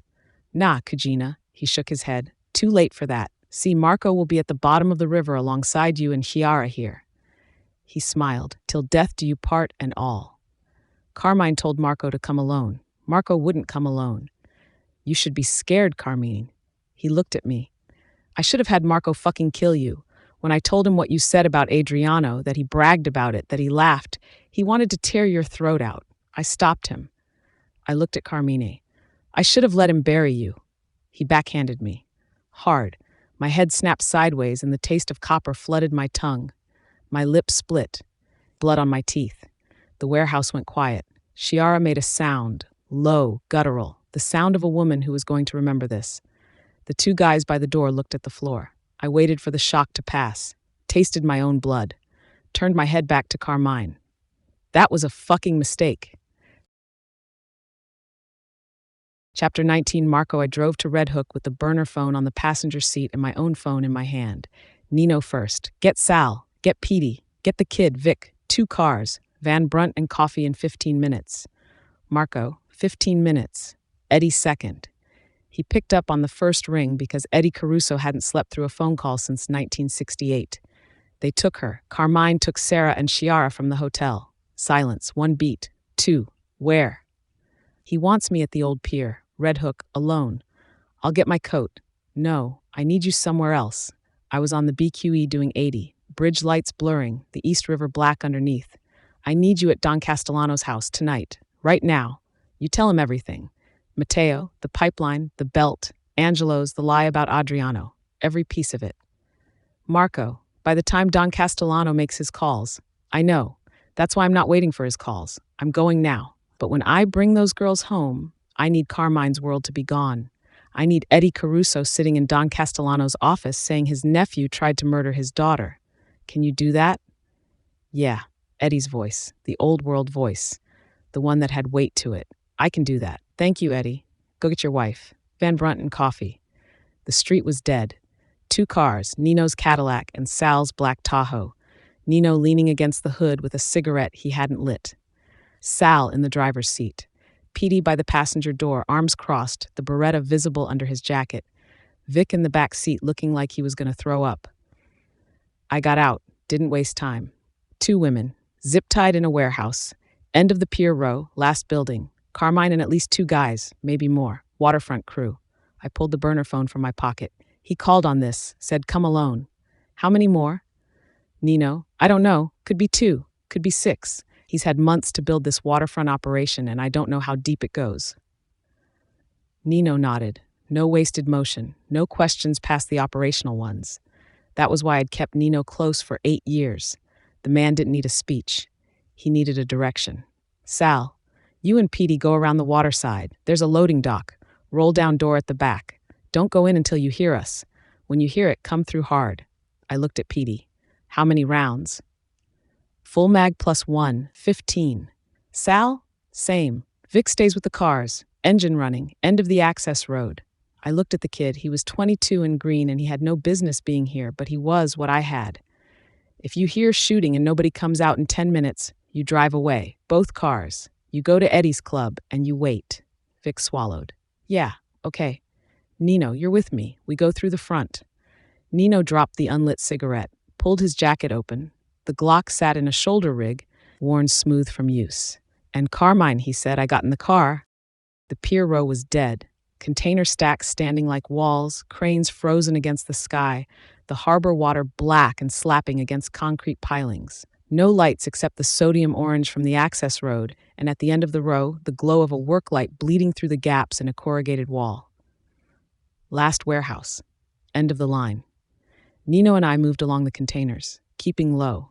The concrete was slick, tide spray, diesel runoff, wet that soaked through your shoes, salt air in my lungs, rust and fuel and the harbor's dead fish smell that never left Red Hook no matter how many condos they built. I counted the buildings as we passed. 6 warehouses in the row. First 3 dark, doors padlocked. 4th had a light on in the office. 5th was gutted, no walls left. 6th was Carmine's. We stopped behind the last container stack. 50 yards of open concrete between us and the warehouse. The roll-down door was half open, maybe 3 feet of clearance. Through it, the work light, shadows moving inside. I smelled it then. Sharp, chemical, under the diesel and the salt, accelerant. Gasoline, maybe. Something volatile. Nino smelled it too. His jaw tightened. My wife was in a building full of gasoline. I looked at Nino. He looked at me. "Fast," I said. We moved. The roll-down door. 3 feet of clearance. I went under first, low, shoulder leading the Beretta I'd taken from my glove box up and tracking. The warehouse opened up, 80 feet deep, 40 wide, the ceiling lost in dark above the work light's reach. Shipping crates stacked along the right wall, a desk in the far corner, 2 chairs in the center under the work light. Sera, Chiara, tied, alive. Sera's face turned toward me, her lips split and bloody, her eyes sharp, already calculating, already reading the room the way she read everything. 3 men, not 2. The 2 I expected were by the chairs. Armed with handguns, they held like they'd practiced in a mirror. The 3rd was older, heavier, standing by the desk with a shotgun resting across his forearms. Carmine's real security, the one who'd actually done this before. Carmine was behind the women, between them and the loading dock door. He had a .38 in his hand. His other hand was on a red 5-gallon gas can sitting on the shipping crate beside him. "Marco," Carmine's voice, calm, Sunday dinner calm. I said alone, "You hit my wife." The warehouse went quiet, the work light swinging, Carmine's hand on the gas can, the 2 kids looking at each other, the older guy by the desk not looking at anyone, just watching, the shotgun steady. No shot at Carmine. Not from here. The women were between us. "Put the gun down," Carmine said. "We can talk about this." "I'm done talking." The older guy moved first, brought the shotgun up, and I dropped behind the shipping crate as the blast tore through the warehouse. The sound was enormous, a cannon in a metal box. Pellets shredded the corrugated wall 6 inches above my head. My ears rang. The work light swung wild. Nino fired from behind me. 2 shots. The older guy stumbled back into the desk, sending papers and a coffee cup flying. Carmine fired from behind the women. 2 rounds from the .38 that hit the crate and the wall behind me. I couldn't return fire. Every angle went through Sera. The older guy didn't go down. He racked the shotgun and fired again. The second blast hit the crate I was behind. Wood splintered. Something stung my cheek. I came around the right side of the crate and fired twice at the older guy. The first round hit the desk. The second caught him in the shoulder and he spun, and the shotgun clattered across the concrete. He went down on one knee, grabbing at his shoulder, and Nino was already moving, closing the distance, kicking the shotgun away, putting the Glock against the back of his head. The first one panicked, fired wild. 3 shots that hit the ceiling, the wall, nothing. Rounds going everywhere in a room where Sera was tied to a chair 10 feet from the muzzle. I heard the rounds punch through corrugated metal and ricochet off something outside. He was shaking, 20-something years old, and firing a gun in a real fight for the first time, and his rounds were going everywhere except where they needed to go. I fired once, hit him in the leg, the thigh, above the knee. He screamed and went down, the gun skittering across the floor. He curled around his leg and started making a sound I'd heard before. The sound of a man who just realized this was real. The second kid dropped his gun, just dropped it, hands up, shaking. He looked at me and he looked at Nino standing over the older guy and he looked at his friend bleeding on the floor, and he made the smart choice. On the floor, I said, face down. He went down. The shooting had lasted maybe 15 seconds. My ears were ringing, cordite and concrete dust in the air. The work light still swinging, throwing shadows that made the whole warehouse pulse. Carmine fired again. The .38 cracked twice. One round hit the crate beside me, the other went wide. I stayed behind cover. Sera and Chiara were still between us. I see Nino over there, Carmine's voice. Not calm anymore.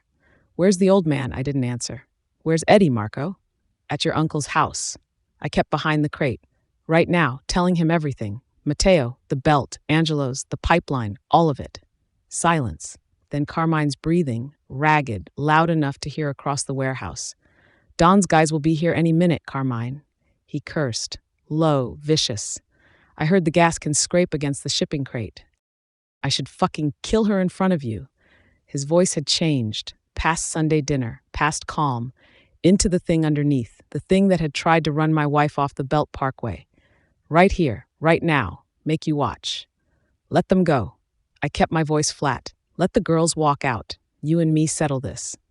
No way. He was panting. No fucking way. You don't walk out of here. None of you walk out of here. Sera's face, her eyes on mine, the split lip, the blood on her chin. She was sitting in a chair with a man pointing a gun at her head, and she wasn't screaming. She wasn't begging. She was looking at me the way she'd looked at me from the first night, reading me, trusting me to do the math. Chiara was pulling at her zip ties, blood on her wrists, her jaw locked. I heard the gas can tip, the gasoline hitting concrete, a heavy liquid splash that echoed off the walls. The smell filled the warehouse. Sharp, violent, the fumes thick enough to taste. He was pouring it around the chairs, then the lighter, the click, the blue flash that raced across the gasoline and erupted in orange. The heat hit me like a wall, the fire spreading across the concrete toward the chairs, toward the women I came here to save. Carmine ran, through the loading dock door into the dark, gone. Nino went, through the loading dock after Carmen into the night. I didn't watch. I was already moving, 20 feet, the fire between me and Sera. The gasoline burning in a spreading pool, not yet an inferno but growing, the heat pressing against my face, the flames crawling across the concrete toward the chairs. I went through it. The fire caught my pants at the ankle. I stamped it out against the wet concrete on the other side, the tide seep, the harbor damp that never dried, and kept moving. I reached Sera's chair and pulled the utility knife from my belt and cut the ties. Her hands came free, and she grabbed my arm, and I pulled her up, and the chair fell backward into the burning gasoline. Chiara! Sera was already moving. She grabbed Chiara's chair and dragged it backward, away from the fire, while I cut the ties. Chiara's hands came free. She stood up, looked at the fire, looked at me, looked at the loading dock door where Carmine had disappeared. Move, now. The fire was spreading, following the gasoline trail across the concrete. The crates along the right wall starting to catch, dry wood, old manifests packed inside, all of it catching fast. Smoke was filling the upper half of the warehouse, rolling along the ceiling in a black wave. The work light flickered and went out. Dark, just the fire now. Orange light and black smoke and the sound of old wood burning. I grabbed Sera's hand, grabbed Chiara's arm. We went for the roll-down door, the front, the way I'd come in. The fire hadn't reached it yet. The concrete floor was wet on this side, tide seep, harbor damp. The flames were spreading toward us, but not fast enough. Under the door, the cold air hit us like water. Salt and diesel and the harbor's dead fish smell, and I had never been so grateful for the way Red Hook stank. Sera coughed, hard, the smoke in her lungs. Chiara was bent over, hands on her knees, hacking. I looked at my ankle, the pants scorched, the skin underneath red and raw already blistering. The warehouse was fully involved now. The fire had found the rest of Carmine's gasoline, the can he'd left behind, the fuel he'd already poured, and the whole building was going up. Flames through the roll-down door, through the gaps in the corrugated walls. The smoke column rising into the Red Hook sky, orange lit from below. Sal and Petey came around the waterside. Sal had the older guy, the shotgun man, on his feet, arm twisted behind his back, blood soaking through his shirt at the shoulder. Petey had the kid who dropped his gun. The other one, the leg wound, was still inside. There's a guy in there, I said. Leg wound, left side of the warehouse. Sal looked at the fire, looked at me. He's got about 2 minutes, I said. Sal handed the shotgun man to Petey, went under the roll-down door. 30 seconds later, he came back dragging the kid by his collar. The kid was screaming, his leg, the smoke, all of it. Sal dropped him on the concrete and the kid curled up and screamed at the sky.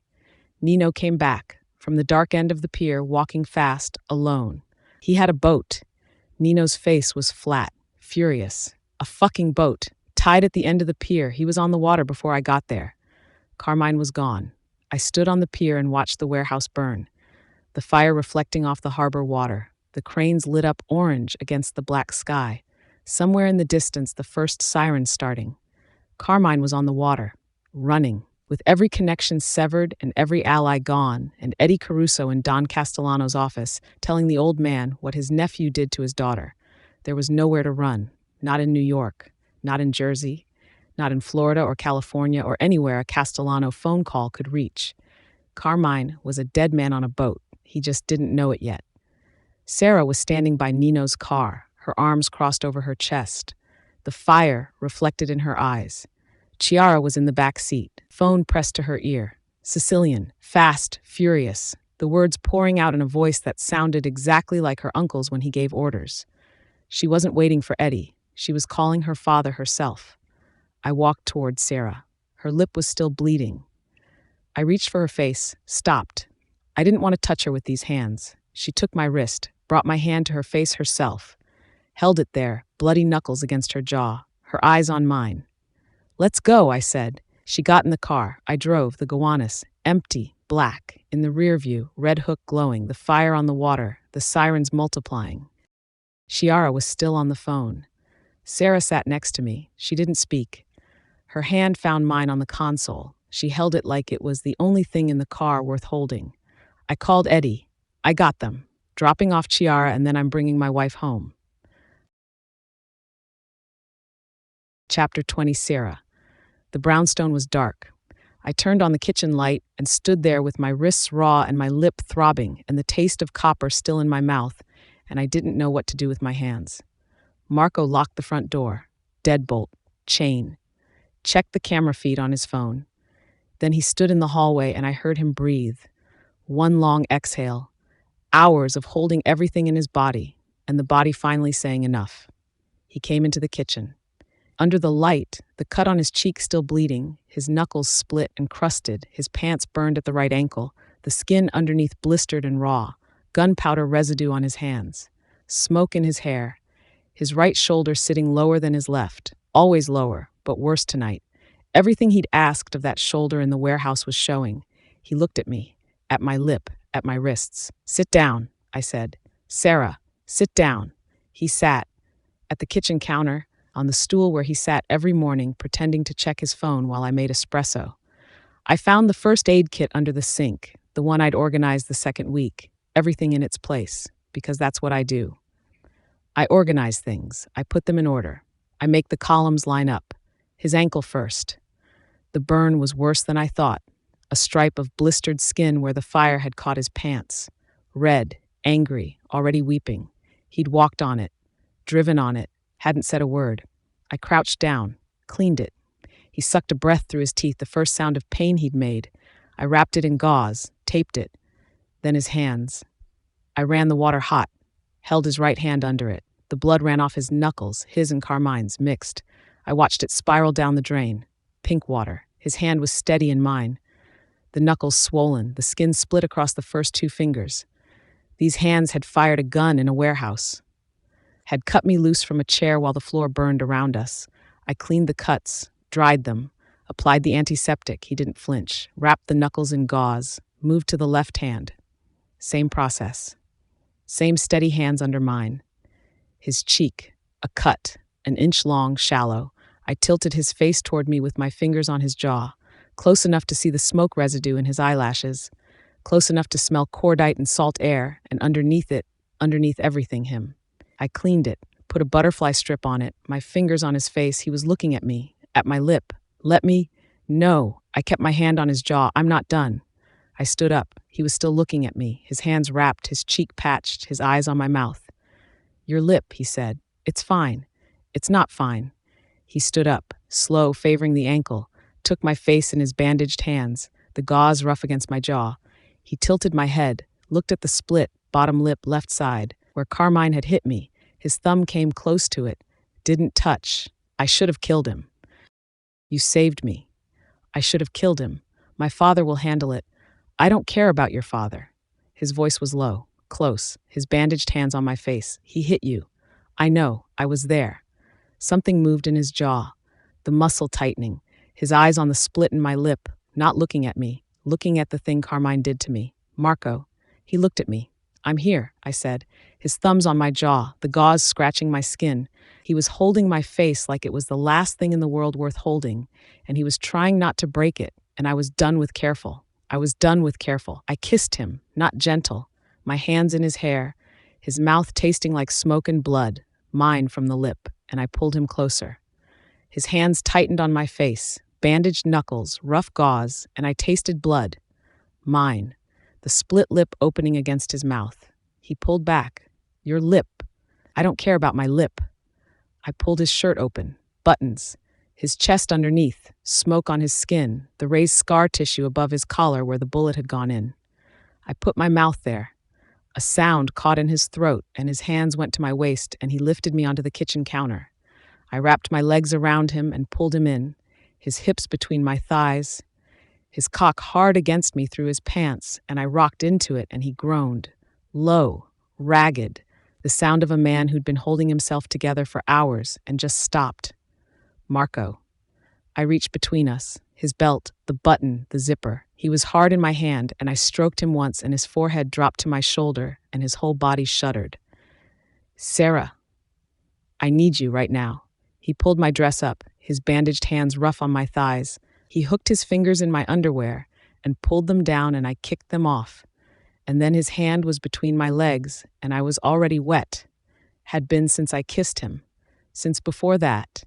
Since he walked into the brownstones smelling like smoke and gunpowder, and the fire he'd walked through to reach me. His fingers slid through the slick heat of me, and I gasped and grabbed the edge of the counter. He pushed 2 fingers inside me, and my hips jerked, and I pulled him closer by the waistband of his open pants. Now, I said. Marco, now. He pulled me to the edge of the counter, pushed inside me in one thrust, and I cried out. Not pain, fullness, the shock of him filling me after hours of terror and adrenaline, and the desperate need to feel alive. He held still, his forehead against mine, his breath ragged, his bandaged hands gripping my hips. Move, I said. He moved. Hard. The counter hitting the wall behind me with every thrust. The mocha pot rattling. His hands bruising on my hips and his mouth on my neck, and I wrapped my legs tighter and pulled him deeper. And he fucked me like it was the only thing left in the world that made sense. I bit his shoulder when it built, and he groaned against my throat and thrust harder. His hand slid between us. His thumb found my clit and pressed, and my back arched off the cabinet, and I came with his name in my mouth and my nails in his back. He followed. 2 more thrusts, deep, desperate, and he buried himself and came with a sound against my neck, raw, broken, his. We slid to the floor. His back against the cabinets, me in his lap, his cock still inside me, softening, his arms around my waist, the tile cold under my legs. He was careful with my wrists. Even now, even with everything stripped away, his thumbs barely touched the raw skin where the zip ties had cut. He held my hands against his chest without putting pressure on the places that hurt. I pressed my palm against his right shoulder, the scar tissue. He flinched, and I eased off, and he grabbed my hand and put it back. Harder. Like the pain was the only thing keeping him in his body. We stayed on the kitchen floor, his forehead against my shoulder, my hands in his hair, the smoke still in it, the mocha pot above us on the counter, the kitchen light fluorescent and unflattering and honest. His breathing slowed, mine followed. The adrenaline was gone. What was left was the weight of everything. The warehouse, the gasoline, the fire, the gunshots, Carmine's hand across my face. It settled on us like something physical. I walked through fire, he said against my shoulder. I know. I would do it again. I know that too. He lifted his head, looked at me. His face was wrecked. Not crying, just open. The mask off, the jaw bruised from something I hadn't noticed. His eyes red from the smoke. I put my hand on his cheek, the butterfly strip under my thumb. "Let's go to bed," I said. He lay on his back, and I lay on top of him with my ear against his chest and listened to his heart rate drop. I was almost asleep when his phone rang. He reached for it. The screen lit up in the dark. I saw the name before he did. Don Castellano. Marco looked at the screen, looked at me, he answered. Marco, my father's voice. Even through the phone, even tinny and small against Marco's ear, I knew that tone. The Don's tone. The one that summoned, didn't ask. "I need you at the house, now." Marco's arm was around me, my head on his chest, his heartbeat steady under my ear. "Not tonight." Silence on the line. Men did not say "not tonight" to Don Castellano. Men did not say anything to Don Castellano except yes and when. "It can wait until morning," Marco said. "I'm taking care of Sera tonight." He hung up. The phone went dark. The room went dark. Marco's arm around me and his heartbeat under my ear, and the brownstone quiet around us. He didn't even ask how I was, did he? Marco's hand tightened on my back. "No," he said. He didn't. The brownstone was quiet. The camera blinking on the front step. The mocha pot in the kitchen where we'd left it. The floor where we'd held each other like the world was ending, because for a few hours tonight, it was. "I'm going with you in the morning," I said. "I have some things to say to my father." Chapter 21, Marco Diker Heights in the morning. Iron gates, stone lions on the posts, boxwoods trimmed to military precision along a driveway that cost more than most houses in Bensonhurst. I parked behind Eddie's car and sat for a second with my hands on the wheel, the split knuckles aching through the gauze, my ankle throbbing in the shoe I shouldn't have put on. The shoulder, always wrong, always sitting lower, but screaming today from everything I'd asked of it last night. Sera was quiet beside me. She dressed in a sweater that covered her wrists, hair pulled back, no makeup over the bruise blooming along her jaw. She looked exactly like what she was, a woman whose father was about to disappoint her, and she already knew it. Eddie had shown up at the brownstone at 7:30 with 2 espressos and a brown bag from 18th Avenue. He hadn't asked a single question. Handed Sera the coffee, looked at her face, and said, "Your mother would have liked those shoes." That was Eddie. 40 years of knowing exactly what to say and when to stop saying it. The front door opened before I knocked. One of Don Castellano's men, young, new, suit tight across the shoulders. He looked at Sera's lip, looked at my bandaged hands, led us through the marble foyer without a word. Don Castellano's office was at the back of the house. Dark wood paneling, green leather, cigar smoke living in the walls since before I was born. The desk was mahogany, imported, built to make you sit down and feel smaller. He was standing when we came in, 63 years old, silver hair combed back, the cigar in a crystal ashtray still burning. He looked at his daughter, a quick scan, damage assessed, and came around the desk. Sera. He took her hands, careful with the gauze, kissed her cheek, the one without the bruise. "I'm glad to see you're all right." 5 words. That was what his daughter was worth after 4 hours zip-tied to a chair in a burning warehouse. 5 words and a kiss on the safe cheek. "Thanks to Marco," Sera said. He gave me a nod, acknowledgement. Then he was back behind the desk, sitting down, reaching for a folder. A folder. "I've been on the phone since 3 this morning." He opened it, scanned the page inside. 2 warehouse buildings, gone. Fire department is crawling all over the waterfront. I've got a shipping container full of product that was supposed to clear customs Monday. That's ash now. The dock operation Carmine was running, whatever it actually was, has my name on half the permits. He turned a page. "The insurance alone is going to..." "Are you serious?" He looked up. I was still standing. My hands were shaking against my thighs. Not the tremor, not Dominic's bullet. This was heat in my chest, spreading into my arms and my jaw and my fists, and I let it come. "All due respect, Don Castellano." I stepped forward, put my bandaged hands flat on the mahogany. "Your daughter was almost killed, sniped, twice. First at the restaurant. Then that fucking loose cannon of a nephew of yours kidnapped her, zip-tied her to a chair, and poured gasoline on the floor." The office went silent. Eddie by the door with his rough hands clasped in front of him, his face giving nothing. "Your daughter." I didn't blink. "Sera. She had a gun pointed at her head while Carmine talked about killing her in front of me. And you're in here with a folder." Sera sat in the green leather chair with her hands folded in her lap, her jaw set. She wasn't looking at her father anymore. She was looking at the wall behind him, at the oil painting of the Amalfi Coast, expensive and meaningless. I watched her stop trying, the exact moment, her eyes going flat, her shoulders settling, not anger, something quieter than anger, something final.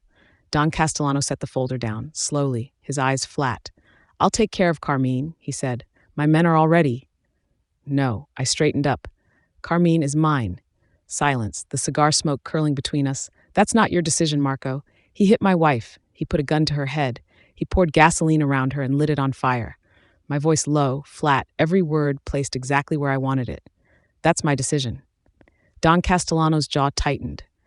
He looked at me across that desk, across the mahogany and the cigar smoke and 30 years of men who said yes and when and nothing else, and I watched him calculate whether to let it stand. He let it stand. "We need to discuss the docs," he said, "the permits, the insurance." "No." I stepped back from the desk, straightened my jacket. "I need to be with my wife. You handle the docs." I held my hand out to Sera. She looked at it, looked at me, took it, and stood. "Marco." Don Castellano's voice behind us. "We're going home." I walked out of his office with Sera's hand in mine, through the marble foyer with its oil paintings and imported furniture and the house that had made his daughter disappear her entire life, past the young guard who pressed himself against the wall to let us through the front door, into the November cold. Eddie was by his car, leaning against the hood, patient, unhurried, his eyes sharp even if the rest of him was slowing down. "He's not going to be too happy with you for a while," Eddie said. I put my arm around Sera. She leaned into me, the bruise on her jaw dark against the cold morning light. "I don't give a shit." The brownstone was quiet when we got back. Sera went upstairs without a word. I heard the bedroom door close. Not a slam, just the soft click of a woman who needed to be alone. Eddie followed me into the kitchen. He stood by the counter with his rough palms flat on the surface. The same counter, the mocha pot still sitting where we'd left it. He looked around the kitchen the way old men look at rooms where things have happened, like he could read the walls. "Eddie," he looked at me. I pulled the phone from my jacket pocket. Not Carmine's burner, the other one. The one I'd found 6 weeks ago in a lockbox at the Bath Avenue office with my name on the account and no record of who put it there. I set it on the counter between us. Dominic used Rio Servo for his exit money. Found a dead account nobody had touched in years. Figured it was safe. I leaned against the refrigerator, the cold metal through my shirt. "He's been gone 6 months. The account should be dormant. It's not." Eddie looked at the phone, didn't touch it. 50,000 showed up last quarter, and again this month. New deposits, Eddie. Somebody's moving money through an account my brother used for his escape fund, an account that was supposed to be invisible. Eddie's jaw tightened, the muscle in his cheek working. I called Dominic. Eddie's eyes came up sharp. He said it wasn't him.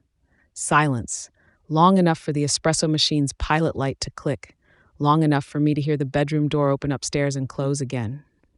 "Rio Servo was incorporated 20 years ago," I said, "before Dominic ever found it. Before either of us knew it existed. Somebody built that company. Somebody's still using it." "Some things," Eddie said carefully, "are better left alone. Somebody's putting money into accounts with my name on them, Eddie. Somebody built that company, and now they're moving money through it again." Marco, his voice, quiet, carrying everything he'd never said in 40 years. "Toss the phone." "Eddie, that is not your concern right now." He picked up his coat from the chair. Put it on, slow, the knees, the shoulders, 81 years weighing heavier every morning. "Your wife is upstairs. She just watched her father choose a shipping manifest over her life. She's had 2 very bad days, and you walked out on Don Castellano for her, which was right, and also very stupid." He buttoned his coat, looked at the phone on the counter. "Toss it," he said. "Some doors you open, you can't close. Right now you need your doors closed, and your wife needs you present." He walked to the front door, stopped with his hand on the knob, his back to me. "You did good, Marco." His voice rough. "She would have been proud of you." She. Not a name, just she. His voice, dropping on the word, weighted with something I didn't understand. Eddie always talked about the dead like naming them cost something he couldn't afford. Then he was gone, the door and the deadbolt behind him, his car starting on the street. I stood in the kitchen with the phone on the counter and the mocha pot and Eddie's voice in my head. Some doors you open, you can't close. I picked up the phone, turned it over in my hand, the screen dark. I put it in the junk drawer, under the takeout menus and the dead batteries and the roll of electrical tape. Not tossed, not gone, put away. For now. Upstairs, Sera's footsteps crossed the bedroom floor, back and forth, restless. I closed the junk drawer. I went upstairs. Chapter 22, Sera. The suitcase was on the bed, open, half full. I was throwing clothes in without folding them. Sweaters, jeans, the black dress I'd worn to Eddie's last Tuesday. I pulled a drawer open too hard and it came off the track, and I shoved it back and grabbed what was inside. Underwear, socks, a tank top I hadn't worn since summer, and threw it all in. The go bag sat beside the suitcase. Olive green duffel, soft-sided, the same bag I'd packed before the wedding and stored in locker 714 at Penn Station. Sera Myers from Scranton, Pennsylvania, $4,400 in 20s and 50s, a Greyhound schedule I'd memorized and kept anyway. A life that didn't include any of this. My hands were shaking. My face was wet, and I didn't remember starting to cry. I never cried. Crying was messy and visible, and I had spent 26 years being neither of those things. I opened the top drawer of the dresser. The ceramic knife was in the back corner where I'd left it after the night I'd tried to use it. I looked at it for a long time. Then I closed the drawer. I didn't pack it. I pulled another sweater from the closet. Marco's sweater, a gray cashmere I'd started wearing in the mornings when the brownstone was cold. I held it for a second. Then I put it in the suitcase too. His footsteps on the stairs, slow, favoring the burned ankle. He stopped in the doorway, the suitcase and the go bag on the bed. The clothes piled in without folding. Me, standing in the middle of it with tears on my face and his sweater in my hands. "What are you doing?" "Leaving." He didn't move, didn't come into the room. He stood in the doorway with his bandaged hands at his sides and his jaw tight and something behind his eyes that I'd never seen there before. Not anger, not the public face, fear. "Sera, my father had a folder." I pulled another drawer open, didn't look at him. I spent 4 hours tied to a chair with gasoline on the floor and a gun at my head, and my father, my voice cracked. I pressed my hands flat on the dresser and stared at the wood grain until I could keep talking. "He asked about the docs, Marco. The insurance, the shipping permits. He had a folder. I know. He didn't ask if I was hurt. He didn't ask what Carmine did. He looked at my face for 2 seconds, and then he sat behind his desk and opened a folder about his fucking docs." Marco was still in the doorway, his shoulder against the frame, his weight on his good ankle, watching me. "My brother is dead, and my cousin kidnapped me, and my father checked his insurance claims." I pulled the last drawer open, empty. Everything I owned was in the suitcase or on the floor. I pressed the heels of my hands against my eyes. I have spent my entire life being invisible to that man, being quiet, being good, making myself small enough that maybe if I was useful enough, if I kept the books clean enough, if I smiled at the right dinners and sat in the right chair and married the right. I couldn't finish. The sentence broke apart in my mouth, and I stood there with my hands over my eyes and my shoulders shaking, and the suitcase open on the bed with a dead woman's name in the duffel bag beside it. I can't do this. I dropped my hands, looked at him. I can't live like this. I can't be his daughter. I can't be a thing he trades when it's convenient and ignores when it's not. I can't sit in another office and watch him choose the business over me. I can't. Okay. I stopped. Marco pushed off the doorframe, came into the room. He didn't touch me, didn't reach for the suitcase. He stood 3 feet away with his bandaged hands and his wrecked shoulder and the cut on his cheek held together with a butterfly strip, and he said, "If you want to go, I'll drive you to Penn Station myself." The room went quiet.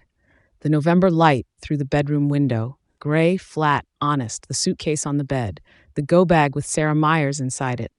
"I'll carry the bags," he said. "I'll buy your ticket. I'll put you on the train and I'll watch it leave and I'll come back here and I'll. His voice caught, just for a second, then steady again. You deserve to choose, Sera. Nobody in your life has ever let you choose.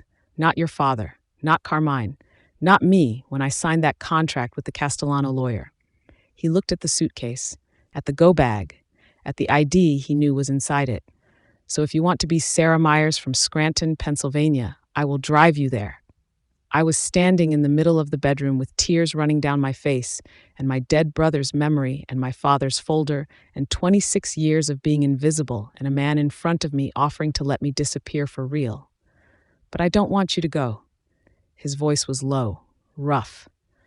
The gauze on his hands and the smoke still faintly in his hair and his eyes red and raw and locked on mine. We took oaths, Sera, and I would like to honor them. I would like. Not I need you to stay. Not you can't leave. Not you're mine. Not some possessive claim dressed up as devotion. I would like to honor them. His voice broke on the last word, and he let it break. He wasn't performing. He was asking. The suitcase on the bed, the duffel bag beside it. A whole other life sitting there, waiting. I looked at Marco, the man who walked through fire to cut me loose from a chair. The man who stood in his father-in-law's office and said, your daughter, your kid, while I sat there and watched my father choose a folder. The man who was standing in a doorway offering to drive me to my escape instead of blocking the door. I'll never be safe, I said. You will. If you stay, Sera, please, give me a chance. I'm scared. I know. He took a step closer, one step, still not touching me. But I promise you, you will be safe. And if anything comes after you again, we are out of here. Gone. We, yes, we. His voice raw, stripped of every performance he'd ever given. I will go with you, if you'll have me. Fuck this place and this city and all of it. I am making you this oath right now, Sera. I promise you, this is an oath I won't break. I don't know who moved first, if I stepped forward or he did or if we both did at the same time.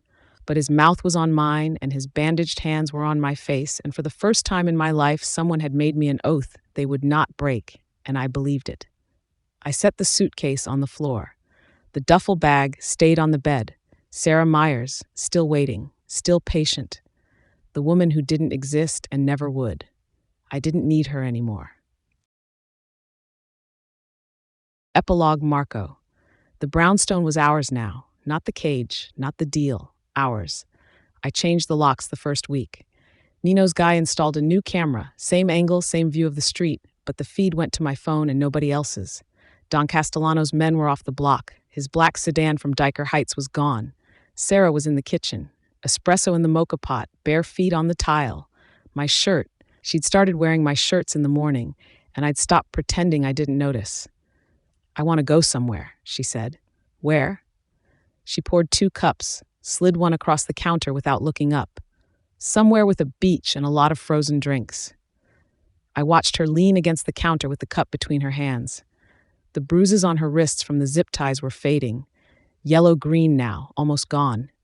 She'd stopped covering them. That meant something. I didn't ask what. Yeah, I said, I can do that. She almost smiled. Not the closed fist smile, something newer.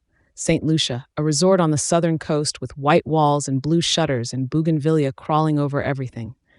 A place built to make you forget. Warm air, salt water, rum in a glass before noon. Sera was on the beach. A lounge chair, a frozen drink with something pink in it, a paperback she hadn't opened in 2 hours. Her skin was turning brown. The bruises on her wrists were gone. The split lip had healed to a thin line that would fade by winter. She looked like a woman on vacation. She looked like a woman who had chosen to be here. I watched her from the pool bar.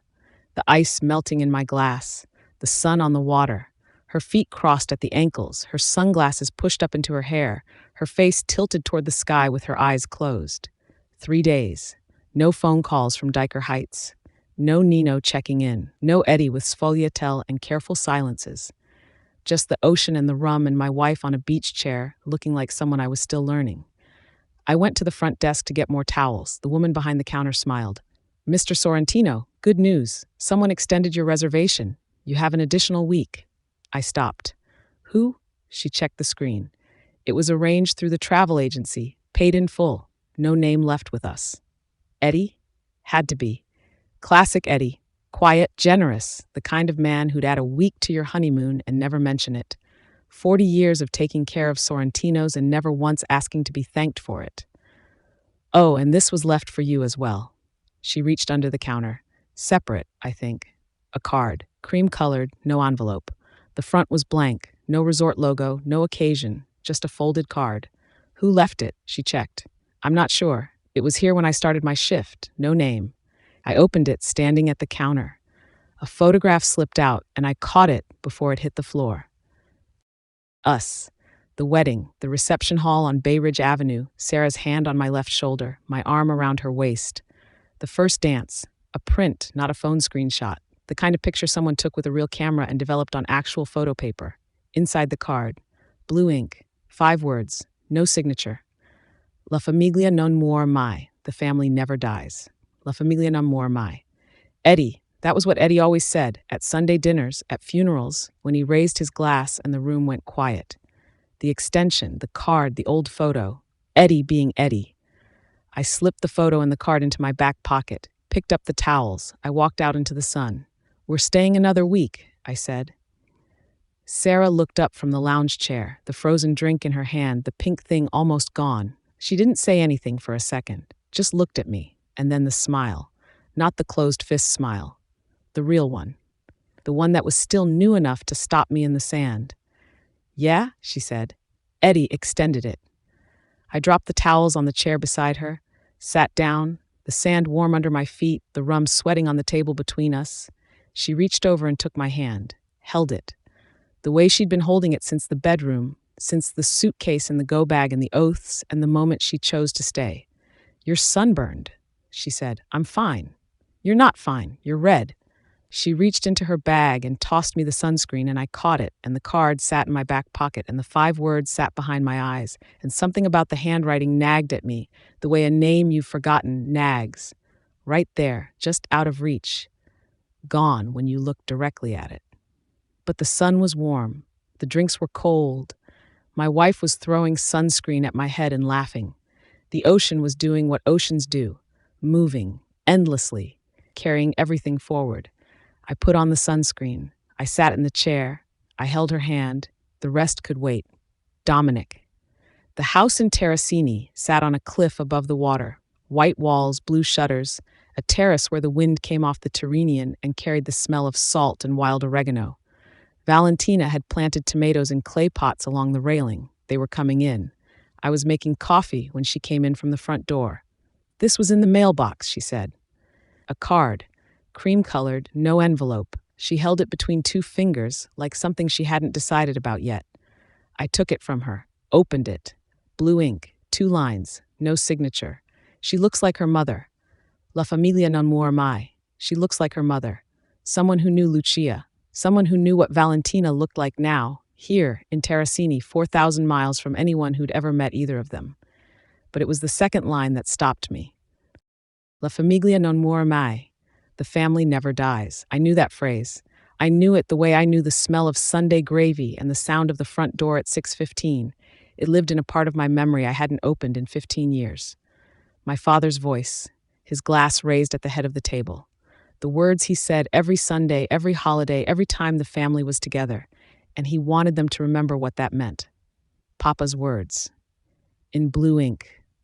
In my mailbox in Terracini. I looked at Valentina. Her dark hair loose, one of my shirts, bare feet on the tile. Who knows we're here, she said, not scared. Careful. 3 years in Enzo Corsetti's house had taught her the difference between a threat and a question, and she was still deciding which one this was. I set the card on the counter. She was right. Nobody knew we were here. That was the whole point of Terracini. No forwarding address, no Sorrentino name on anything, a house I'd bought through 3 layers of cash. Eddie knew. Marco knew.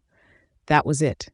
And now somebody who knew Lucia, who knew what Valentina looked like, who knew my father's exact words, that person knew too. The $50,000 deposits, Rio Servo, the account Marco had called me about, the dead account I'd used for my exit money, dormant for months, and now somebody was moving cash through it again. Is it you? Marco had asked. It wasn't me. What the fuck was going on? Dom. Valentina's hand on the counter, an inch from the card. The wind came off the Tyrrhenian and moved through the kitchen, and neither of us said anything for a long time. "I need to call Marco," I said. "Don't want to miss the conclusion?" Subscribe to my newsletter and be the first to know when Book 3, Burning Vows, is released. We hope you have enjoyed this presentation of Broken Oath, written by Gianna Cross, narrated by Isadora Blythe.